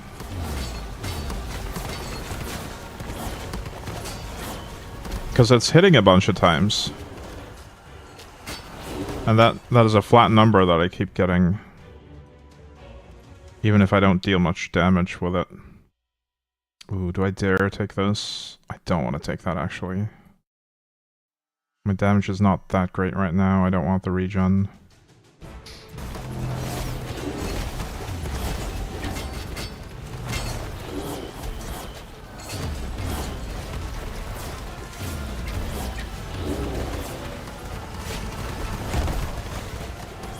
You can check in a moment. I'd appreciate that.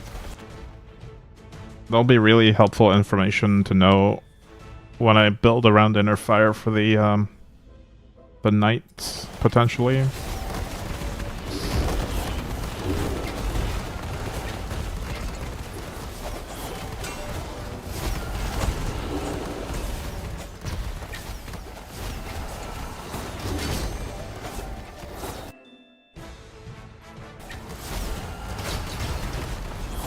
So many projectiles right now. I think we'll move one of these guys over here.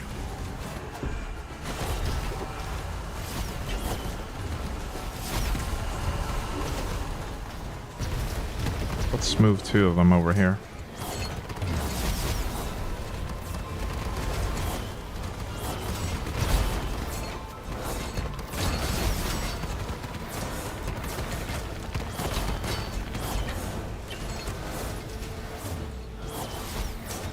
You were wrong, you were only getting it on the Arcane Missile.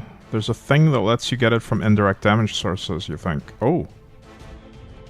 Well, then my next question becomes, what is that thing? I'd love to get life on hit and mana on hit from indirect damage sources.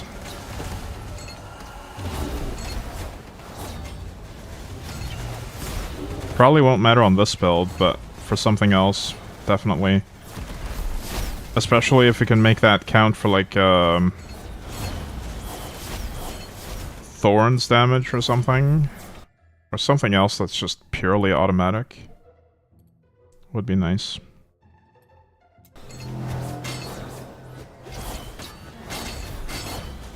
I'm thinking there's potential for a build that's literally just a walking simulator where you just run around and all the damage is just there without you taking any action.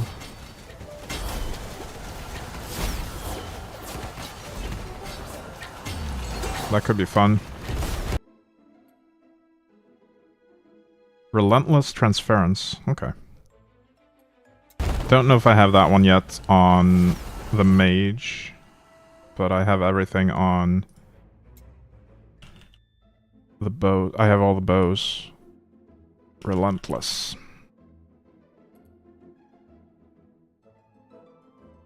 Indirect damage deals additional critical strike damage equal to your skill damage. Overkill indirect damage is stored and dealt as additional damage the next time you deal. Ooh, that is huge, actually. Can now leech life and mana. Indirect damage is every damage that hasn't been dealt by your primary or secondary skill. It actually explains what indirect damage is. Sometimes tooltips are helpful, other times they are just confusing, but this time they were actually helpful. Look at the flavor text for this. A passive-aggressive Slorm Reaper. That's awesome. That's so clever.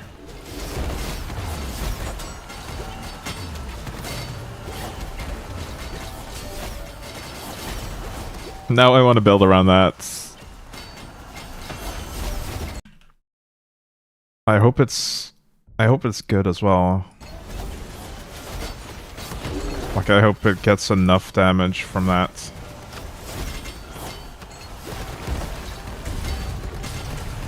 There's a Reaper that has a chance to trigger Ancestral Strikes around you every second. I imagine that could be a good auto-bomber, yeah. But then you can't get the indirect damage one, because it's a different Reaper.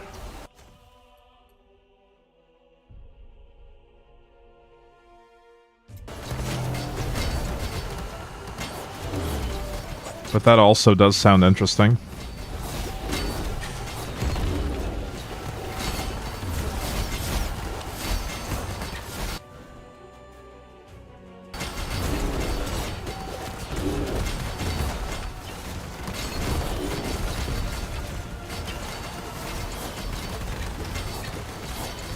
Is there a rune for the Ancestral Strike one? Let's look at all the runes. Reaper damage, inner fire chance, projectile. This one maybe? Nimble Warrior? Well, that's just crit strike damage and ancestral strike damage and chance.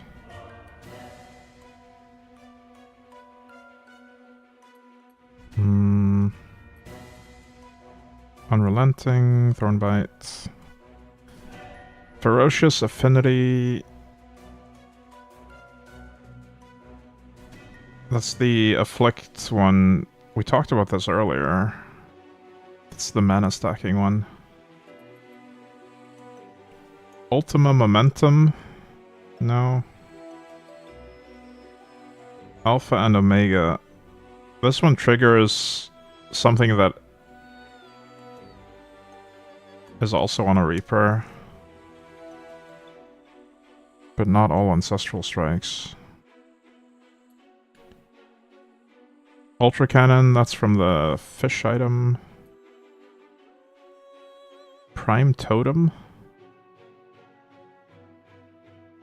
Casts Arcane Missile in a circle. Wait, is this another case where Arcane Missile changes into 2 other abilities depending on which class? Because I could have sworn this was Arrow Shot on the Huntress. That's cool.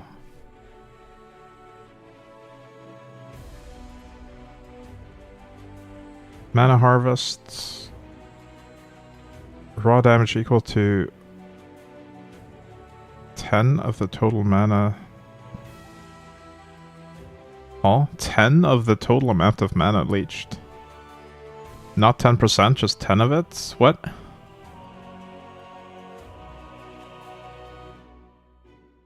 That's weird. Movement speed. Cooldown of skill is reduced every time you walk. Surely it's just missing a percent. Yeah, there's a few typos still in the game. It's not... It's surely just a typo. I could do this, actually. Cooldown of skills reduced when I walk. That would actually be kind of good for this, because that would make them spam the Rift Nova more quickly.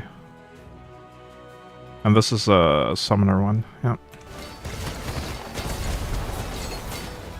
It's a typo, it's 10%. You have the staff for it, okay. So they just didn't do the same typo for the staff then.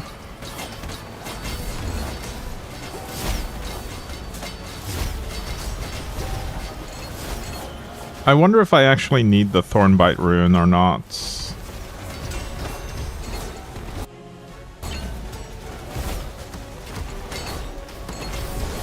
Also, which spirit was this thing? That thing. Hagen. I think I have enough Hagen, because I've already maxed the affinity for that.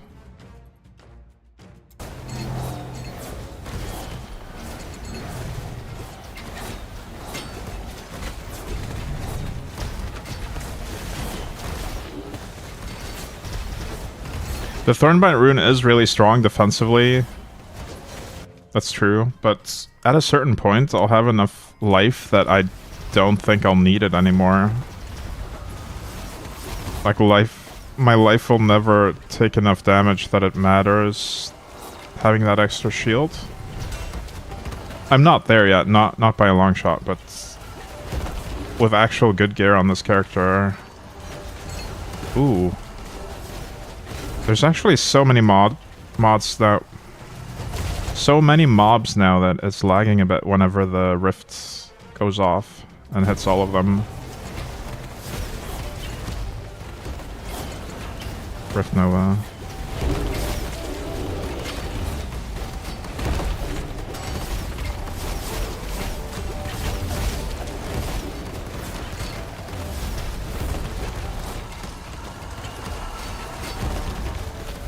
Wow, okay.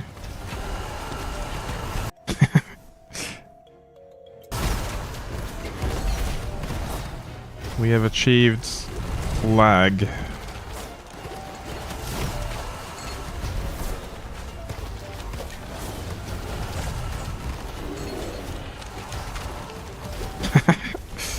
Why are they tanking so much? What did I do? Projectile speed, blindness, tenacity. There shouldn't be any mods to make them that tanky there. I don't know what happened.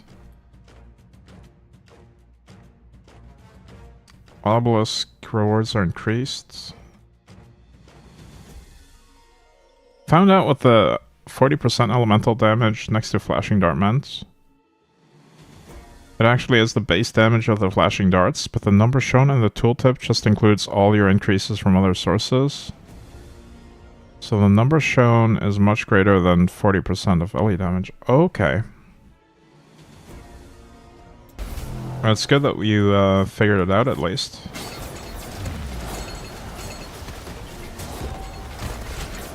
Now I wish someone would explain what a frostbolt is. See, we can do this ancestral thing that turns frost spikes into frostbolts. I don't know what frost spikes are either. I don't know where I get frost spikes from. And then there's a bunch of stuff that affects frostbolts. Like this one is the main interesting one that gives a lot of damage and it makes them pierce. Frost Sentinels will also fire frost bolts, but I'm pretty sure that you can get them in other ways as well. Like I'm pretty sure your character can shoot them in some way.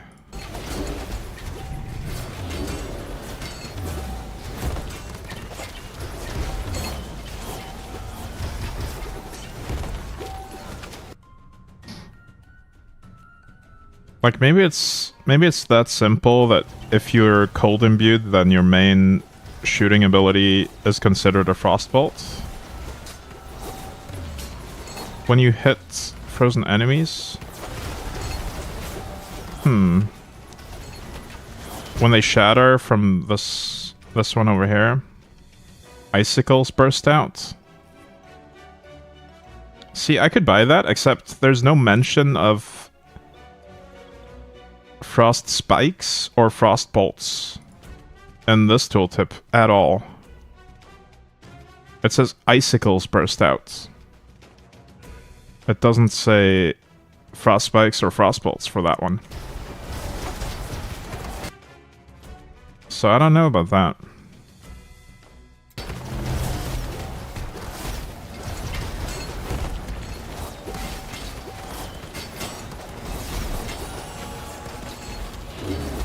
Oh right, we have our main ability, I forgot. It leveled up, so it reminded me of its existence. I can hold that and tank objectives, or tank projectiles. Jeez.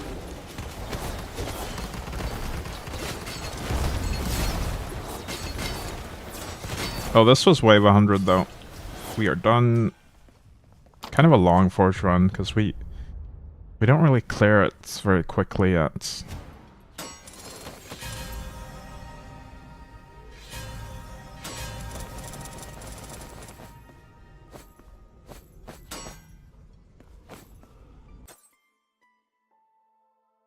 Anything useful here? Max life. 3 exclamation marks, that's huge. These other ones, not so much.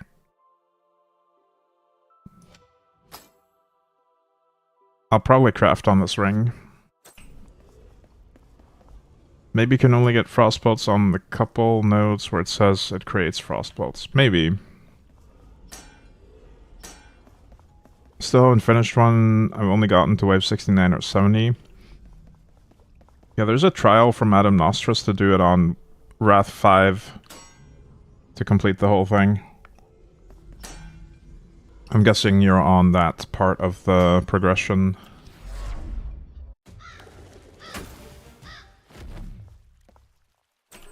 Is it 3? Oh, it's 3. I was misremembering. Well, that's pretty easy to do then, even with lower level gear. Let's try the Nostrous fight real quick and see how this character does against him. Let's see if I can beat a man with 2 hats.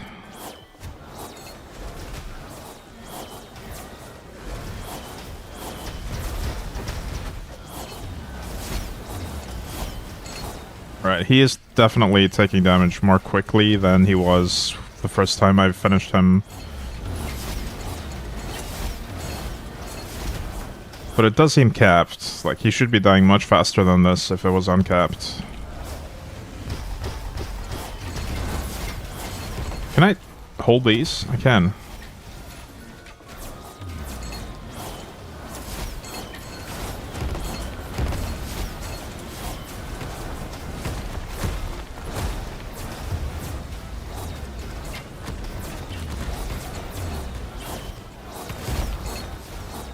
You can probably tank everything. Yeah, I'm trying to play the mechanics, but I probably could just tank him, yeah.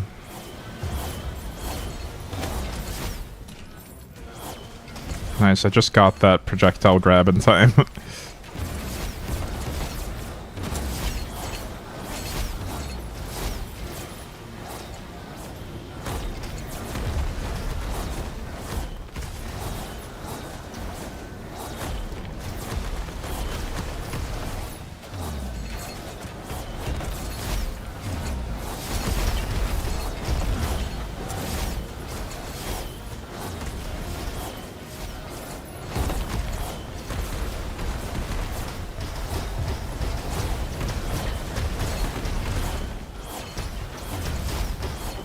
Elderly Obliterator. Wait, there's an achievement for beating him on each class then.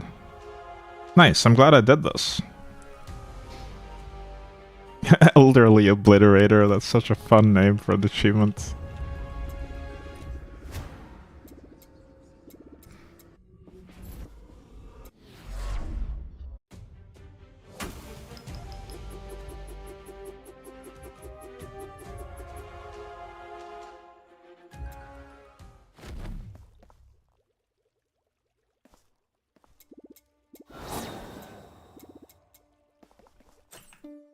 Wait, don't you get a Reaper for that? Maybe I already have it on this character.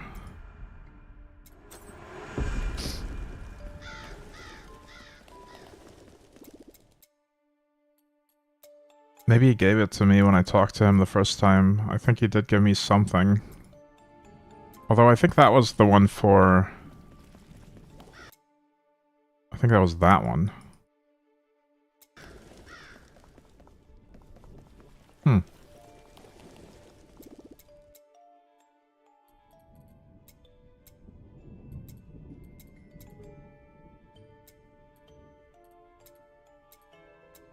Right, let's max out the movement speed one. Where is it? There. Oh, I couldn't afford it. I thought I had way more Hagen than I did. Sad.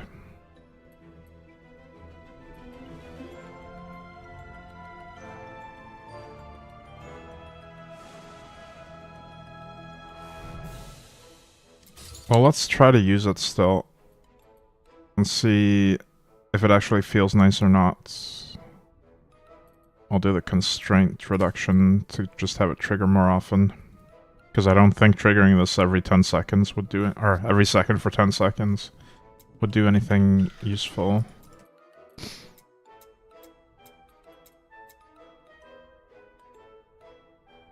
Right, Bagarth, do I have... Yes, I do have some. Not enough though, we need to max this.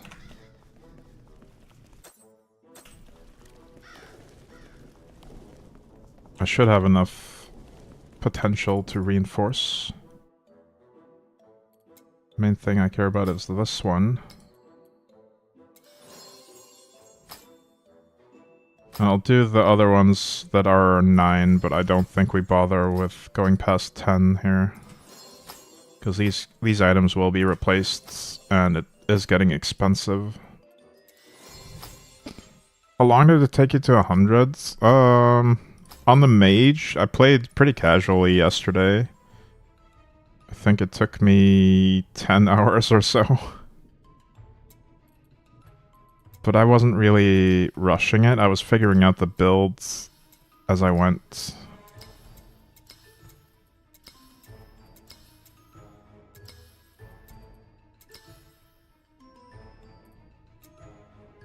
But it is quite the ordeal, honestly. Leveling a new character takes a while.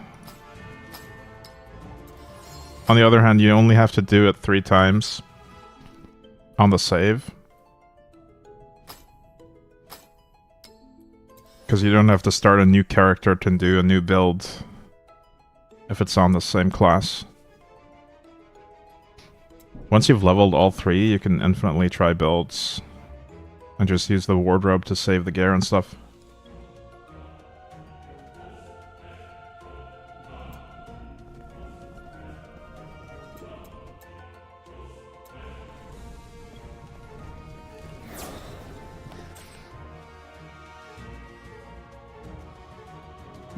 I do want to craft on these items, but my brain is a bit too fried to do that item crafting right now. I think I'd rather just do some grinding.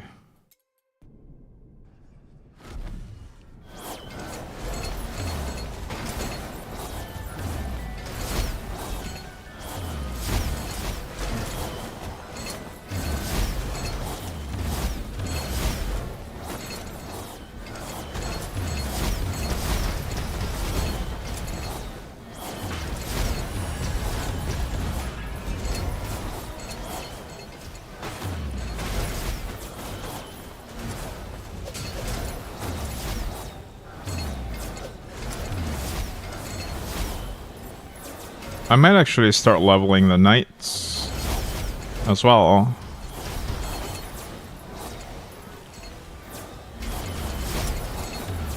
The leveling process is kind of fun with the trainee sword, as long as you find a decent starter build to use.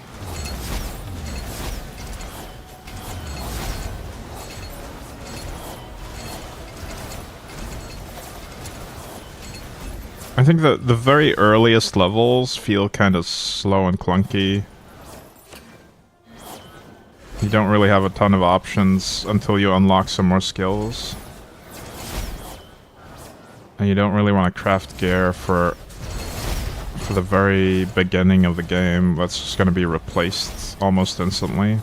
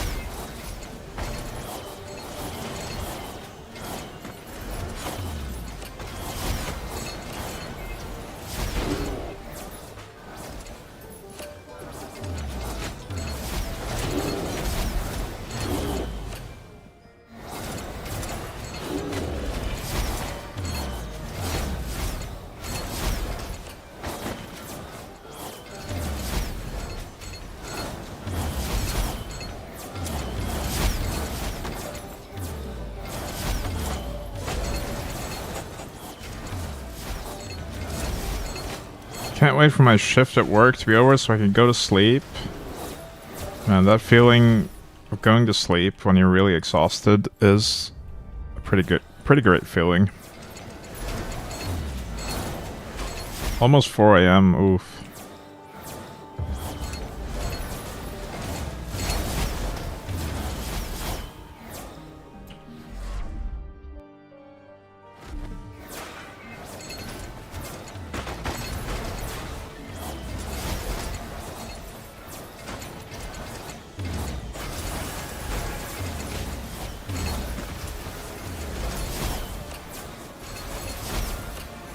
You're off at 7. Aw, 3 more hours to go then.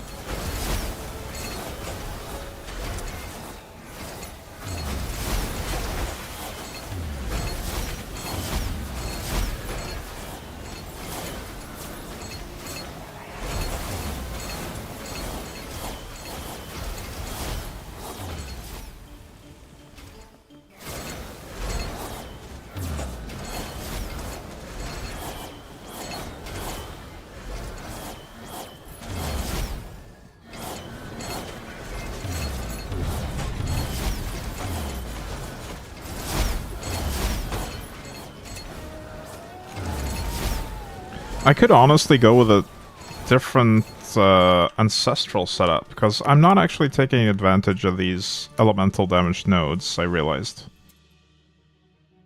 Like, a lot of them are supposed to be raw damage through a unique effect that swaps LE and raw in the build guide, so... yeah, all 3 of these elemental nodes are pretty bad for me. They're boosting this number when they could be focused on the raw.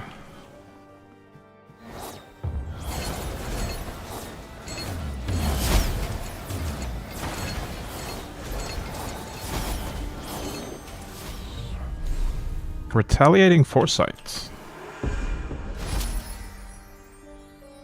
What are you? Retaliation. So... Retaliation is different from Thorns. It's a different stat in the same type of vein. Well, let me read the difference between them. Thorns damage. Amount of damage dealt to the source of any incoming damage. While Retaliation, percent of damage reflected to the source of any incoming damage.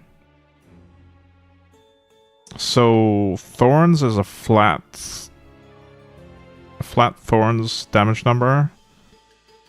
Retaliation deals damage based on the incoming damage. Okay.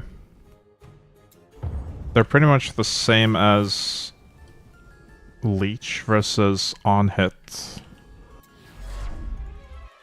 but in a different direction.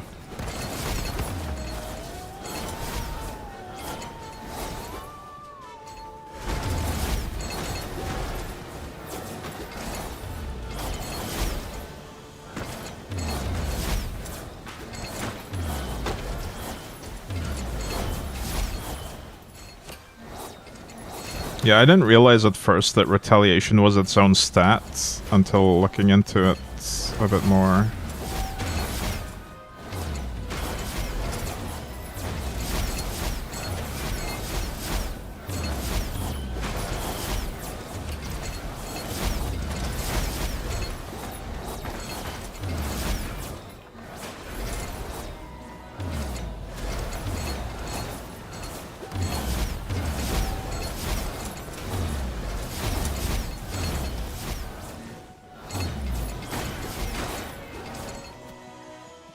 I don't think this build will ever clear rooms like this as proficiently as the Huntress does with the projectile spam. Maybe with like insane AoE increase, it'll cover the whole room with a single Rift Nova. But it's gotta be super gear dependent. Like, it'll need full 120 gear with grafted on massive stats. And all the unique effects that you need. Whereas the Huntress projectile spam is a lot easier to get up and running.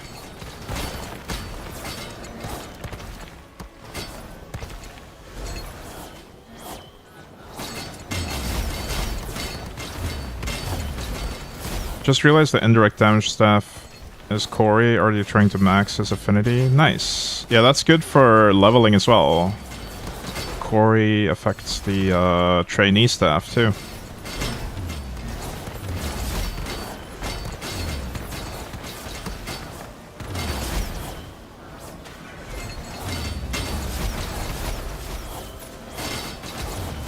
So if you're ever gonna do another character, it pays off to have Corey maxed out.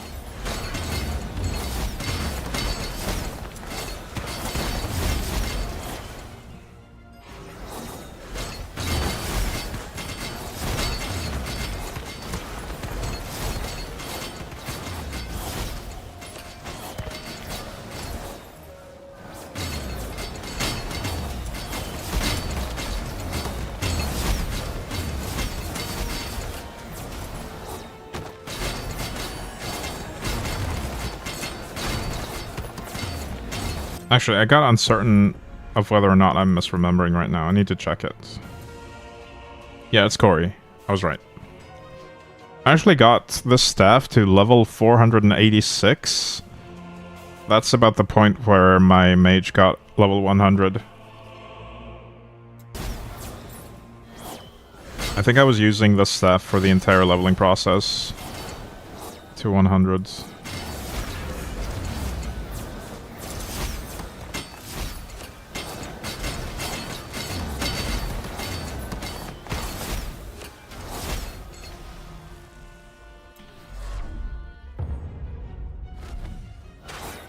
At least the part that I did yesterday off stream. I guess I did have a mage at pretty low levels already. I think I was below 20, or below 27 at least when I started. I don't remember the exact number. Just using the XP ultimatum for now. Yeah, that's a good trade-off if you want to have just a...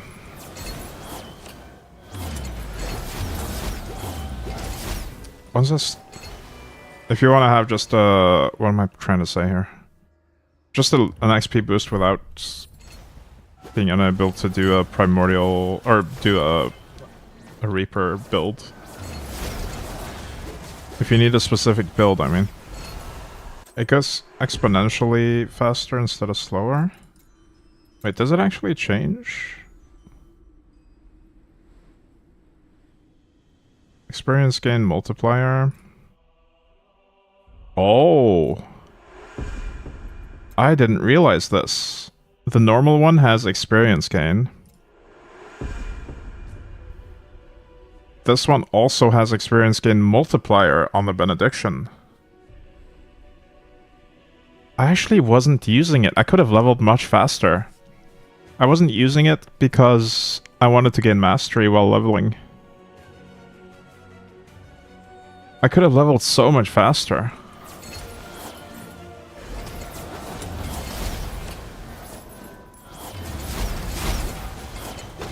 We'll do that on the night. Once it goes primordial, we'll keep it. We'll go primordial on it. I want to see just how much faster it gets.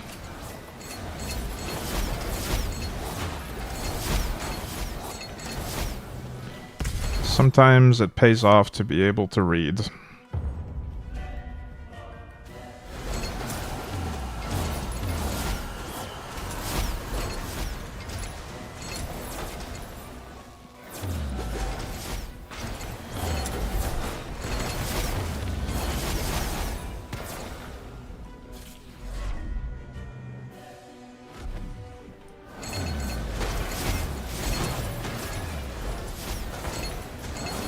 It did take a little while to get to level 80 and flip to primordial though. I don't remember the exact character level I was. Probably in the 40s. When it hit 80.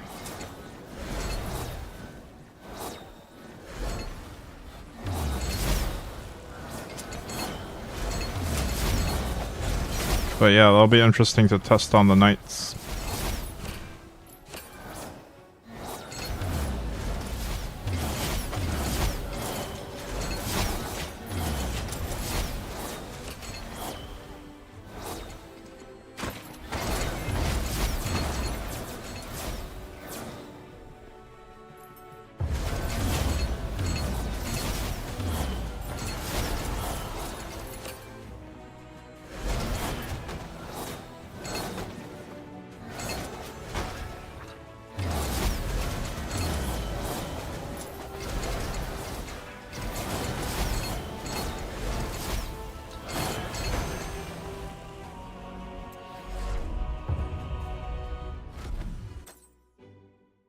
I want to keep an eye on the potential of the Battle Mage Mantle, because I want this leveled as soon as possible.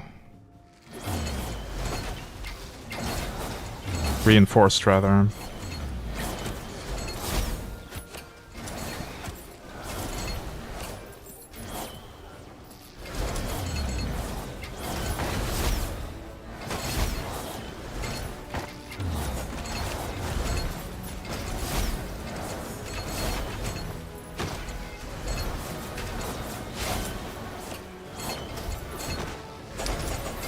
Also, I did a bunch of temple farming off stream, so I've maxed out all the upgrades from the temple that matter. Pure stat ones and the Elder Slorm ones. Not gonna bother with the temple keeper stuff. Staff of the Time Shifter, nice.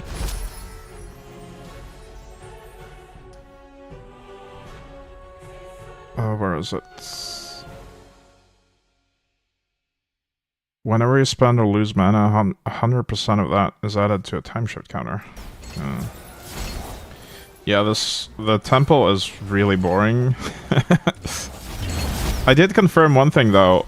The monster level does increase to above level 100 actually. It only drops a maximum of level 100 gear, but the monster level actually goes higher at a certain point.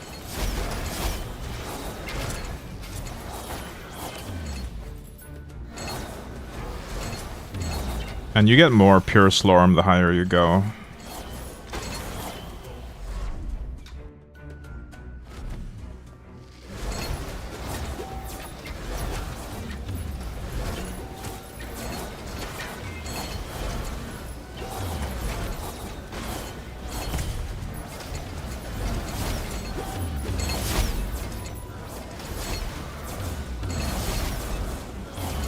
Man, it would be so nice to get 100 Shadow Res at some point. I feel like the best thing for Storm Temple is movement speed. Also, the Slorm Reaper that you can buy from there, or actually get from the Keeper. There is one Slorm Reaper that you get from fighting the Keeper the last time. That drastically boosts your pure Slorm gain. But yes, movement speed is pretty important as well.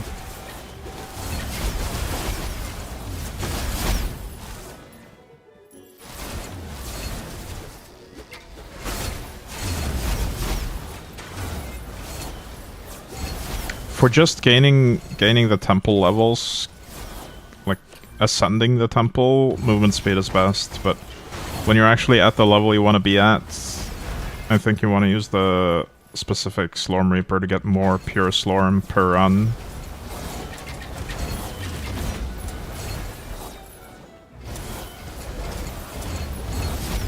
Unless you can get a build that's so much stronger than that you can go significantly higher on the levels and just make up for the lack of the pure Slorm buff that you get from the Reaper.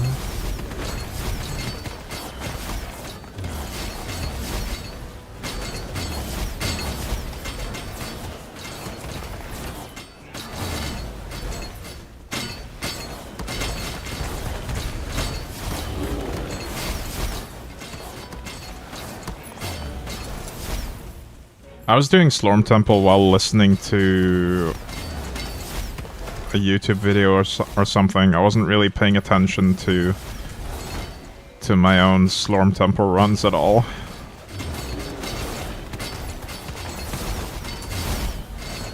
get pure slurm by disassembling pure stat items. Wait, really? That's a thing?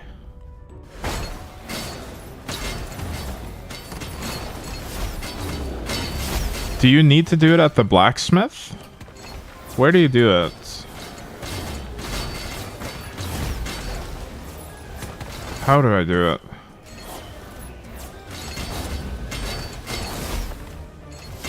Holy! Yeah, I don't think the Filtertron can do it.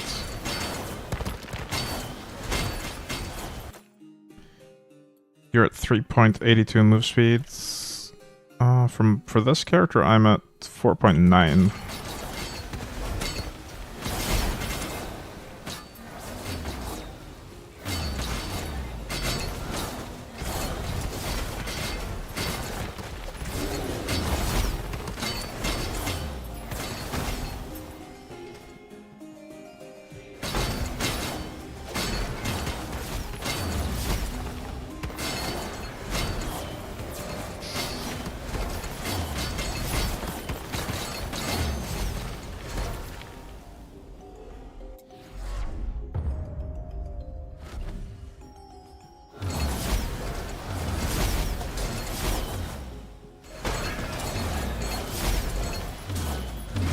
Man, I wish the Filtertron would give pure slurm for the pure stat items that don't make it through the filter.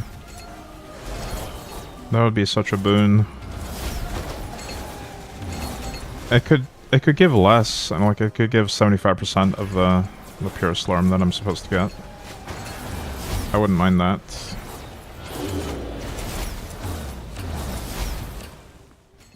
Because I'm at the point now where I don't show every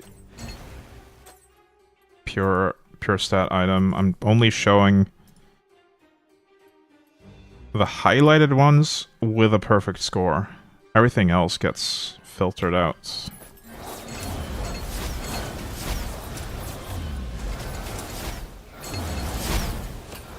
And I'll probably enable a few more highlighted stats so I can collect some of those as well for future builds.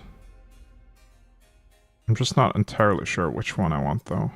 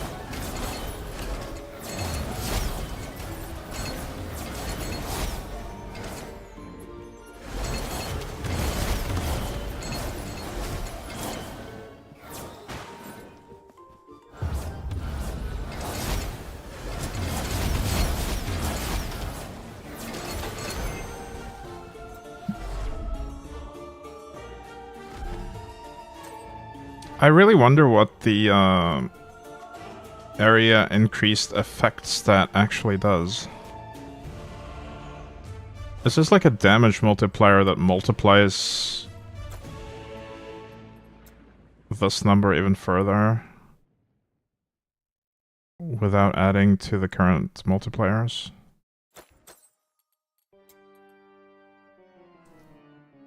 Due to their nature, some areas are limited to 100% increase.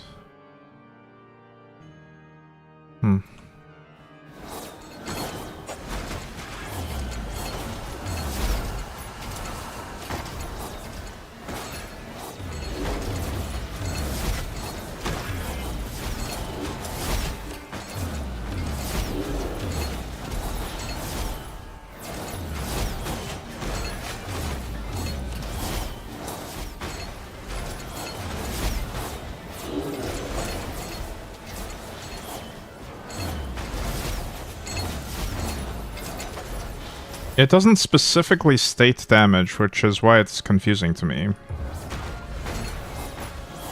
And there's a different stat for the AoE size.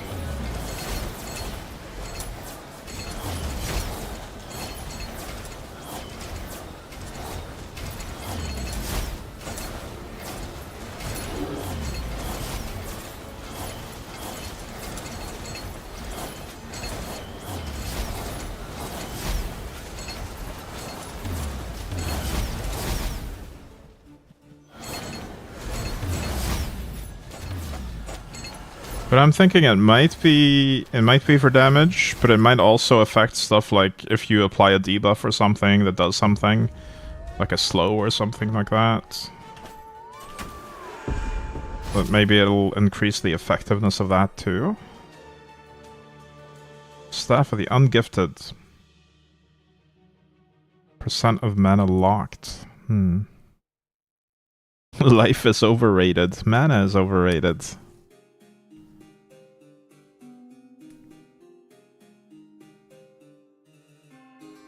Huh. Okay, so I can swap life to mana or vice versa.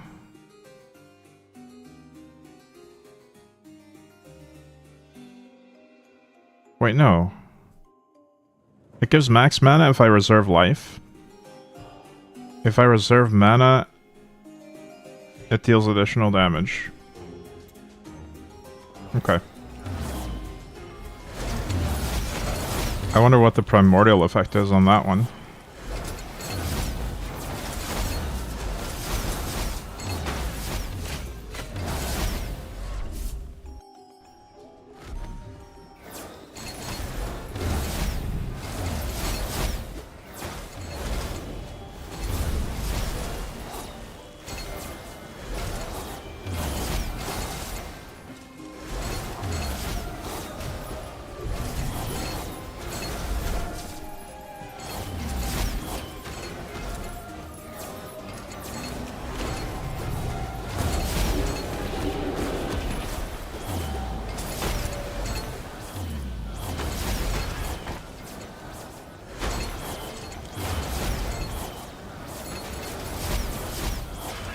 I really need to craft better gear, but the crafting is so painful.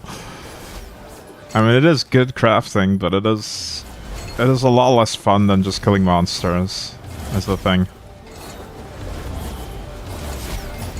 I always have this issue with ARPGs that I'd rather just kill monsters instead of spending time in town and improving my gear.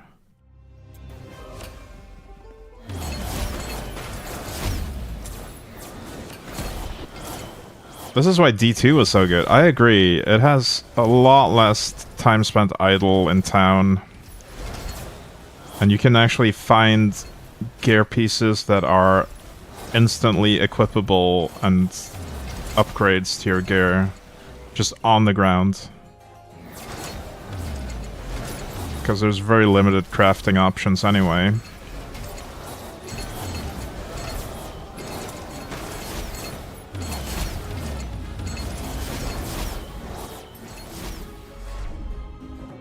I'd rather do 100 Mephisto runs than craft for 30 minutes. I agree. Wholeheartedly.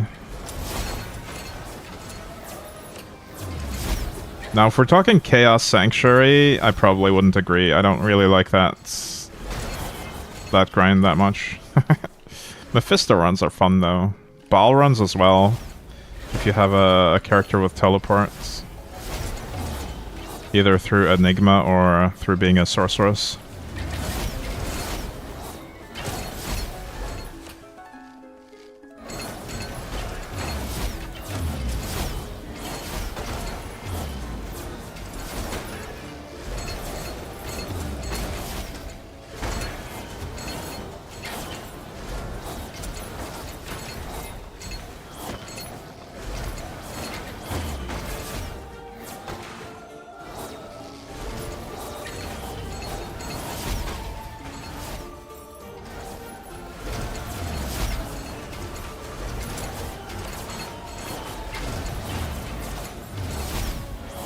Countess runs for fun? Yeah. There's also the... I forgot the name of it, but there's an area in the last act with a necromancer mini-boss thing. Don't remember what it's called. I haven't played Diablo 2 in a while.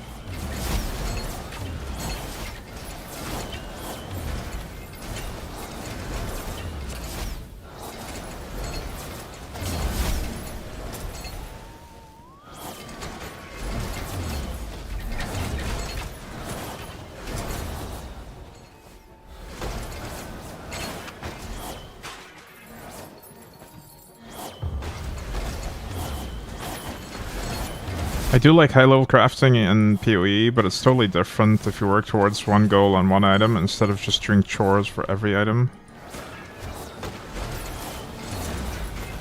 I actually never enjoyed the highest levels of crafting in PoE.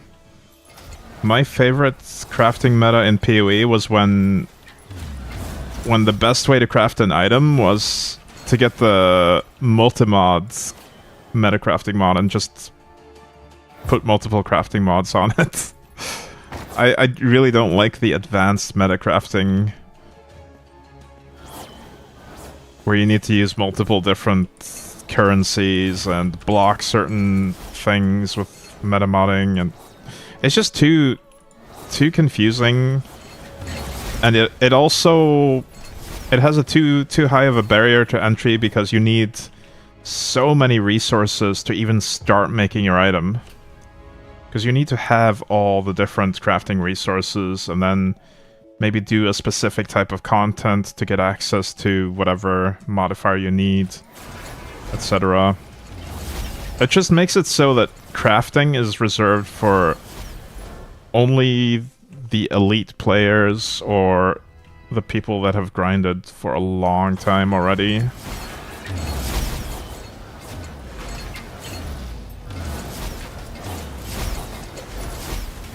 And when you need crafting the most is early game, when you're just figuring out your character and trying to fix your stats. And that's when you don't have access to it, because you just don't have the resources.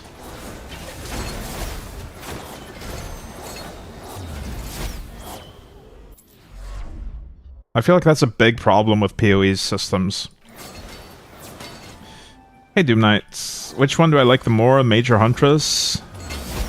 The Huntress was, for me at least, it was easier to get going. Because I immediately found an archetype that I found enjoyable and easy to play. On the other hand, the Mage has a lot of fun stuff to do as well. I think it really depends on whether you can find a build that just clicks for you. I'm pretty sure all the classes have cool stuff on them.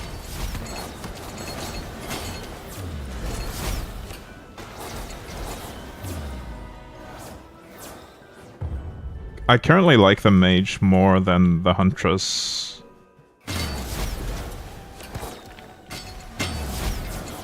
Even though my Huntress is stronger and better geared.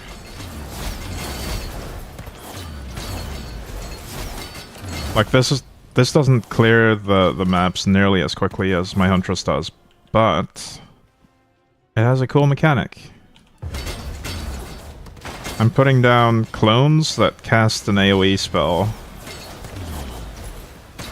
And with better gear,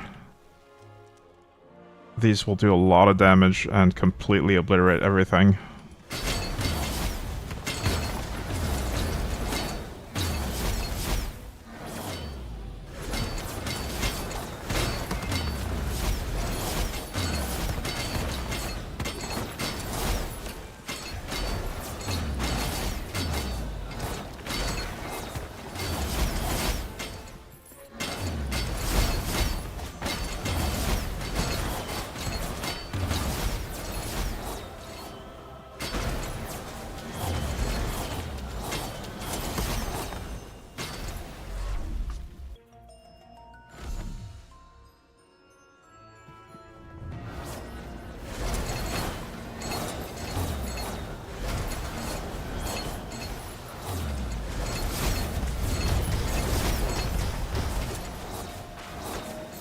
I should probably go to town and reinforce this thing again.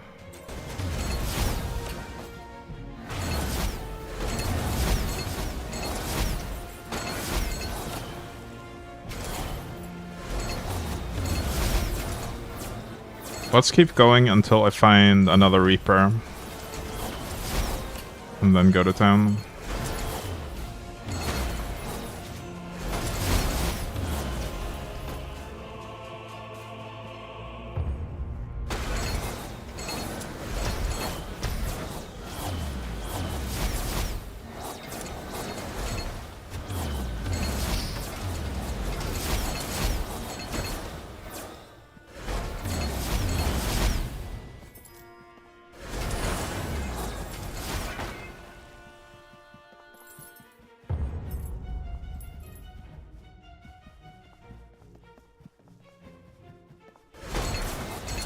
I have to say, about the mage, though, I found when I started leveling the mage, I did find it difficult to come up with a strong build for leveling. I went through a lot of different skill combinations before I found the right one. Because I was actually struggling a bit in the Tempopotamus level 4 area.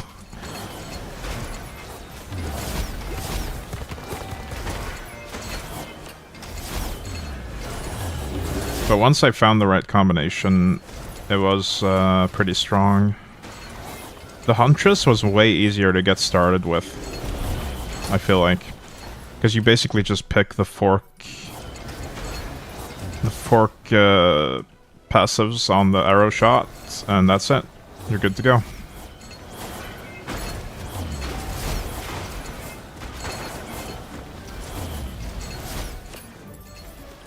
The mage did require a little bit more investment.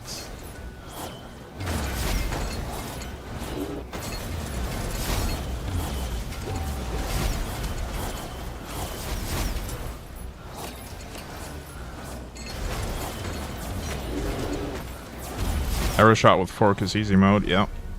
Spider nests. That's one of the items I used on the Huntress temporarily, the spider nest bow. That was actually quite interesting. But it doesn't scale the damage very well, I don't think. It doesn't do a lot of damage scaling.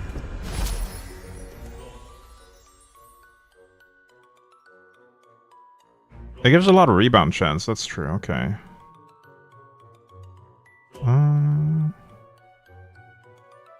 Hey Bombstab, Bob. Asking for a friend, what's a good leveling build for the mage?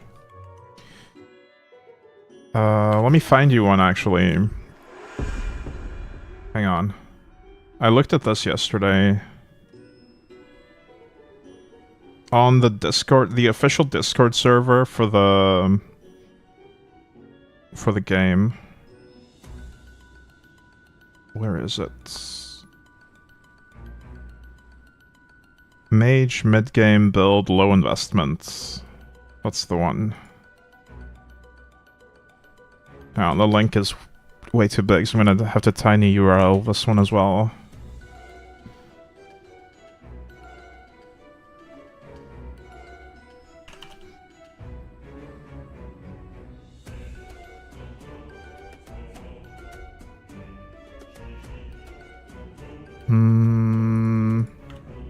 There you go.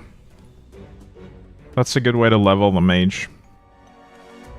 Like, you basically just stack raw damage on every piece of gear that can get it, and rebound chance to take advantage of one of the arcane missile passives. Let me show you the passive specifically. That one. So basically you stack raw damage and rebound chance so that you get Pierce and Fork for free. And then you just spam arcane missiles.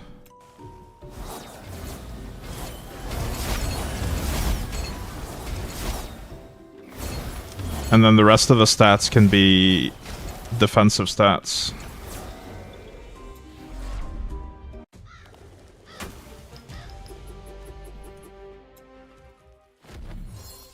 And you can use the trainee staff with it to level faster, this one.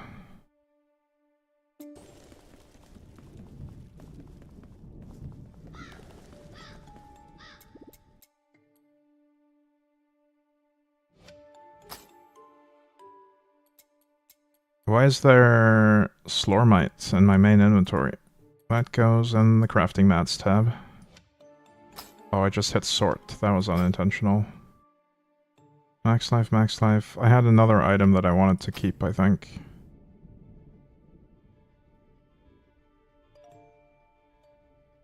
Two exclamation marks armor. Sure.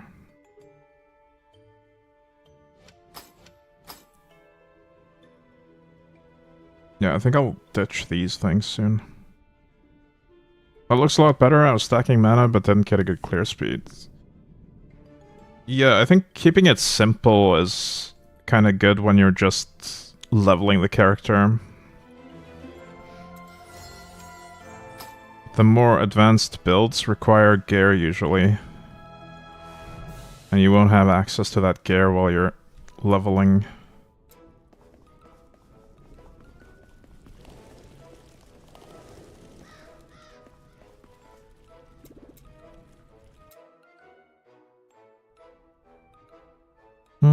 I think I'll take another quick break here, and then maybe we'll start leveling the knight, actually, after the break. I do want to improve the mage's gear, but I feel like I'm better off doing the crafting off-stream when I can focus 100% on making sure I don't mess up my crafting. Because I am a bit fried.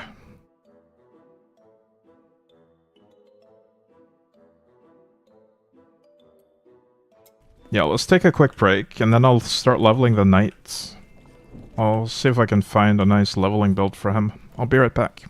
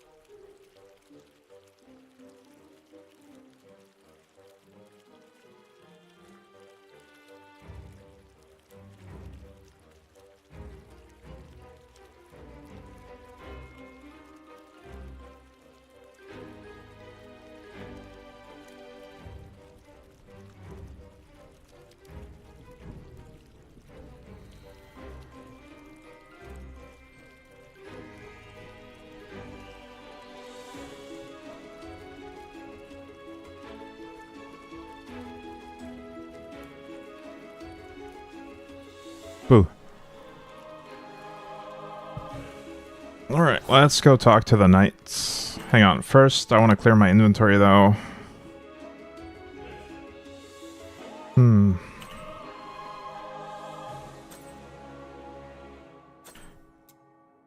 See, this is a way to get all skills costing life instead of mana. I'm guessing that's pretty good with the overflowing... whatever it's called.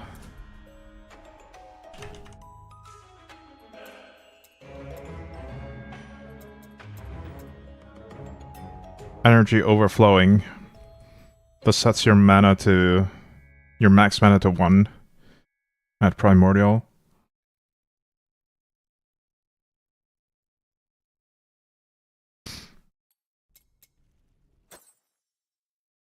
So then you can use this ring to use life instead for casting.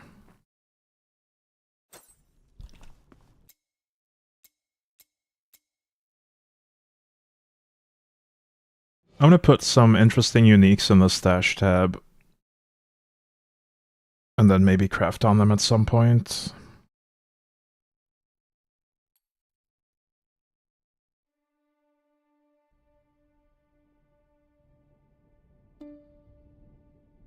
I guess that's the only one I want to keep among these ones.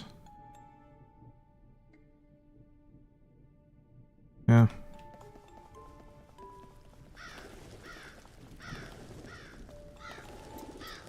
Let's just sell the rest.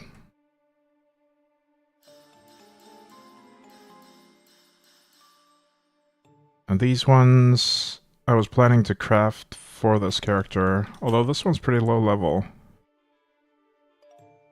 Still, I could level it up.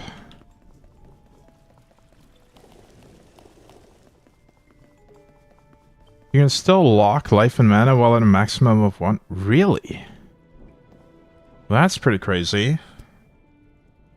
So I could do multiple auras and reserve fractions of mana?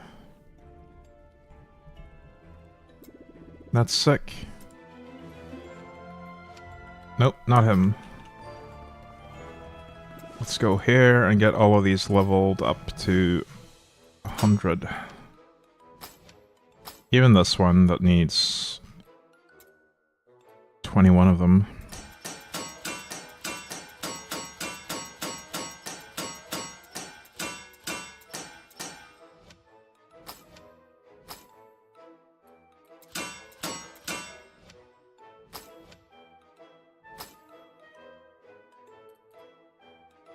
Again, I reached the point where I'm gearing to do the same content I already do.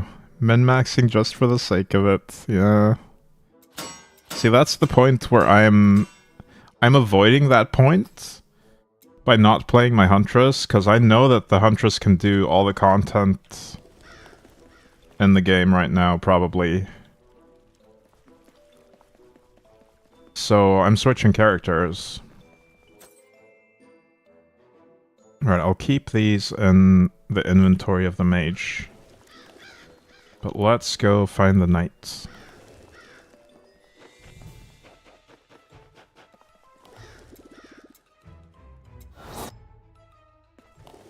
Oof, this movement speed though. Help. Yeah, I was trying to do... I'm level 38 actually, not bad. I was trying to do the inner fire thing. I don't think I succeeded in my quest. We could try entering a map and seeing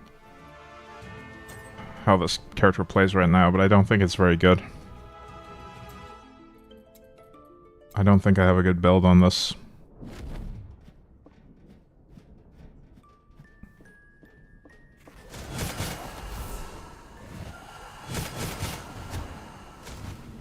Wait, you've gotten to that stage on all characters? That's crazy.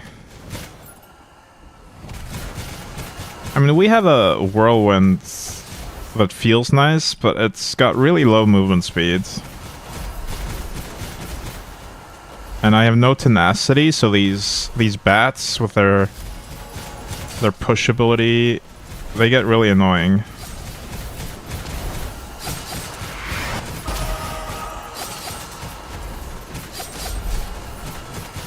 But at least we're able to clear this place. Just not super quickly like we did with the projectiles on the other two characters.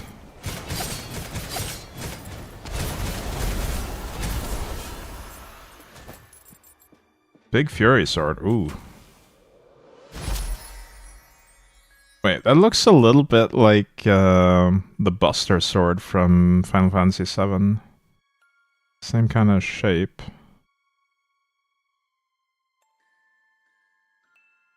But I think we go trainee.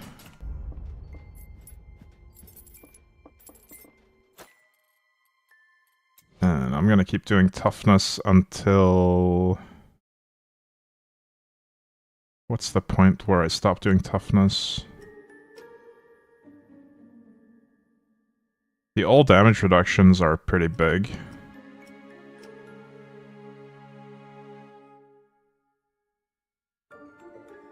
Yeah, I think the last all damage reduction is the stopping point. 55 for toughness. Either that or that one with tenacity at 40. Yeah, 40 or 55 toughness. Seems good. I'm also not a big fan of Nether.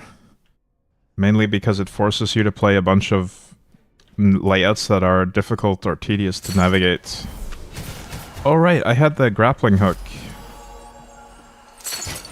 I can pull them in. The game has been very fun overall. I agree. I look forward to them adding new content to it as well at some point. I hope they keep working on it and adding more stuff to do.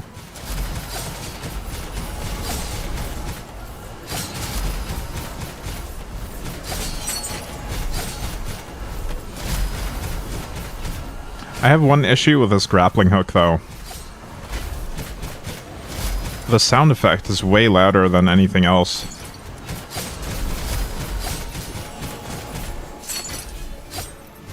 It's just such a sharp noise as well. Kind of hurts my ears.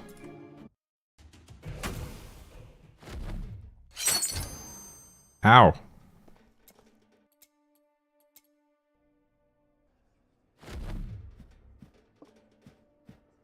I hope they get some success and expand the dev team to work on it. Apparently it's been 8 years to reach this point. 8 years, really? Okay. I didn't realize this was such a long-term project. But I'm really happy that it's turned out the way it has so far. It might not be a good idea to expand the dev team too much though, honestly.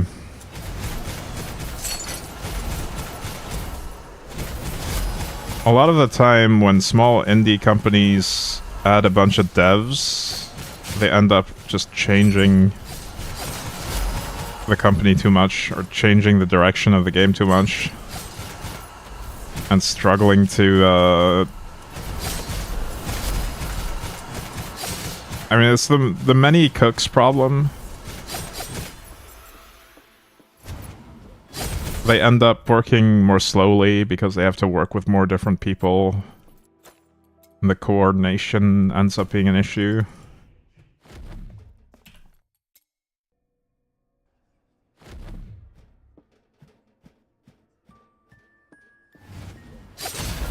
Gotta stay small and keep the same goal, yeah. I think it's especially important for a game like this to not grow too much.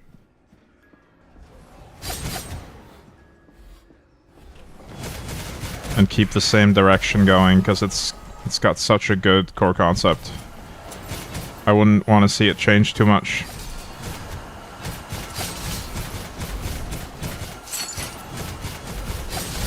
Then we have cases like Valheim or 7 Days to Die that stay forever in early access and add content so slowly because they don't expand. That's another fair point. But I don't know if you can blame that on the small dev team.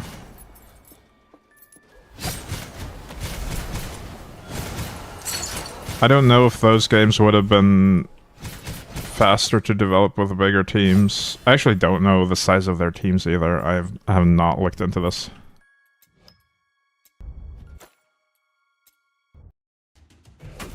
I was waiting for Valheim to leave early access. I've been waiting for years, and it never happens. It is even on my list for my planned games. Valheim is on there, but with the caveat that it needs to leave early access.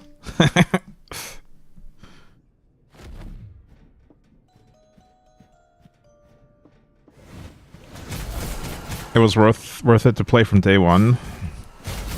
See, it's a matter of principle for me, though. I don't want to play any more early access games. I'm done with that. Except for Subnautica 2 when it comes out. I'll try that at a launch. But I'm not gonna play it every single patch.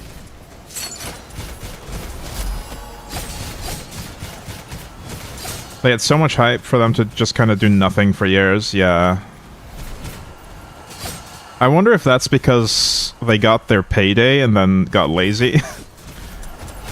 Feels kind of cynical to say, but that's also a thing that can happen sometimes.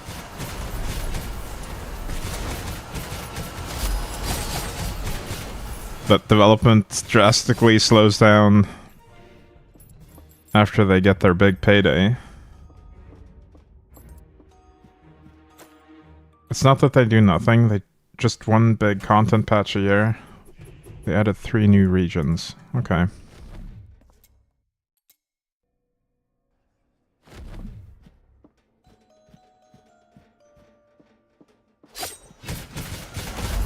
The question is, though, how quickly did they develop those regions compared to how quickly they developed the regions that were added at early access launch?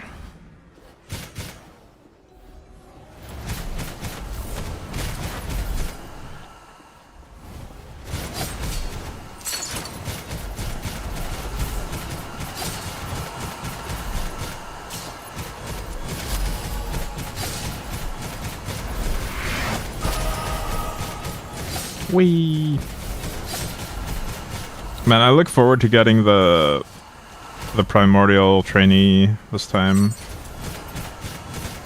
Still an amazing game though, I love it. Yeah, I look forward to playing it in 2077 when it's out of early access.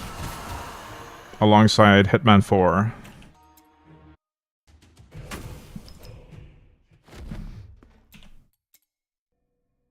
Unless I'm dead by then, we'll see.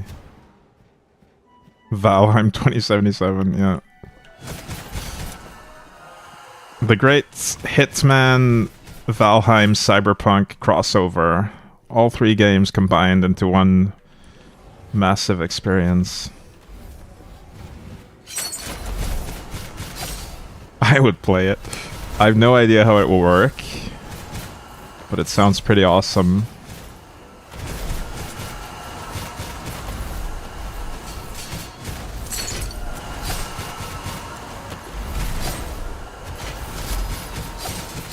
I really need tenacity on this character. I keep getting pushed around. The mobs are bullying me.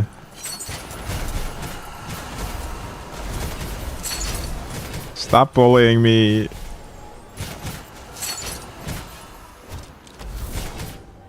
Maybe I should craft some level 40 gear. It feels like a waste though.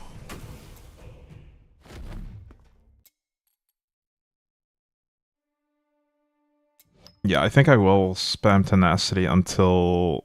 or spam toughness till 55 points for all damage reduction. And then go savagery on this character.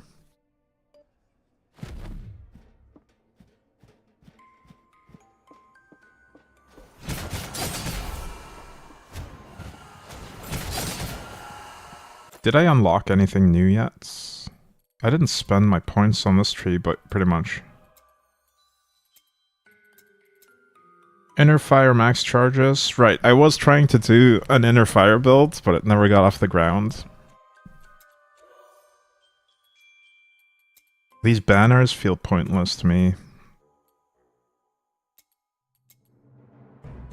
When you skewer for extra. We have skewer on this, so let's do that. Wood stick and training lance. I'm not using the stick right now. Mighty Swing, Cadence, and Whirlwind deal critical strike damage. Grappling Hook and Elder Lance have less cooldown time. I'm using grappling hooks. We'll do that. Oh, I'm out of Slorm.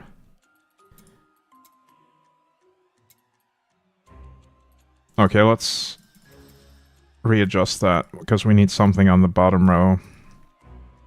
Skewer deals portion of its damage every second. Non-fortunate, non-perfect skills deal increased damage. We'll do that. In fact, I will heavily invest in that. Well, as much as I can afford.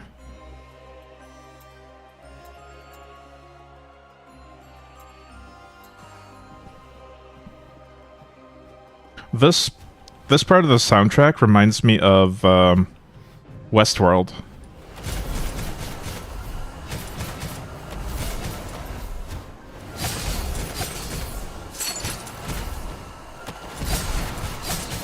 It is very similar to part of the Westworld theme.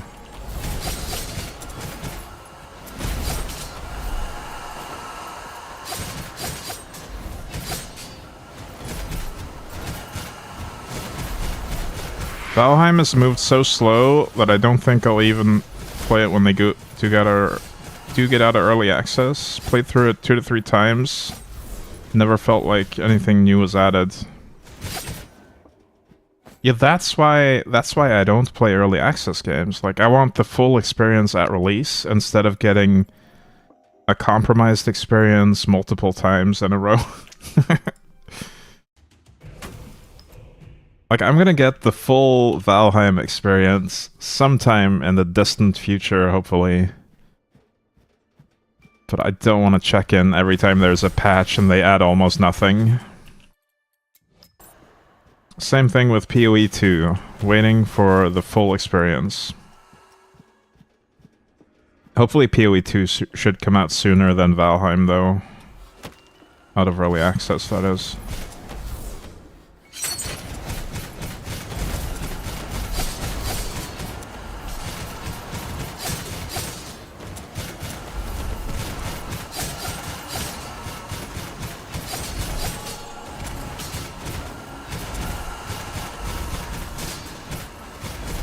I'll tell my great-great-great-great-grandkids to be sure to catch your stream by then. Yeah, exactly. At the end of this year, PoE releases? Surely. I mean, next year at the latest.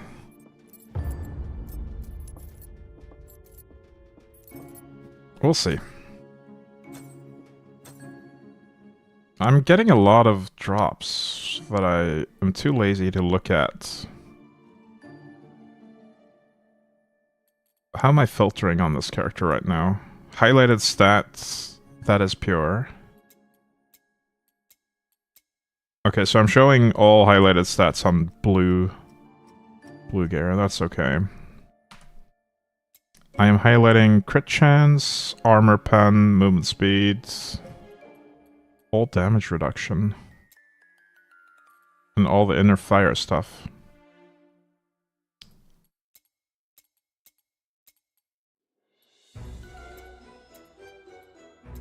It doesn't look like I found any inner fire stuff because it didn't change the highlighting on any of the items. Oh, this one's pretty nice though.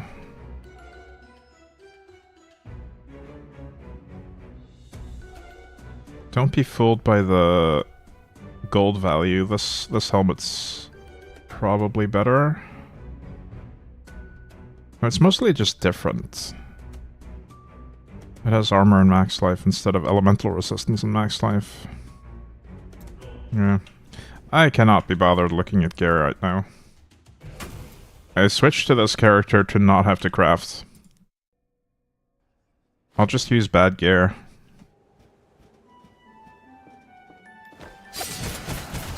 That's fine.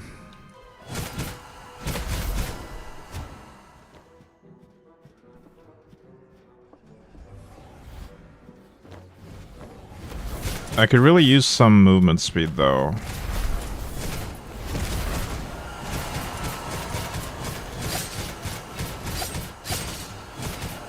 You got the gold, not care about the cost for upgrades? Yeah, it's not really about the cost. It's more about the effort mentally that I have to put in to do crafting. And it is mind-numbingly boring to be staring into the crafting screen when I could be killing monsters instead.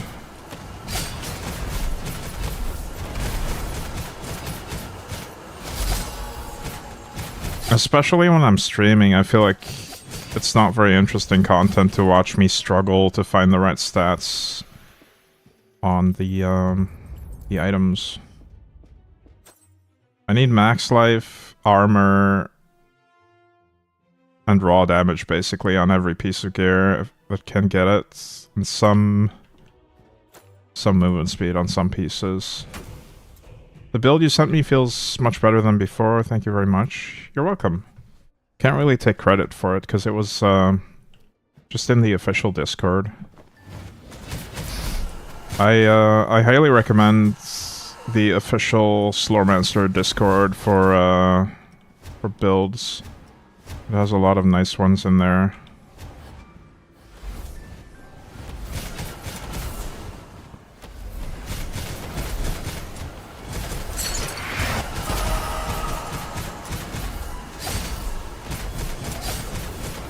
But try to look for ones that have lower level gear and like blue gear, so that you don't rely on having to get the purple stuff, because that's not very helpful when you're trying to level. You don't have access to that gear anyway.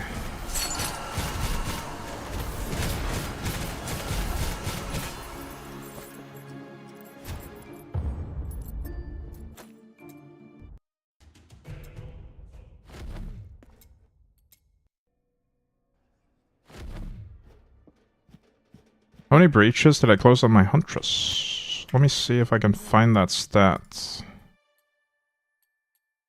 Oh, I can see it here, right? 15,261. That's a significant amount, I think.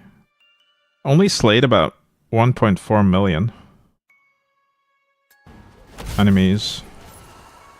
I would have expected that number to be a little bit higher.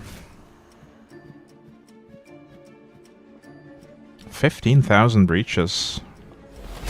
Wow. I spent a lot of time doing the Forge as well, which doesn't have breaches.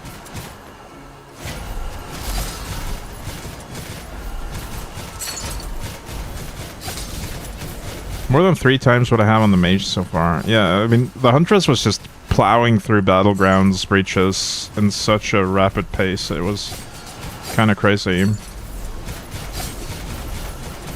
Pretty much purely limited by movement speed at that point, and how well you can control the character while it's moving at those speeds.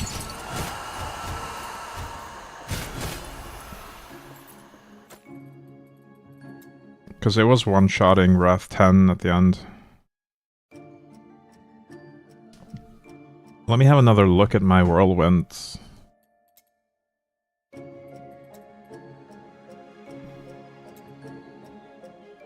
I miss how it was to play games when I was younger. I could just play the same over and over. Now I feel like I need some goal to keep at it.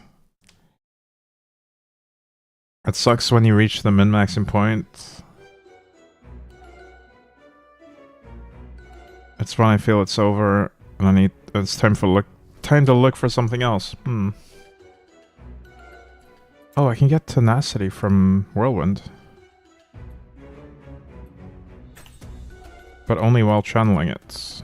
I think I'd rather have 100 flats. I know the feeling, Gadden, but I'm usually able to find a goal for myself. Sometimes it's stream related, like I have something that I want to do on stream.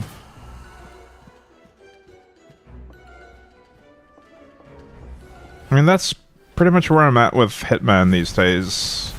I made an arbitrary goal to reach Prestige 100, even though it was a mind-numbing grind, it kept me playing the same thing over and over.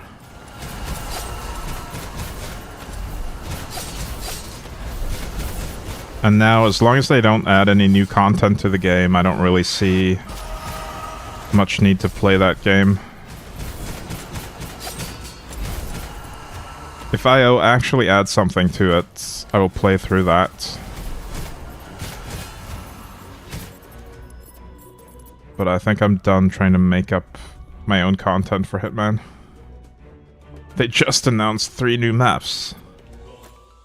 They absolutely did not. That would be sick, though, if they actually announced new maps. Imagine having 3 new maps with fully fledged maps with mission stories and brand new pathing to learn. That would be a pretty big boon to Hitman. And then add those to Freelancer as well. And contracts, yeah. New contracts on the new map.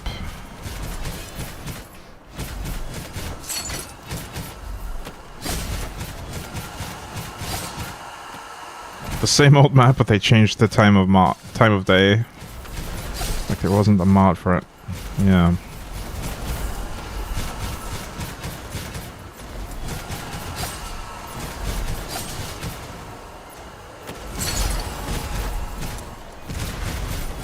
But hey, they're releasing it on Switch 2 as well. Yay.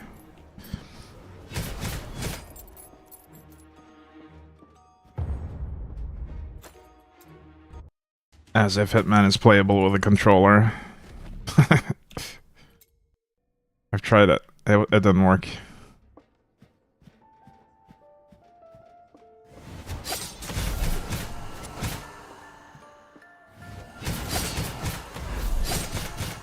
How many times have they released it?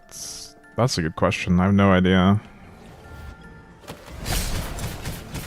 There's so many additions and platforms at this point. 2 different VR implementations for PSVR, I think.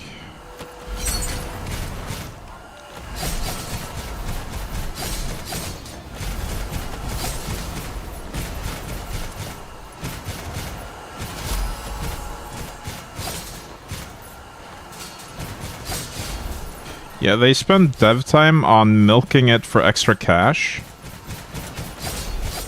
I don't think they actually spend dev time on creating real content for it, though.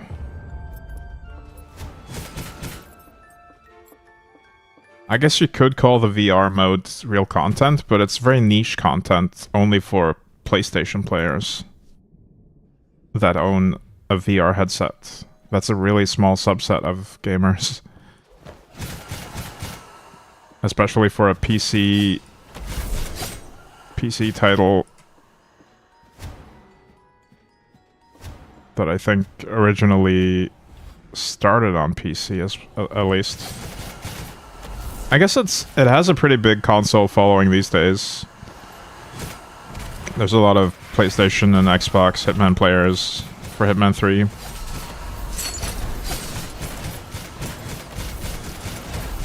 I thought Dying Light and Skyrim had many re-releases, but Hitman's going to the #1 spot.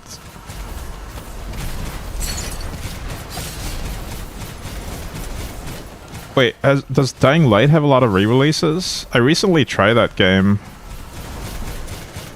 I know I was playing like a remastered or Ultimate Edition or something, but I didn't realize they re-released it a bunch of times. I originally wanted to try to play Dying Light on stream, but I ultimately decided it wasn't the right game for me on stream. I didn't even finish the game. I got kind of tired of the story.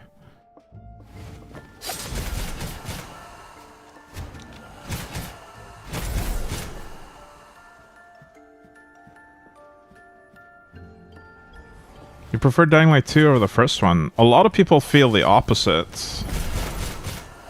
according to the internet. I did a little bit of research on it. A lot of people didn't like the changes that they made to the second one, going from the first one.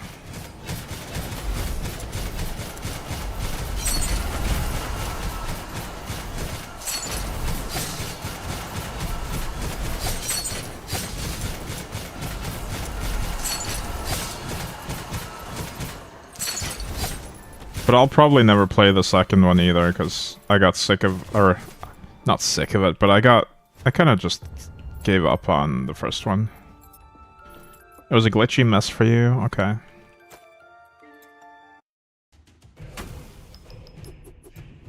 Got super lucky with the story, got the best ending by chance. That influenced my feelings. I just didn't like the whole vibe. I didn't like the characters or the setting in Dying Light 1.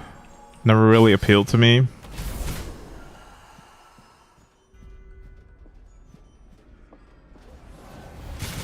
Everything is just so... I don't know. I have this thing where I don't like too many thick accents among the voice actors in games. Like, I'd prefer to have people just speak American or British English, or even like New Zealand, South Africa, any kind of native English speaking accent is fine, but I don't really like accents from other countries when I'm playing a video game. I don't know why. It bothers me.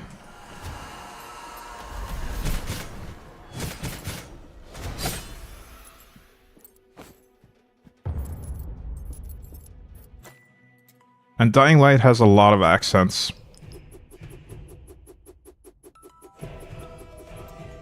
Which leads me to get less invested in the story.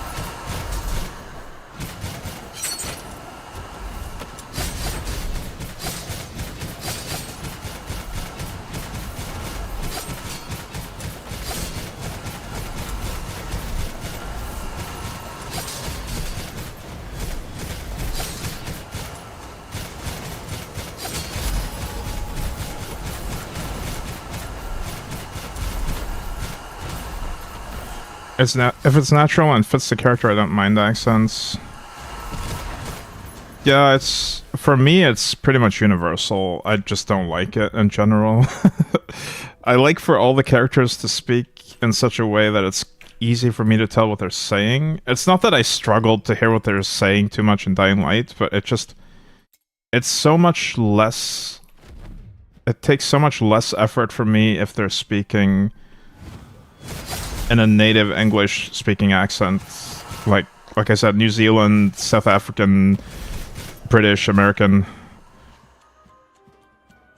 One of those four, basically. Or Australian works too. Because I'm so used to hearing those. I'm not super used to hearing accents from other countries.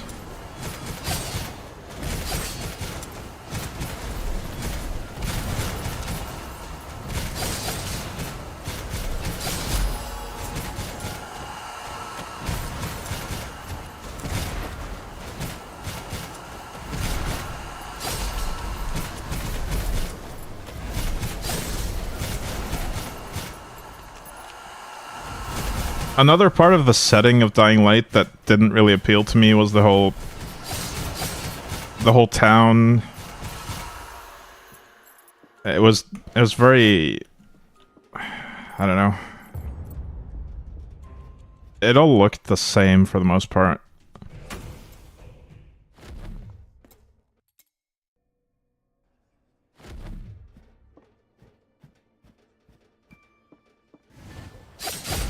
Like, sure, there were some areas with different types of buildings, but mostly it was just the same building over and over.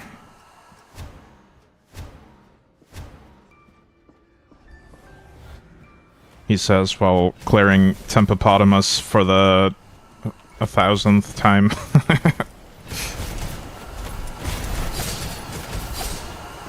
Different kind of game, though.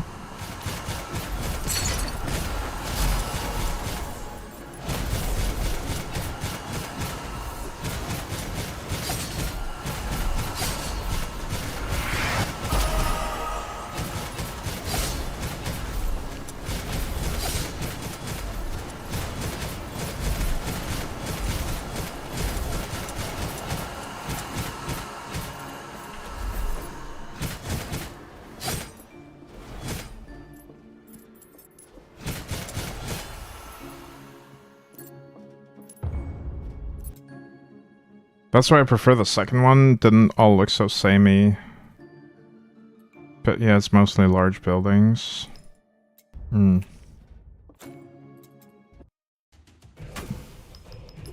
A lot of the zombies also were pretty samey.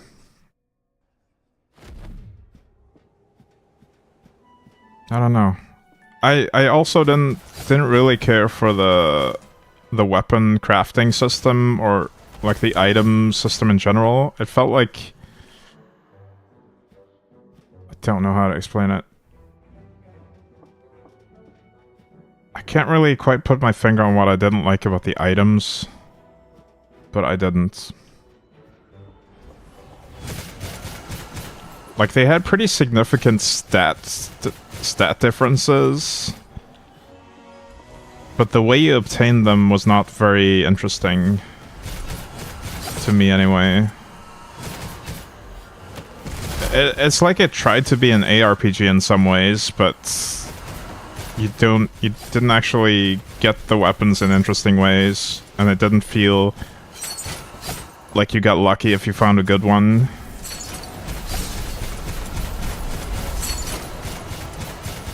I don't know. I just feel like the itemization was not very good.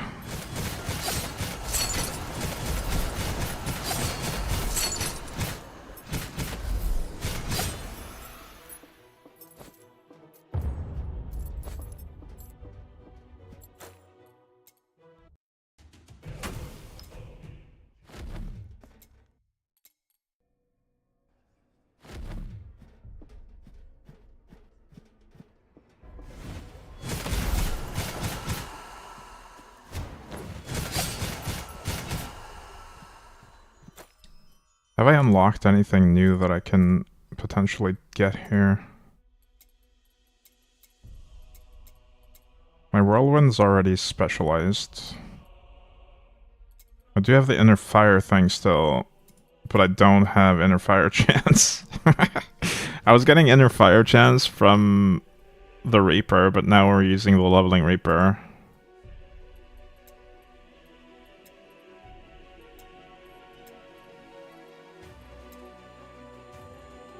I could go back to this specialization.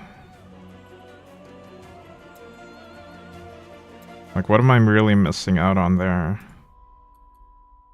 The inner fire stuff that I'm not using mainly.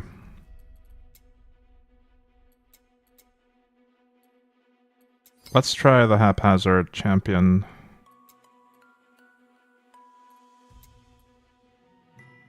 Wait, this one has tenacity built in. Oh. Maybe I should go with this one, the enduring protector. Life regen, armor... Oh, that's a good node. This can multiply your armor. That's all I have access to right now.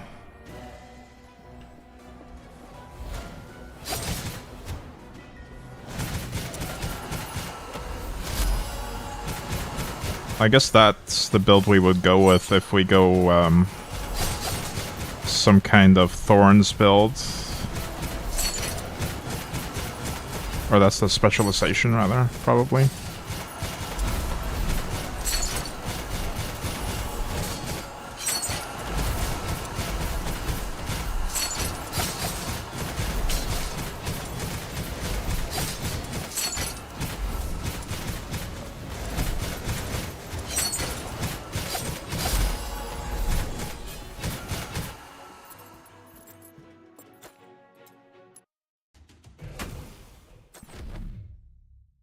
I'm getting too many items. I don't want to look at items.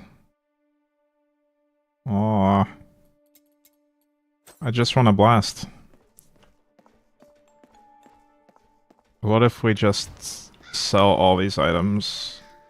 Or scrap them for shards right now? I could look through them, but they're kind of low level anyway. And this is a clear upgrade, right? Armor life leech? No, it's not even a clear upgrade. It's like a... So this is the problem with the early item progression. I have to look at so many different stats to determine whether or not an item is better. And I just cannot be bothered with that when I'm trying to level up quickly. Wow, triple pure evasion. A low level item.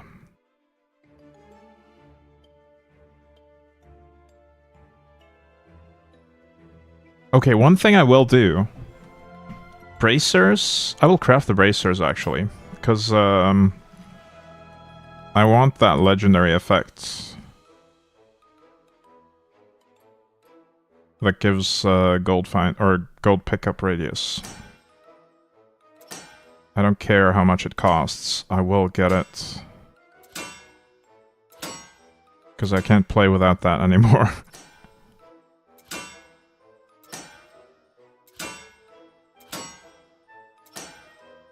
There we go. Midas collector. And I might as well add some other stuff to this.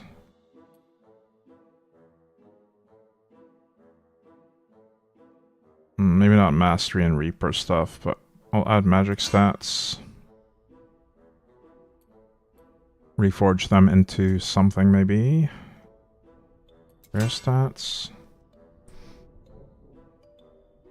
I need that gold effect and then spends more than it will bring you back for days. I know, but it's the feel of playing the character though. Seeing the fragments and the gold just get pulled in from so far away. You can't put a price on that.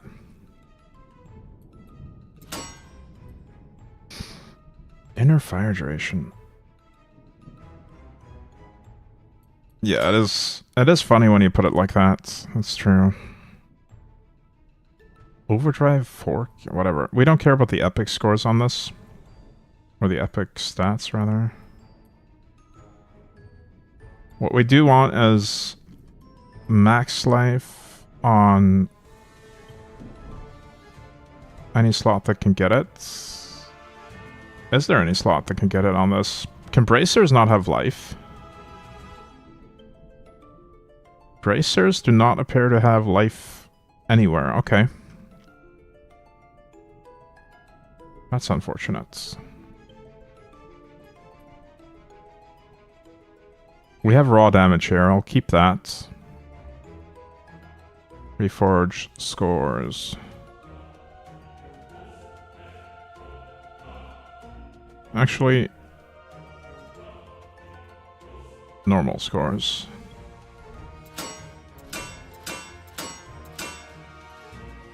Block raw damage. Get armor here instead.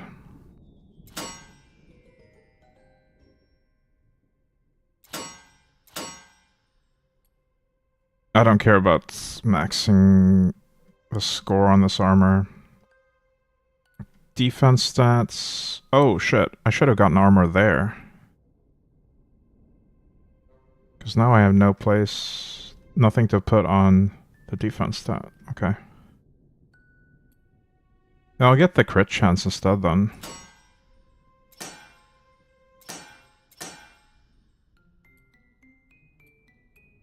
It's like how I was re-rolling the effect to add the specific one I wanted, but then also realized I'm rolling for more defense, but I also don't die ever. Yeah.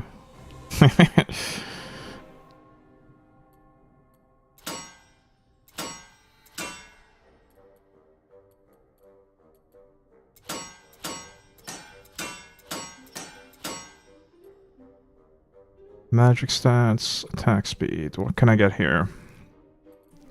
I should have leech already. I have mana leech there. life on hit there. Oh, the mana leech is on the item I'm replacing, though. So I should maybe get a mana on hit or a mana leech on this. There's no movement speed on bracers, apparently.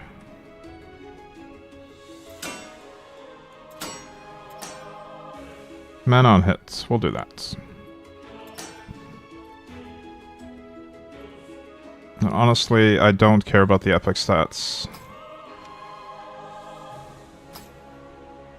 Some of the Warlord maps where it's pure pain, the combos of some was just not fun at all. I actually had to give up on one on the Huntress, even with the unethical bow. I did it off stream. There was one that healed too much for me to DPS it down. I had to give up. I got it to like 10% multiple times, and it kept healing.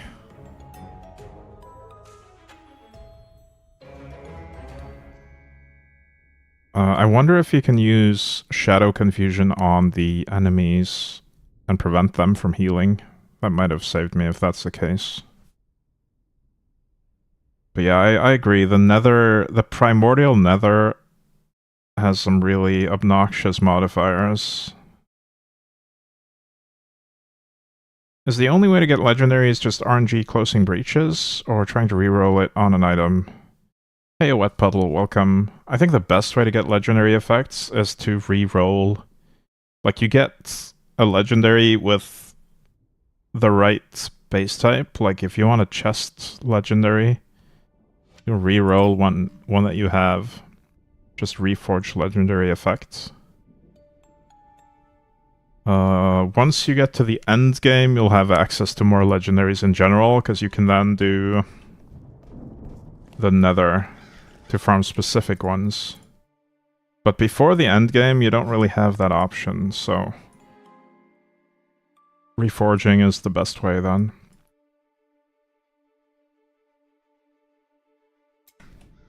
But yeah, like Adden says, you don't need legendaries in the mid-game, or even the early end game.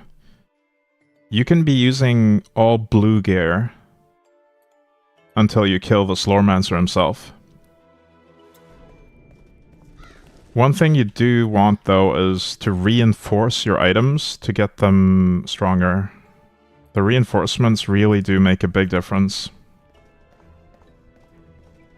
Trying out the evasion stacking builds. I'm not familiar with that one, but if it needs a specific legendary effect, you probably have to reforge the legendary effect to get it on just any item that is the correct base type for you.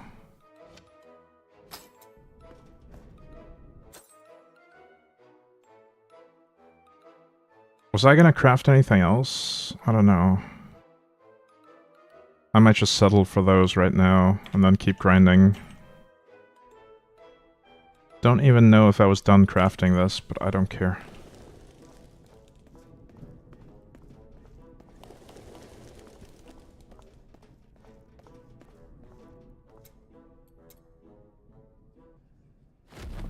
I want to see what happens with the Slorm Reaper primordial mode.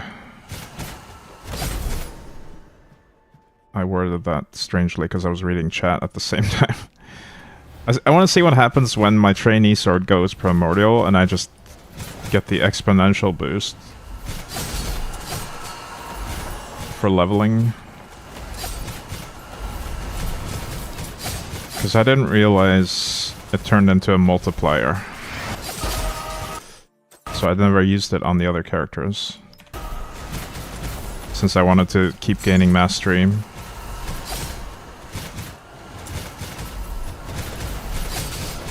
Man, I need that tenacity though. It's so annoying to keep getting pushed around by these things.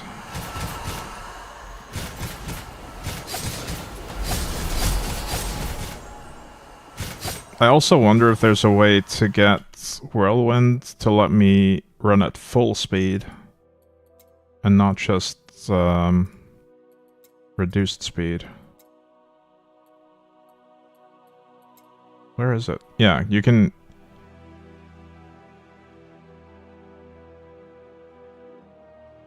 Oh, it's because I'm pulling them in. I can take that off, can't I?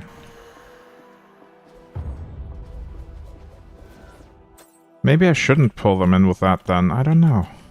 Maybe this is too much of a penalty to movement speed.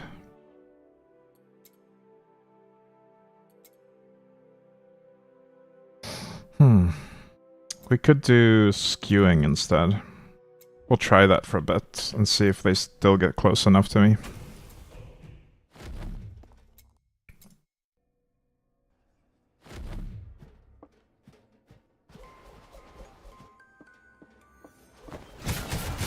Does it reduce my movement speed at all? It feels like the same speed when I don't have that modifier. I think it doesn't reduce the speed.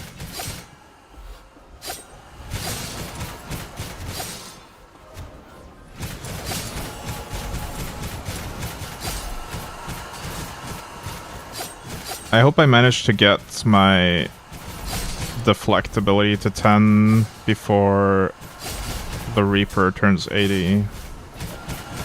Because once I go primordial, I don't get mastery anymore.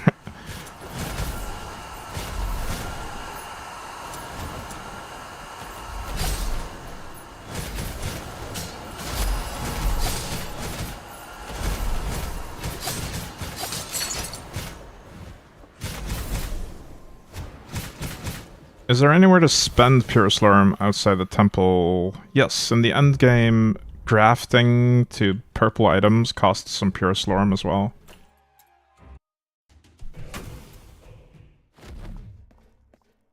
Or did you just mean to get the upgrades from the temple itself? I think you might have to enter the temple to do that. Unless you can talk to the same NPC outside. I don't think so though. You can also convert it to Elder or normal Slorm, yeah.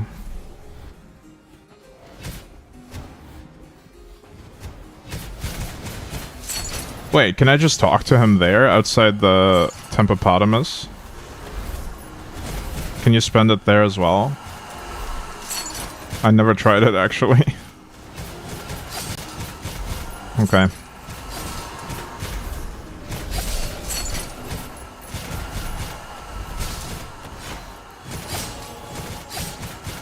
That's good to know.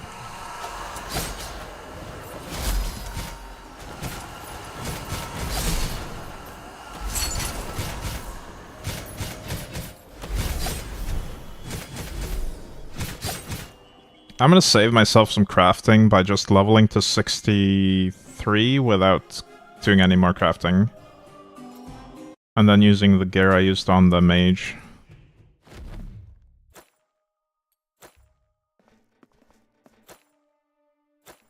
Almost to wave 250.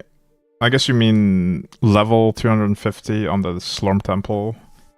Trying to figure out if I max everything and stop or farm some up for nether gear. Yeah, he does have this thing. I think you should max at least these two. These are important. And whichever ultimatum you want to actually use, get that to level 15 as well, if you haven't already. Other than that, I mean, these stats are pointless. The transform price is pointless. There's no reason to invest in this stuff. But these two are amazing. And I would keep some for nether gear if you do want to keep playing in the endgame, because drafting the nether gear gives you access to the most powerful gear in the game. That said though, it's only if you actually want to keep min-maxing after beating the game, with no content that actually requires that level of gear.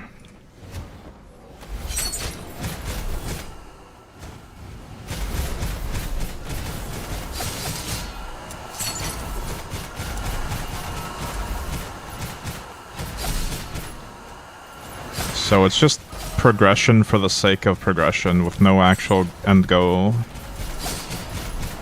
If if you want to keep building your character.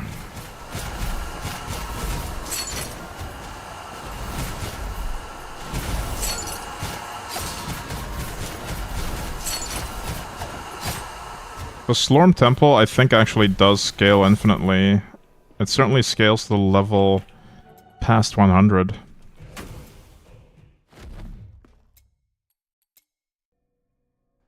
There's a method with Nether to print gold? Really? Why Nether specifically?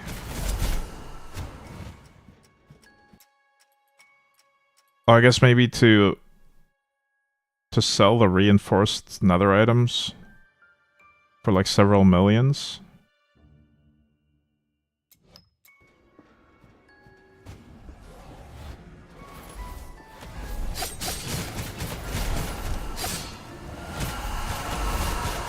That is one thing I could think of, because they are really pricey once they're reinforced.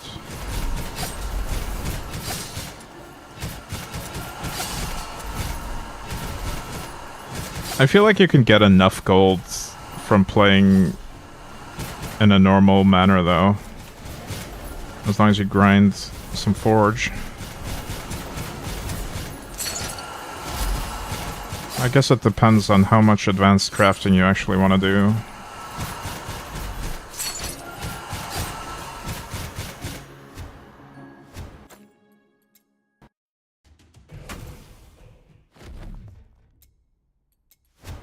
Five pure Slorm stats on Nether and plus 15 equals like 50 million gold when you sell. Yeah, okay. Yes, it's what I thought it was then. I see.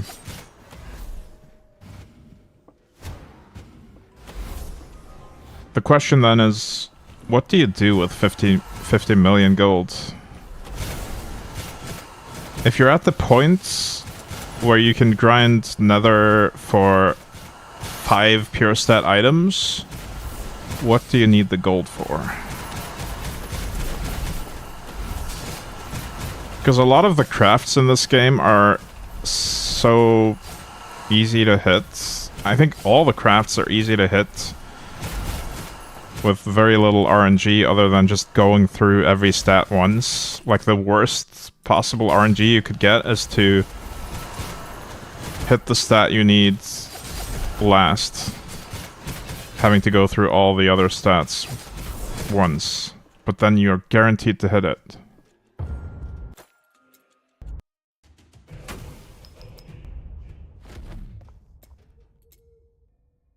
I think the main thing that consumes a lot of gold is when you want to add legendary modifiers to non-legendary items. And then maybe the reinforcement as well of really high reinforcement levels. That is also quite pricey.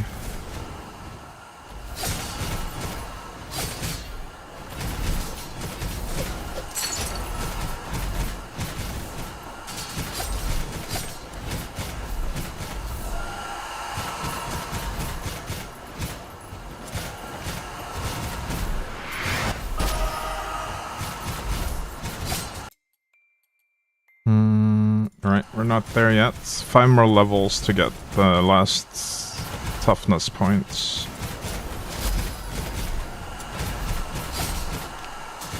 Man, I really needed the tenacity. I'll get it soon. Soon TM.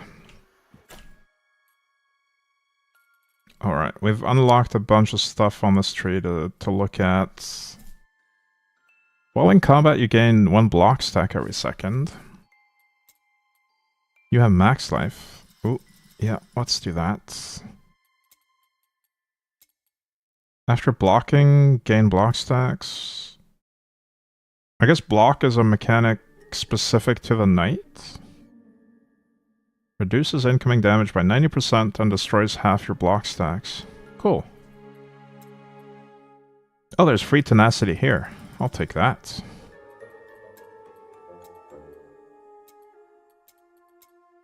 I'm not really doing block, am I? If deflect is Fortunate or perfect? Wait, we can do deflect as a skill too. No, that's not deflect. What is deflect? That is deflect. Of course. Trigger one counter technique for every nullified attack in a random direction. What is a counter technique? What? Oh. Trigger a counter technique toward the attacker. I see. I'll just do that one because the other two were block related. And I didn't really invest in the block stack stuff. Retaliation damage, thorns damage.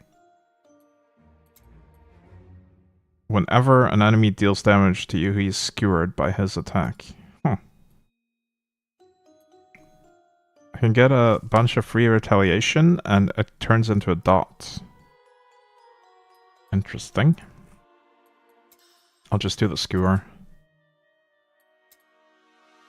Even more armor, but you have less movement speed in combat. Yikes. I don't think I'm willing to accept that movement speed penalty. So I guess we do block. Which I'm not sure I'm even capable of if I didn't take this node.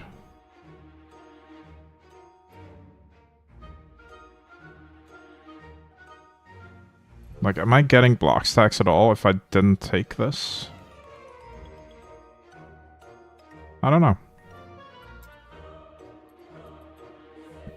Immune to area damage during deflect, that's pretty big.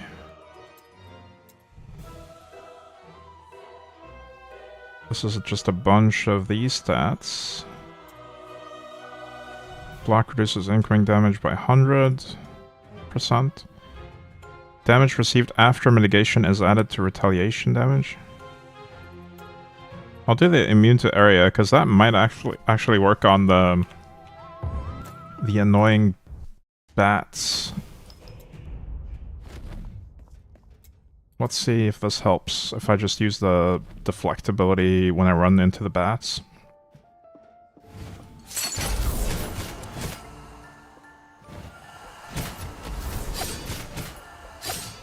No, they still push me. Damn.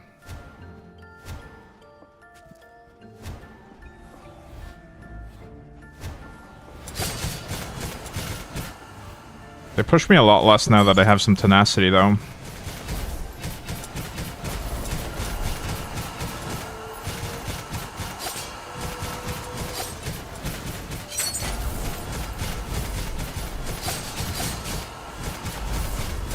But still too much.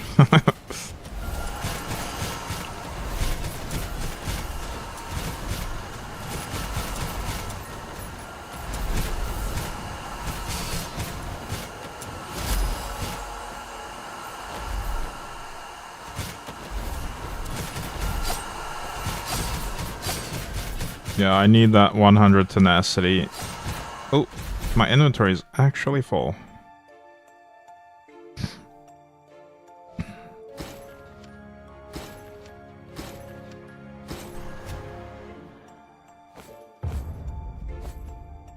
Oh, is it? I was expecting these items to get filtered. Because I thought I'd changed my filter since I picked them up. Doesn't matter. They're all garbage.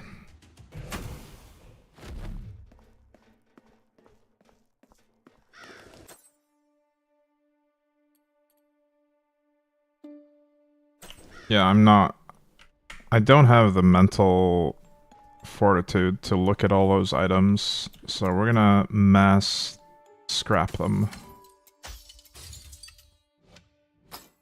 I guess we could keep these two. Highlighting too many stats, apparently. I thought I was only showing pure stats that are highlighted, though. Oh, not for rares. I should do that for rares as well.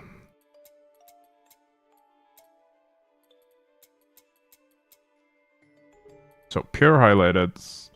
I might actually change it to perfect score, yeah.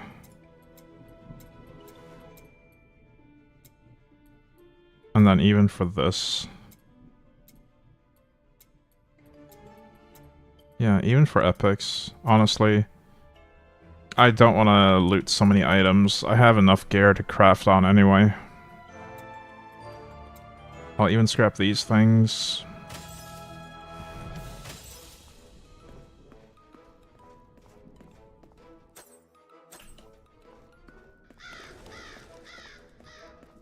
Out of sight, out of mind.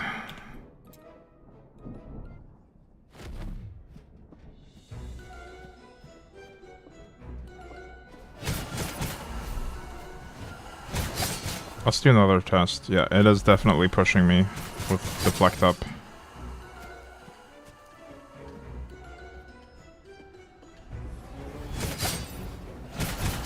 But once I hit level 63, I can equip my mage's gear, my mage's temporary gear.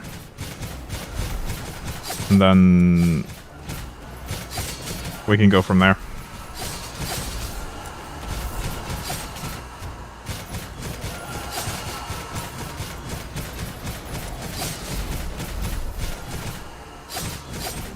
Wait, did...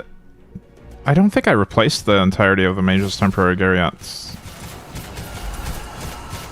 I might be misremembering. I think I'm still wearing most of it. Damn.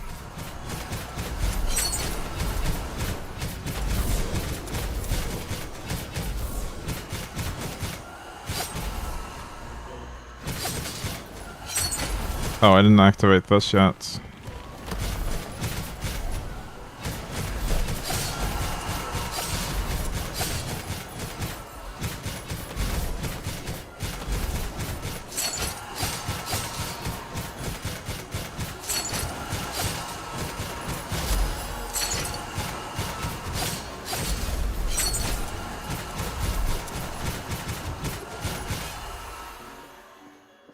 Honestly, my least favorite part of any ARPG is actually fixing the gear.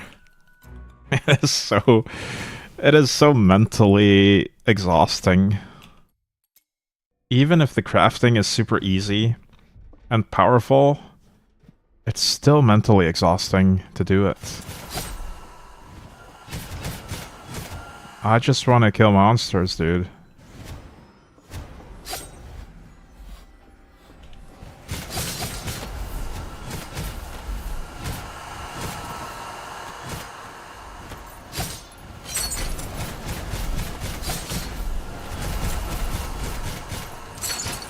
I do like tinkering with the skill tree. I think that's a lot more enjoyable than crafting gear.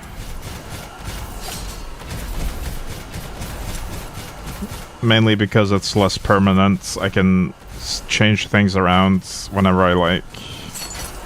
And try different things without wasting resources. That is a pretty big part of it in this game.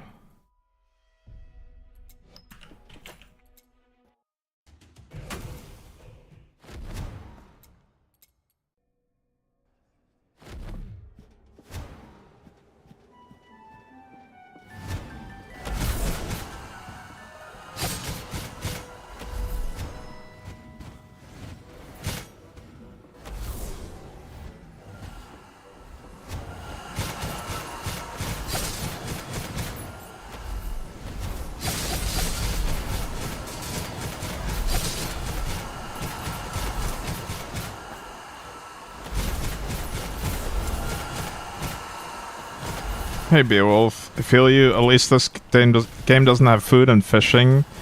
Oh yeah, temporary buffs as well as another super annoying thing. Consumable buffs. I'm glad there's none of that in this.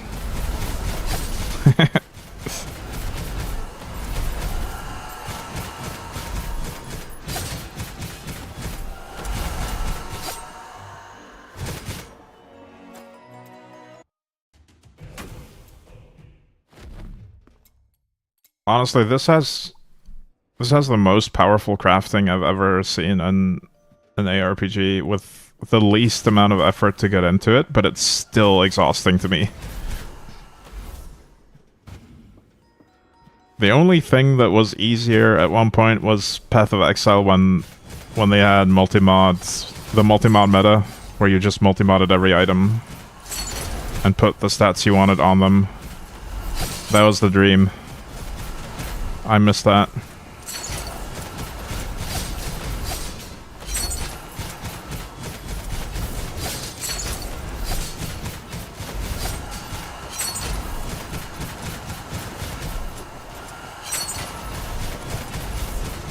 I talked about this earlier as well, but the underlying systems and the crafting in this are amazing. I find this interface to be a little bit tedious when I'm crafting. Hey Moogie, you missed Launch Harvest? I actually didn't play Launch Harvest. It was a lot easier than everyone made it out to be, and made it so easy to get great gear for lower tier players. I only played Harvest when it was no longer the main league mechanic. And I did not enjoy it then, at least. I don't know. I don't know what it was like.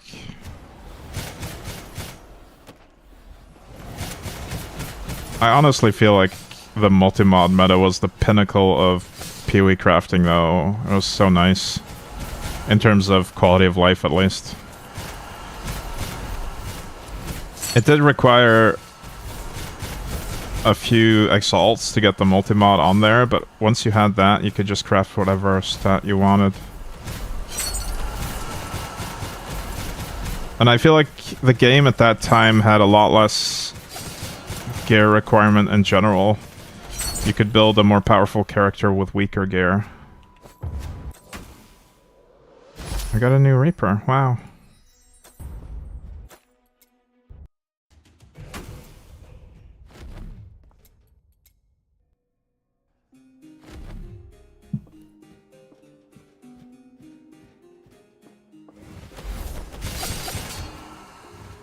The only thing in Slormancer I dislike is gold making. I feel like unless you're an endgame or have a build that can complete Forge fast, you'll never have enough. Yeah, the gold costs for crafting stuff on the first character were definitely an issue. No, don't run away. I didn't craft much on my first character until much later. Mainly because of the gold costs.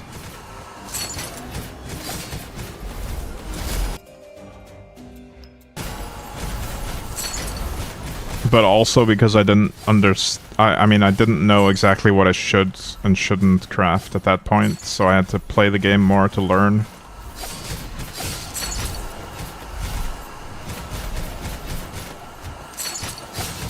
Never had a single issue with anything else in this game besides earning gold so far. Have you tried setting the Filtratron to gold? Like, these fragments, you don't really need them. You could just set it to gold. That helps a little bit, at least.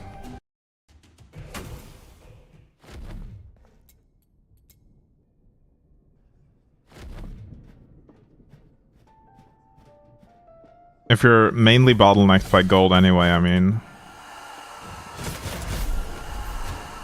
Tried 400% gold's fine. Gold is fine and have everything into gold. Still was only like 4 million an hour. Oof, okay. I didn't realize it was that big of a problem. No, don't. I keep hitting the wrong button.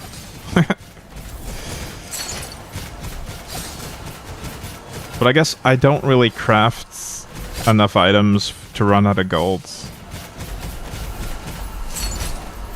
It's because they nerfed gold is fine for 1.0. Oh. Interesting.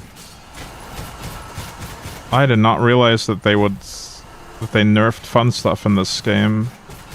It seems like the kind of game where fun stuff is allowed to stay in the game. There's still a lot of fun stuff in the game. Unlike a lot of other games where everything gets nerfed. Well, hopefully they revert, or at least partially revert the nerf if it ends up being too weak now.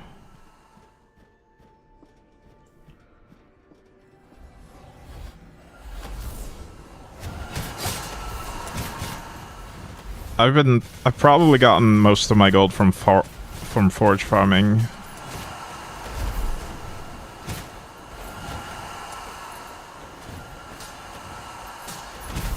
And I don't think I want to do nether farming for gold. That just doesn't sound fun to me. I don't like the nether that much. The map layouts in the nether are annoying to navigate.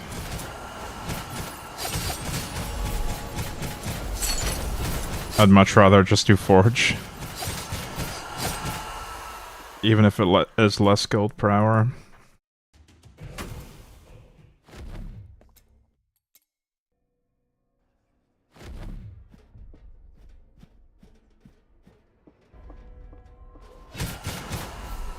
Speaking of forge, we might go there to level the last of the way once we get the Primordial Reaper.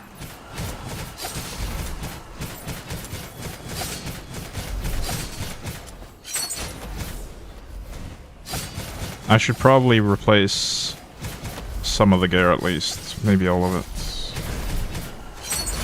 before going forge. I'm not sure.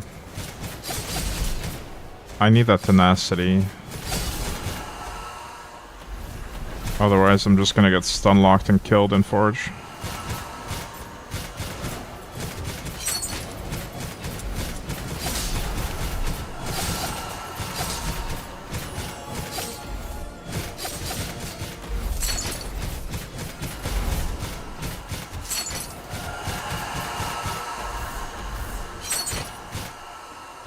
All I'm saying is, basically, I think gold should be slightly better than it is now, early game.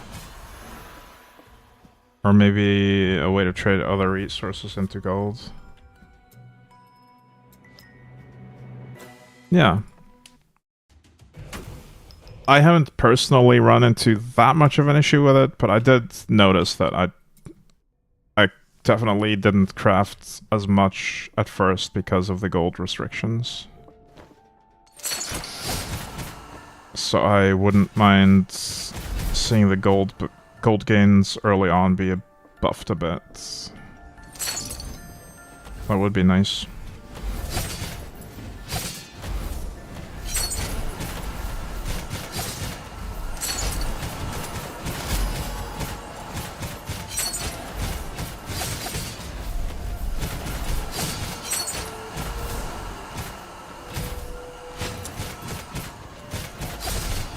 My main way to get gold is to not spend it, basically.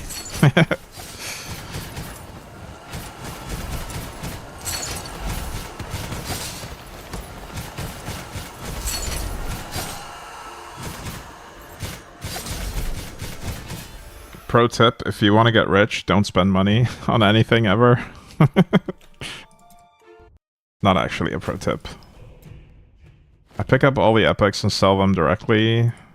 If they're worth over 10k, it helps a bit. Yeah. I plant my gold in the garden, hoping it'll grow. That's another pro tip. Yeah.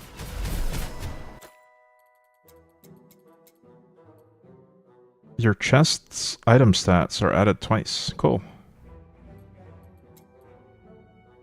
You have 100% tenacity. Wait, what? So, this is just a better version of this. I would have to change this then.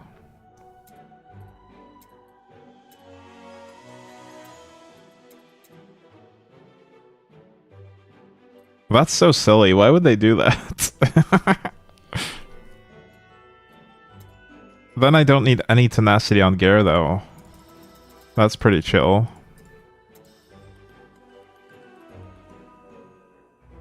I guess I'll do deflect cooldown instead. Yeah. Well, I wanted tenacity and I got it. But now I don't have to put it on gear at all.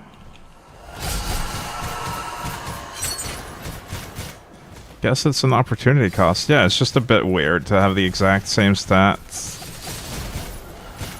and have one be just way better than the other. Like, look at this. This is 1 point. In order to get 30 from this, I had to invest 10 points. I don't know if it's the same Slorm amount or not, though. But yeah, I do miss out on the chest stats being added twice, or the block giving another stack of block. I'm fine with that though, since I'm not really using good gear and also not blocking. To my knowledge, at least.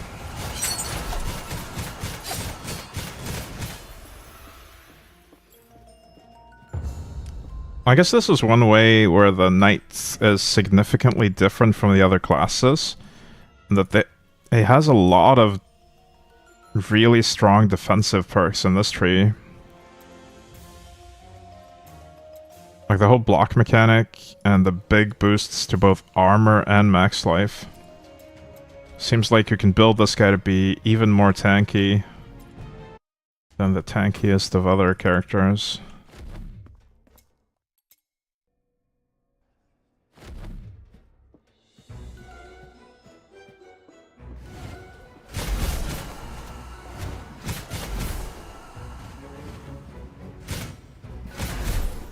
Maybe this is the one I should be doing the life stacking build on. I could also do like a Thorns or Retaliation base build.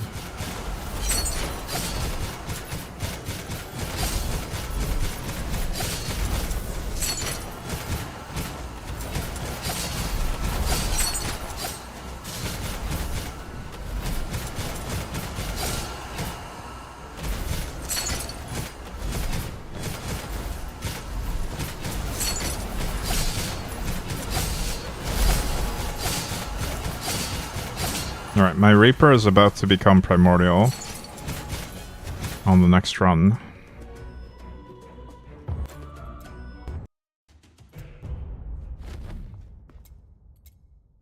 Pause champ, yeah.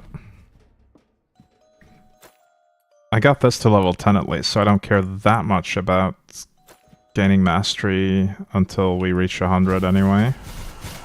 Unless I want to switch my skills setup around. I can probably just get to 100 with Whirlwind and the skill setup.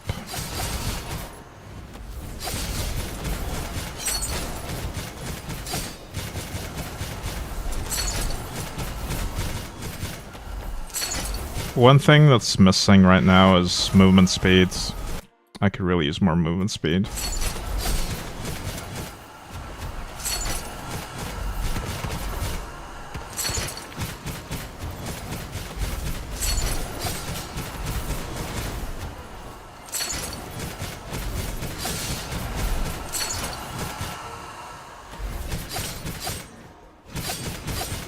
Getting XP rings and cloak also helps, as it gives a good added base for the multiplier. I think the sword itself gives both the base and the multiplier that you need, though.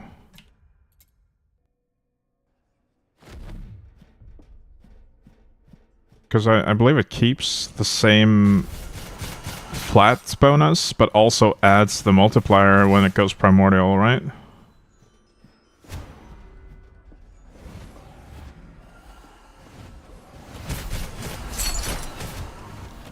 I just want to find any excuse to not craft.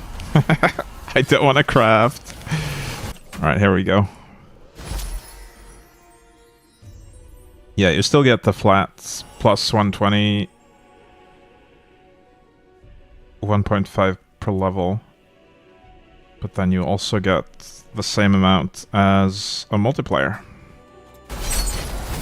Let's go.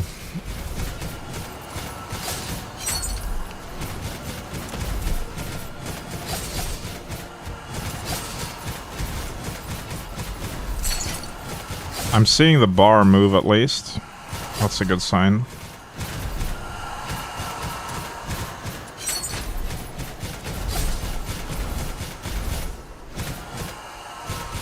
But the thing is, once the Slorm Reaper starts getting up in the levels, that's gonna increase its own leveling speed as well. And it'll just keep getting faster every level.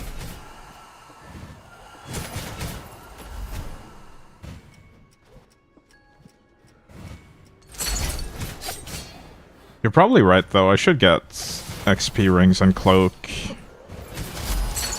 It wouldn't take that much effort to add those to the mix.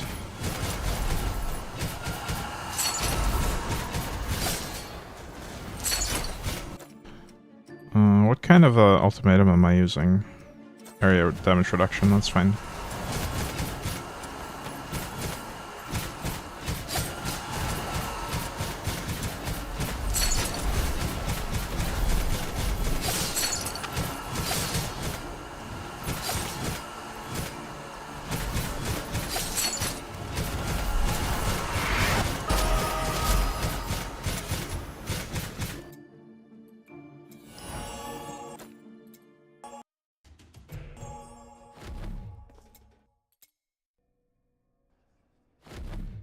I'm dreading the whole crafting process, but I really do need to upgrade my gear again.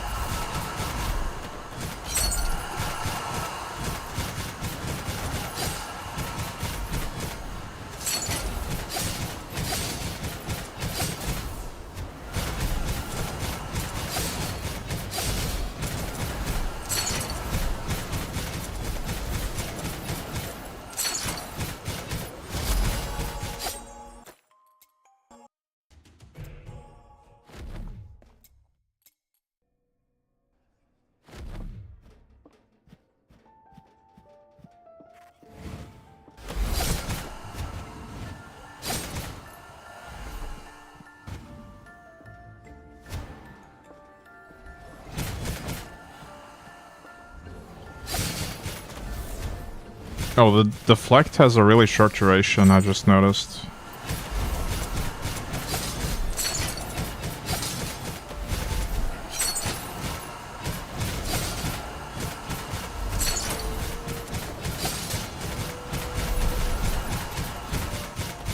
What am I even using for the rune? Unrelenting, which is now useless. Because we have 100 tenacity. Well, this would also counter Shadow Curse or Shadow Confusion. But it's not really helpful right now. Reaper damage multiplier, Thorn Bites, Inner Fire chance, raw damage.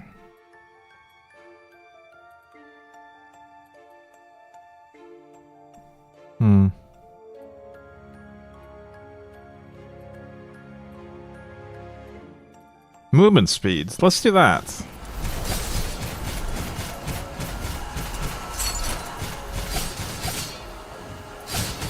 How am I triggering it?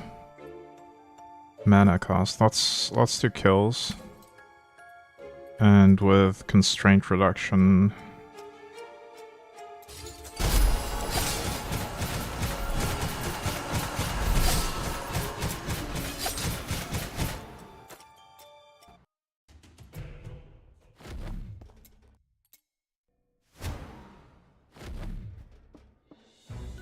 We do get a little bit of movement speed out of it. It's not a huge amount. I think it's mostly for the cooldown reduction that you get while running.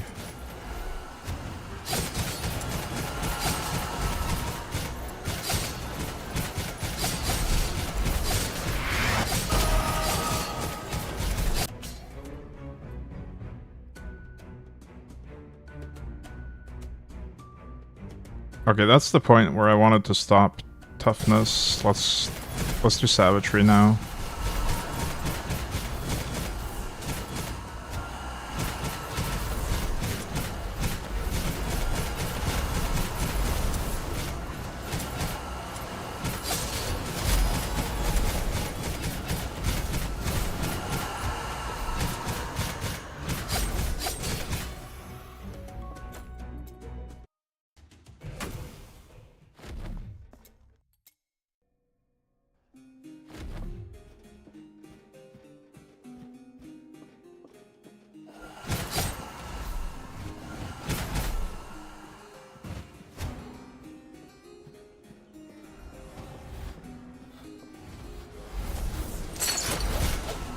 This is another point of the game that could be improved upon, by the way. The fact that this is one of the best areas to level in.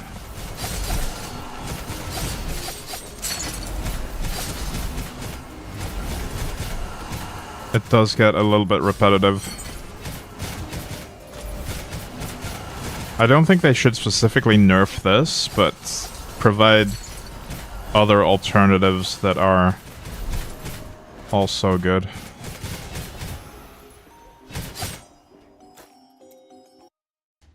You could do Forge, but the thing is, getting a character capable of surviving in Forge is so much harder. And then once you're in the Forge, you can't really make adjustments to the build, or you can't really make adjustments to the gear while you're in the Forge.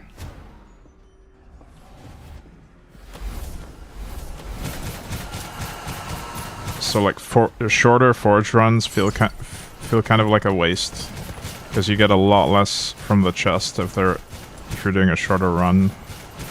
I don't know. It's weird.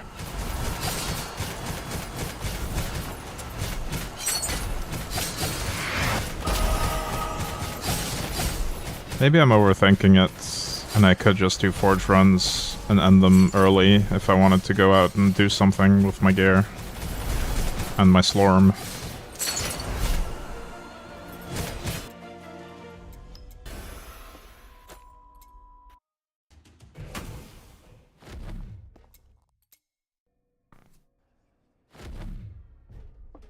I think level 60 will be the point. No, 63.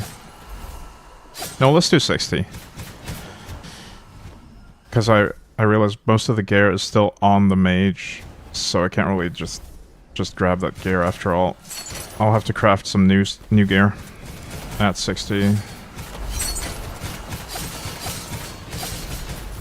But yeah, that's the point where I actually need to craft, and then I can go Forge maybe after I've taken the time to craft some gear.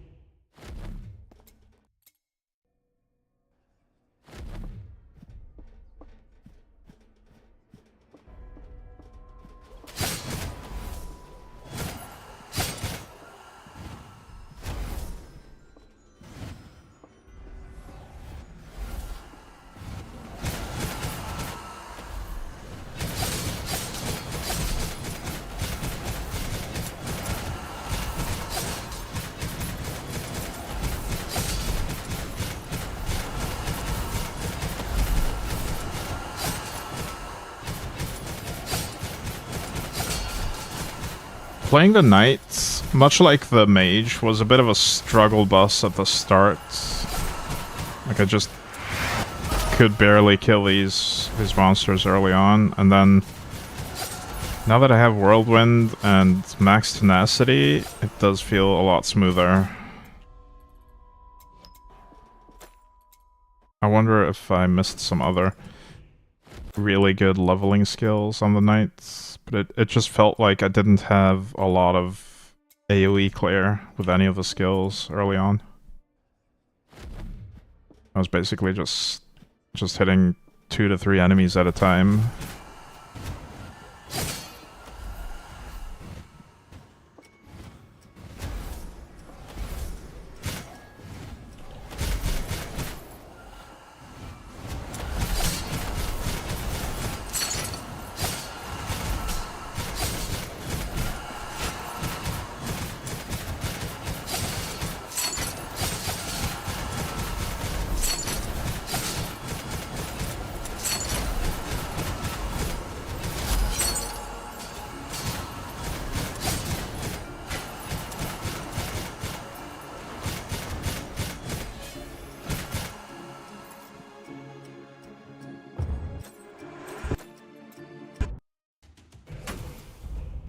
It is not as big of a buff as I expected from the primordial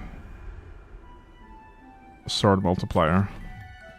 I was expecting to fly by these levels much faster.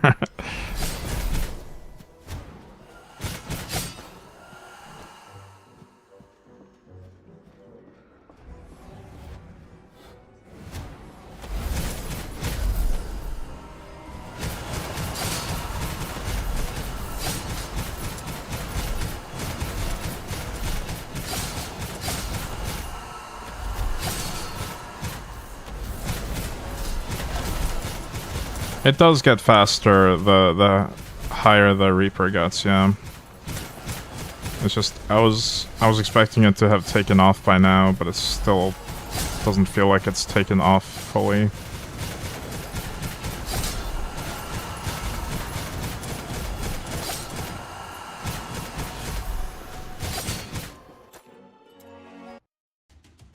That's where the added base comes in handy to start off. Yeah, probably.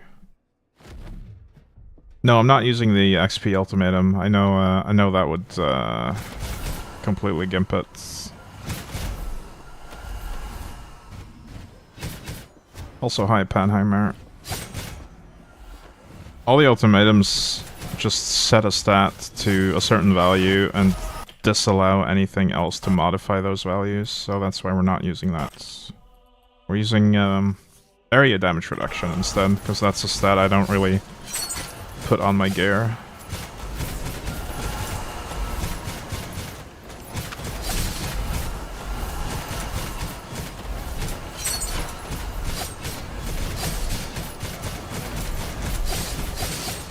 And it's one of the few ultimatums I have leveled up already.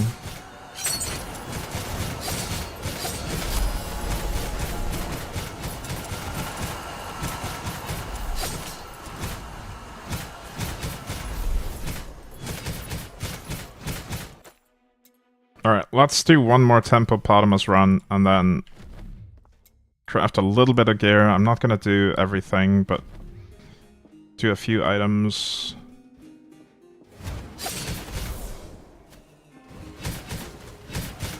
And then we can do like a Great Forge or something to watch the levels fly by. I do want to get movement speed on at least a couple of pieces as well.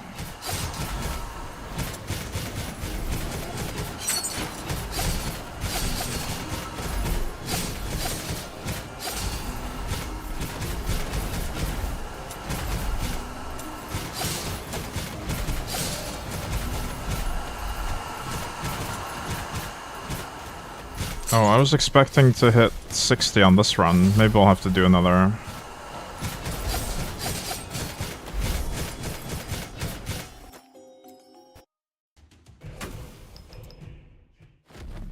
$60 is the number I've arbitrarily selected where I want to craft gear. There's no reason for it.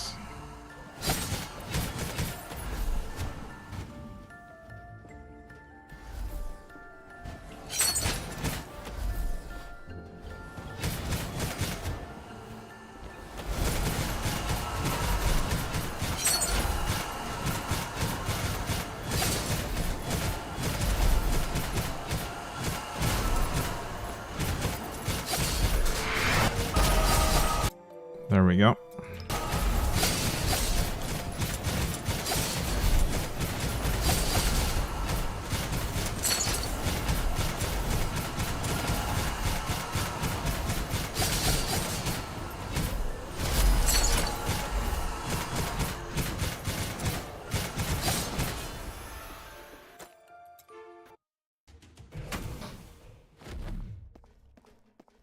Right, so what I think I'll do here is I'll probably... Oh, that's a big stat. Wow.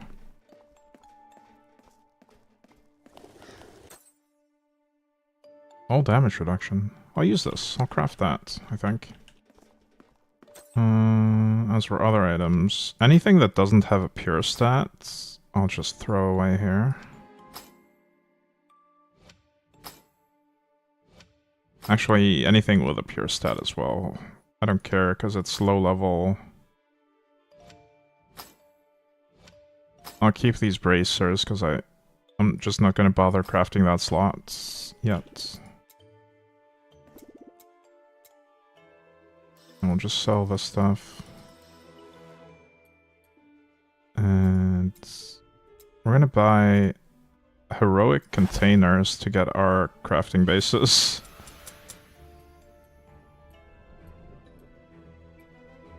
Because they'll be my level. Max mana... Okay, this is... That's the only one with a pure stat, but I don't need that stat, so I'll take something else.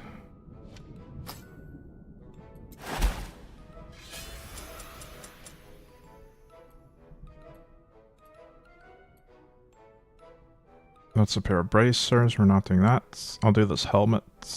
If that's a cloak, yeah. Let's just put the cloak on so I can see it in comparison.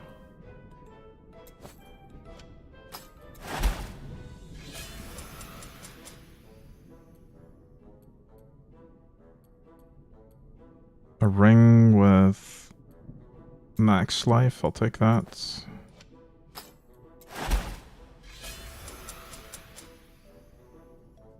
Wait, did I not buy a heroic container this time? I must have misclicked.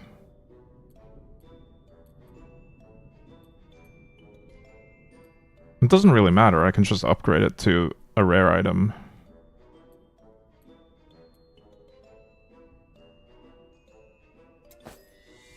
Oh shit, that was a helmet. My bad.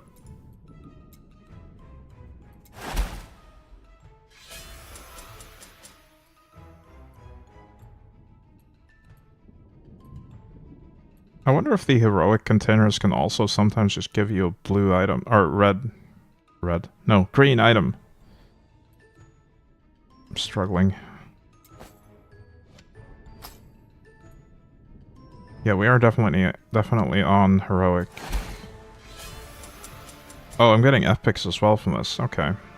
So it's a random rarity. Presumably at least green.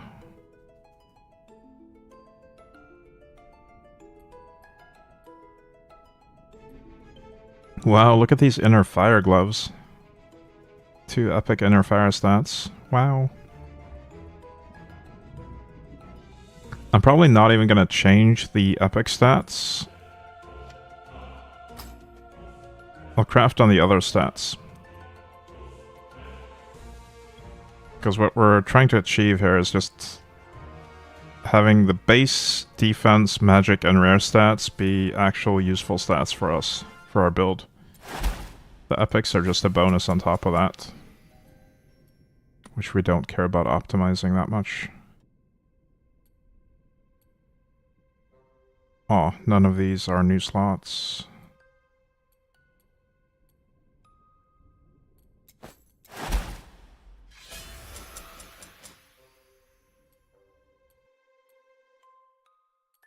Fire resistance, pure stats. Or these pauldrons. These ones, I mean. I'll do that one.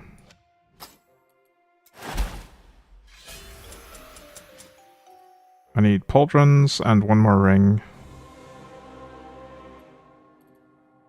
And a belt. I'll take this belt then. Oh shit, I'm taking this amulet instead. 2 exclamation mark max life.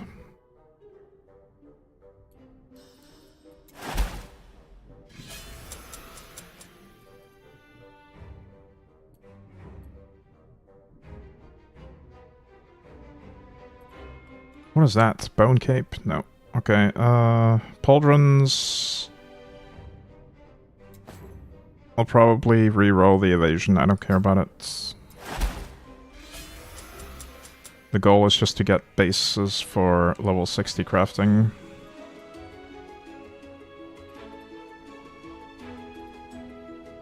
That one already has a whirlwind. Nice.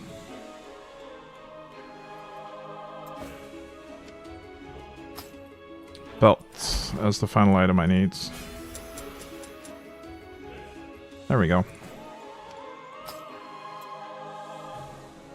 And now we need to actually craft those items into useful stats. What is shadow repercussion? Oh. For the next 5 seconds, incoming damage is evenly redirected as skill damage to enemies soulbound to you. I don't really care about that.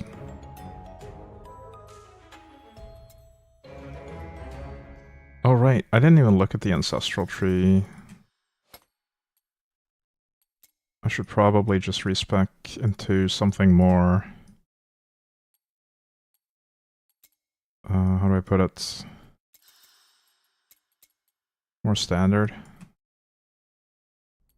Less specialized.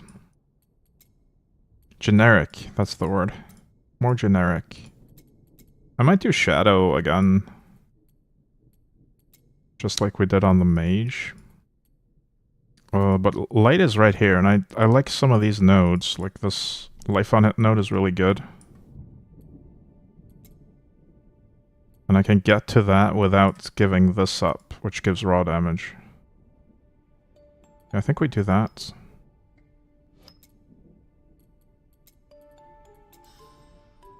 We'll do light imbue.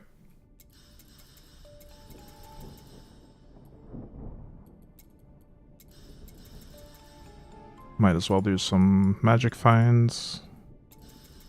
Some armor pen. And with the bluestone, I don't know. Not sure yet. Could do this raw boost. That's pretty strong. Seems like a pretty strong ancestral setup overall. I'll turn on the air conditioner. That's literally the name of the skill, by the way, air conditioner. Ooh, the grappling hook is bright and shiny.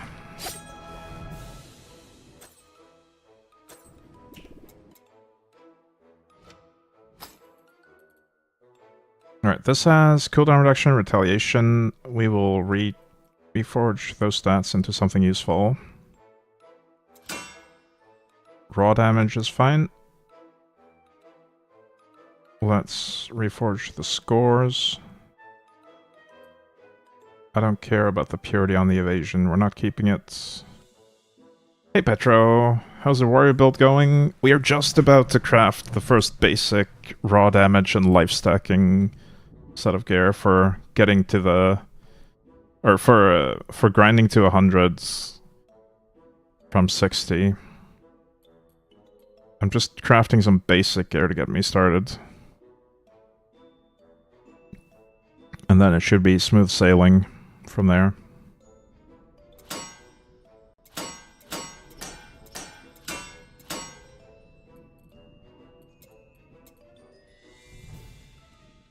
I could go armor instead, but elemental resistance is actually also fine.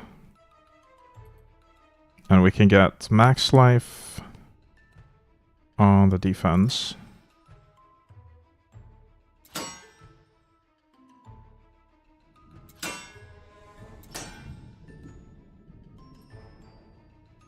Oh, actually, I'm gonna lock the raw damage. And then get life on this slot instead. No, I can't. Can't get life there. Why? Okay.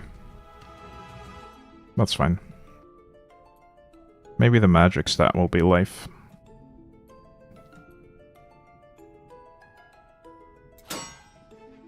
Or percentage raw damage.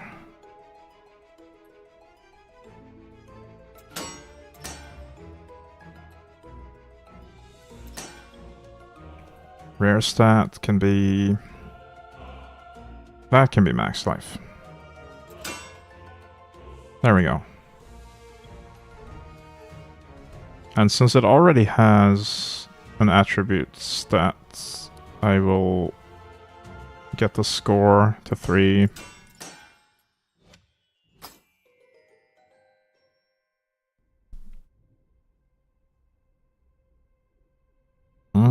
this one.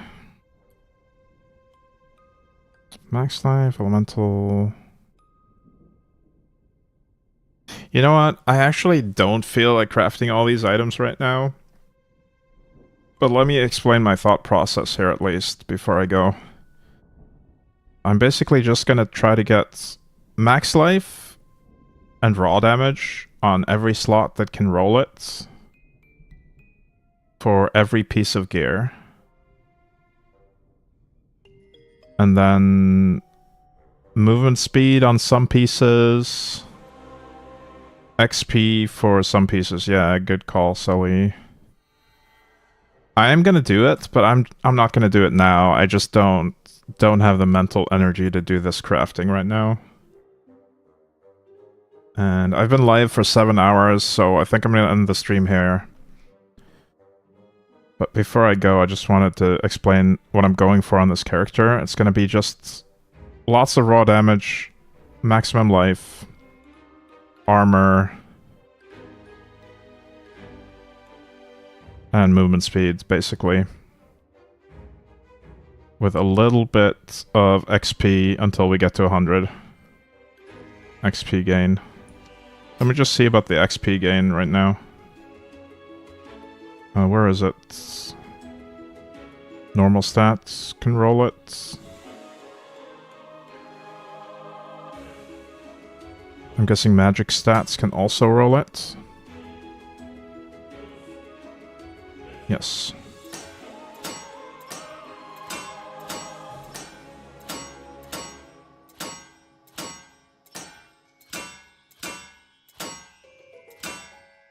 I got movement speed first, so I'll do it on the rare instead.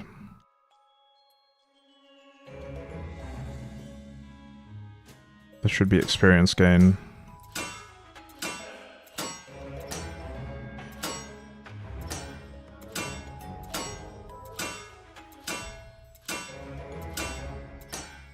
The thing is, you want to do it on base, magic, or rare, because the epics give lower values, and they're also more expensive to roll.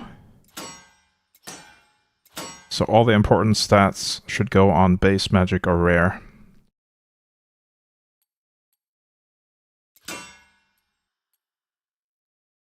I can add epic stats, but I'm not going to care about what they are. Other than I want 3 of them. There we go.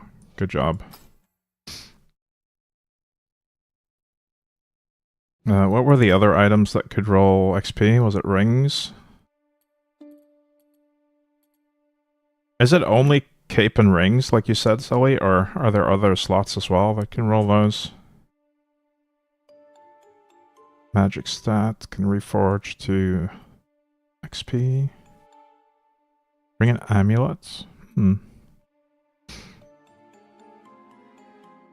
Elemental pen can be replaced with XP gain or movement speed.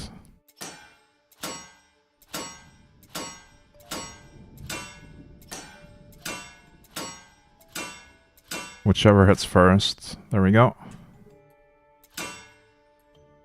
Bang. Max roll.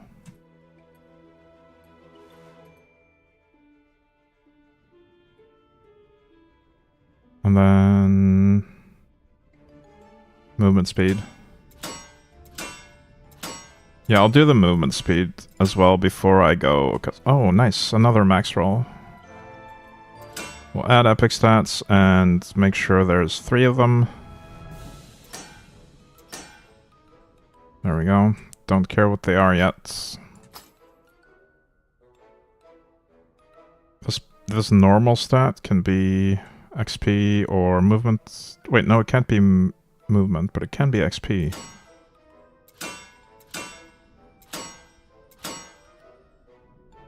Wait, is that even higher?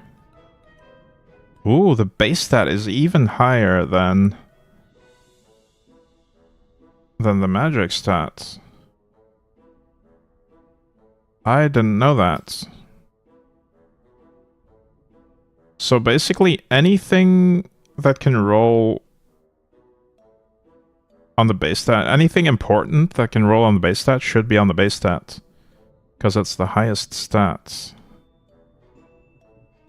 Or, like, it's the highest amount of stats you can roll on items. I just did the wrong thing. I was gonna do reroll scores. Oh shit, I could have just hit this button. But I hit the other button twice instead.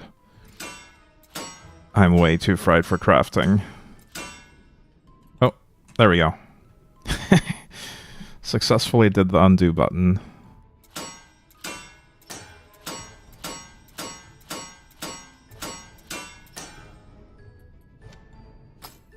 But yeah, I probably should have put it on the base stat on this too.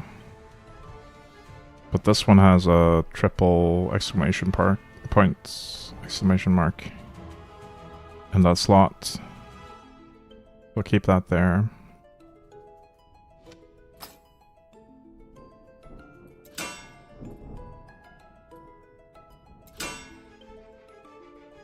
Does it always require you to reforge twice to get the third stat on epics? Or is it just random? I wonder. Rebound chance we don't need. We'll reforge that into something useful. Max life or raw damage. Just unlucky. Yeah, figures. Max life, there we go. Rare stat armor. That could also be raw damage instead.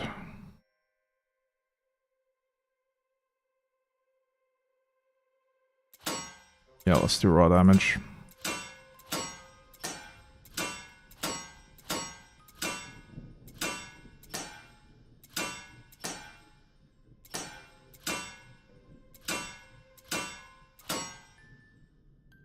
Oof. That's a low score. There we go. Alright, so now the rings and the cloak are kinda done. I could definitely do more with this, but like I said, I am too fried to do crafting right now. You get the gist of what I'm trying to do with this gear, right? I'll do the amulet as well. That does not have XP on the base stats. But it might have it on the other stats, we'll see. Just one more piece, yeah. Just one more. One more turn. Okay, that's good enough.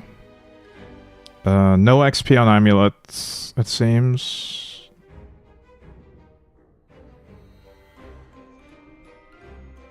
Do you see XP anywhere? I don't.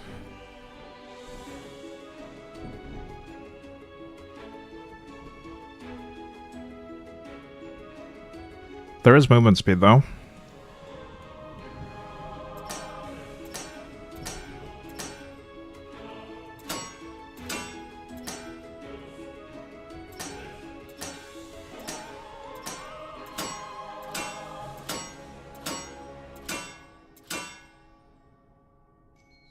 Damn. We have to make some prioritizations here. Like, I could either go raw damage or movement speed. I will probably have movement speed on boots as well. And I have it on both rings. And the cloak. Maybe I just keep the raw damage on this and see what I get for epic stats. Meh. Yeah, this will be fine. Alright, I'm done though. I'm way too fried. Thank you guys for watching. I don't know exactly when I'll be back. Maybe tomorrow, but I haven't decided. I'll have to see how I feel about that tomorrow. There's a chance we'll play another game soon though. But I will definitely also keep playing Slormancer. But yeah, I hope you have a good rest of your Sunday. Hopefully I will see you next time. Bye for now.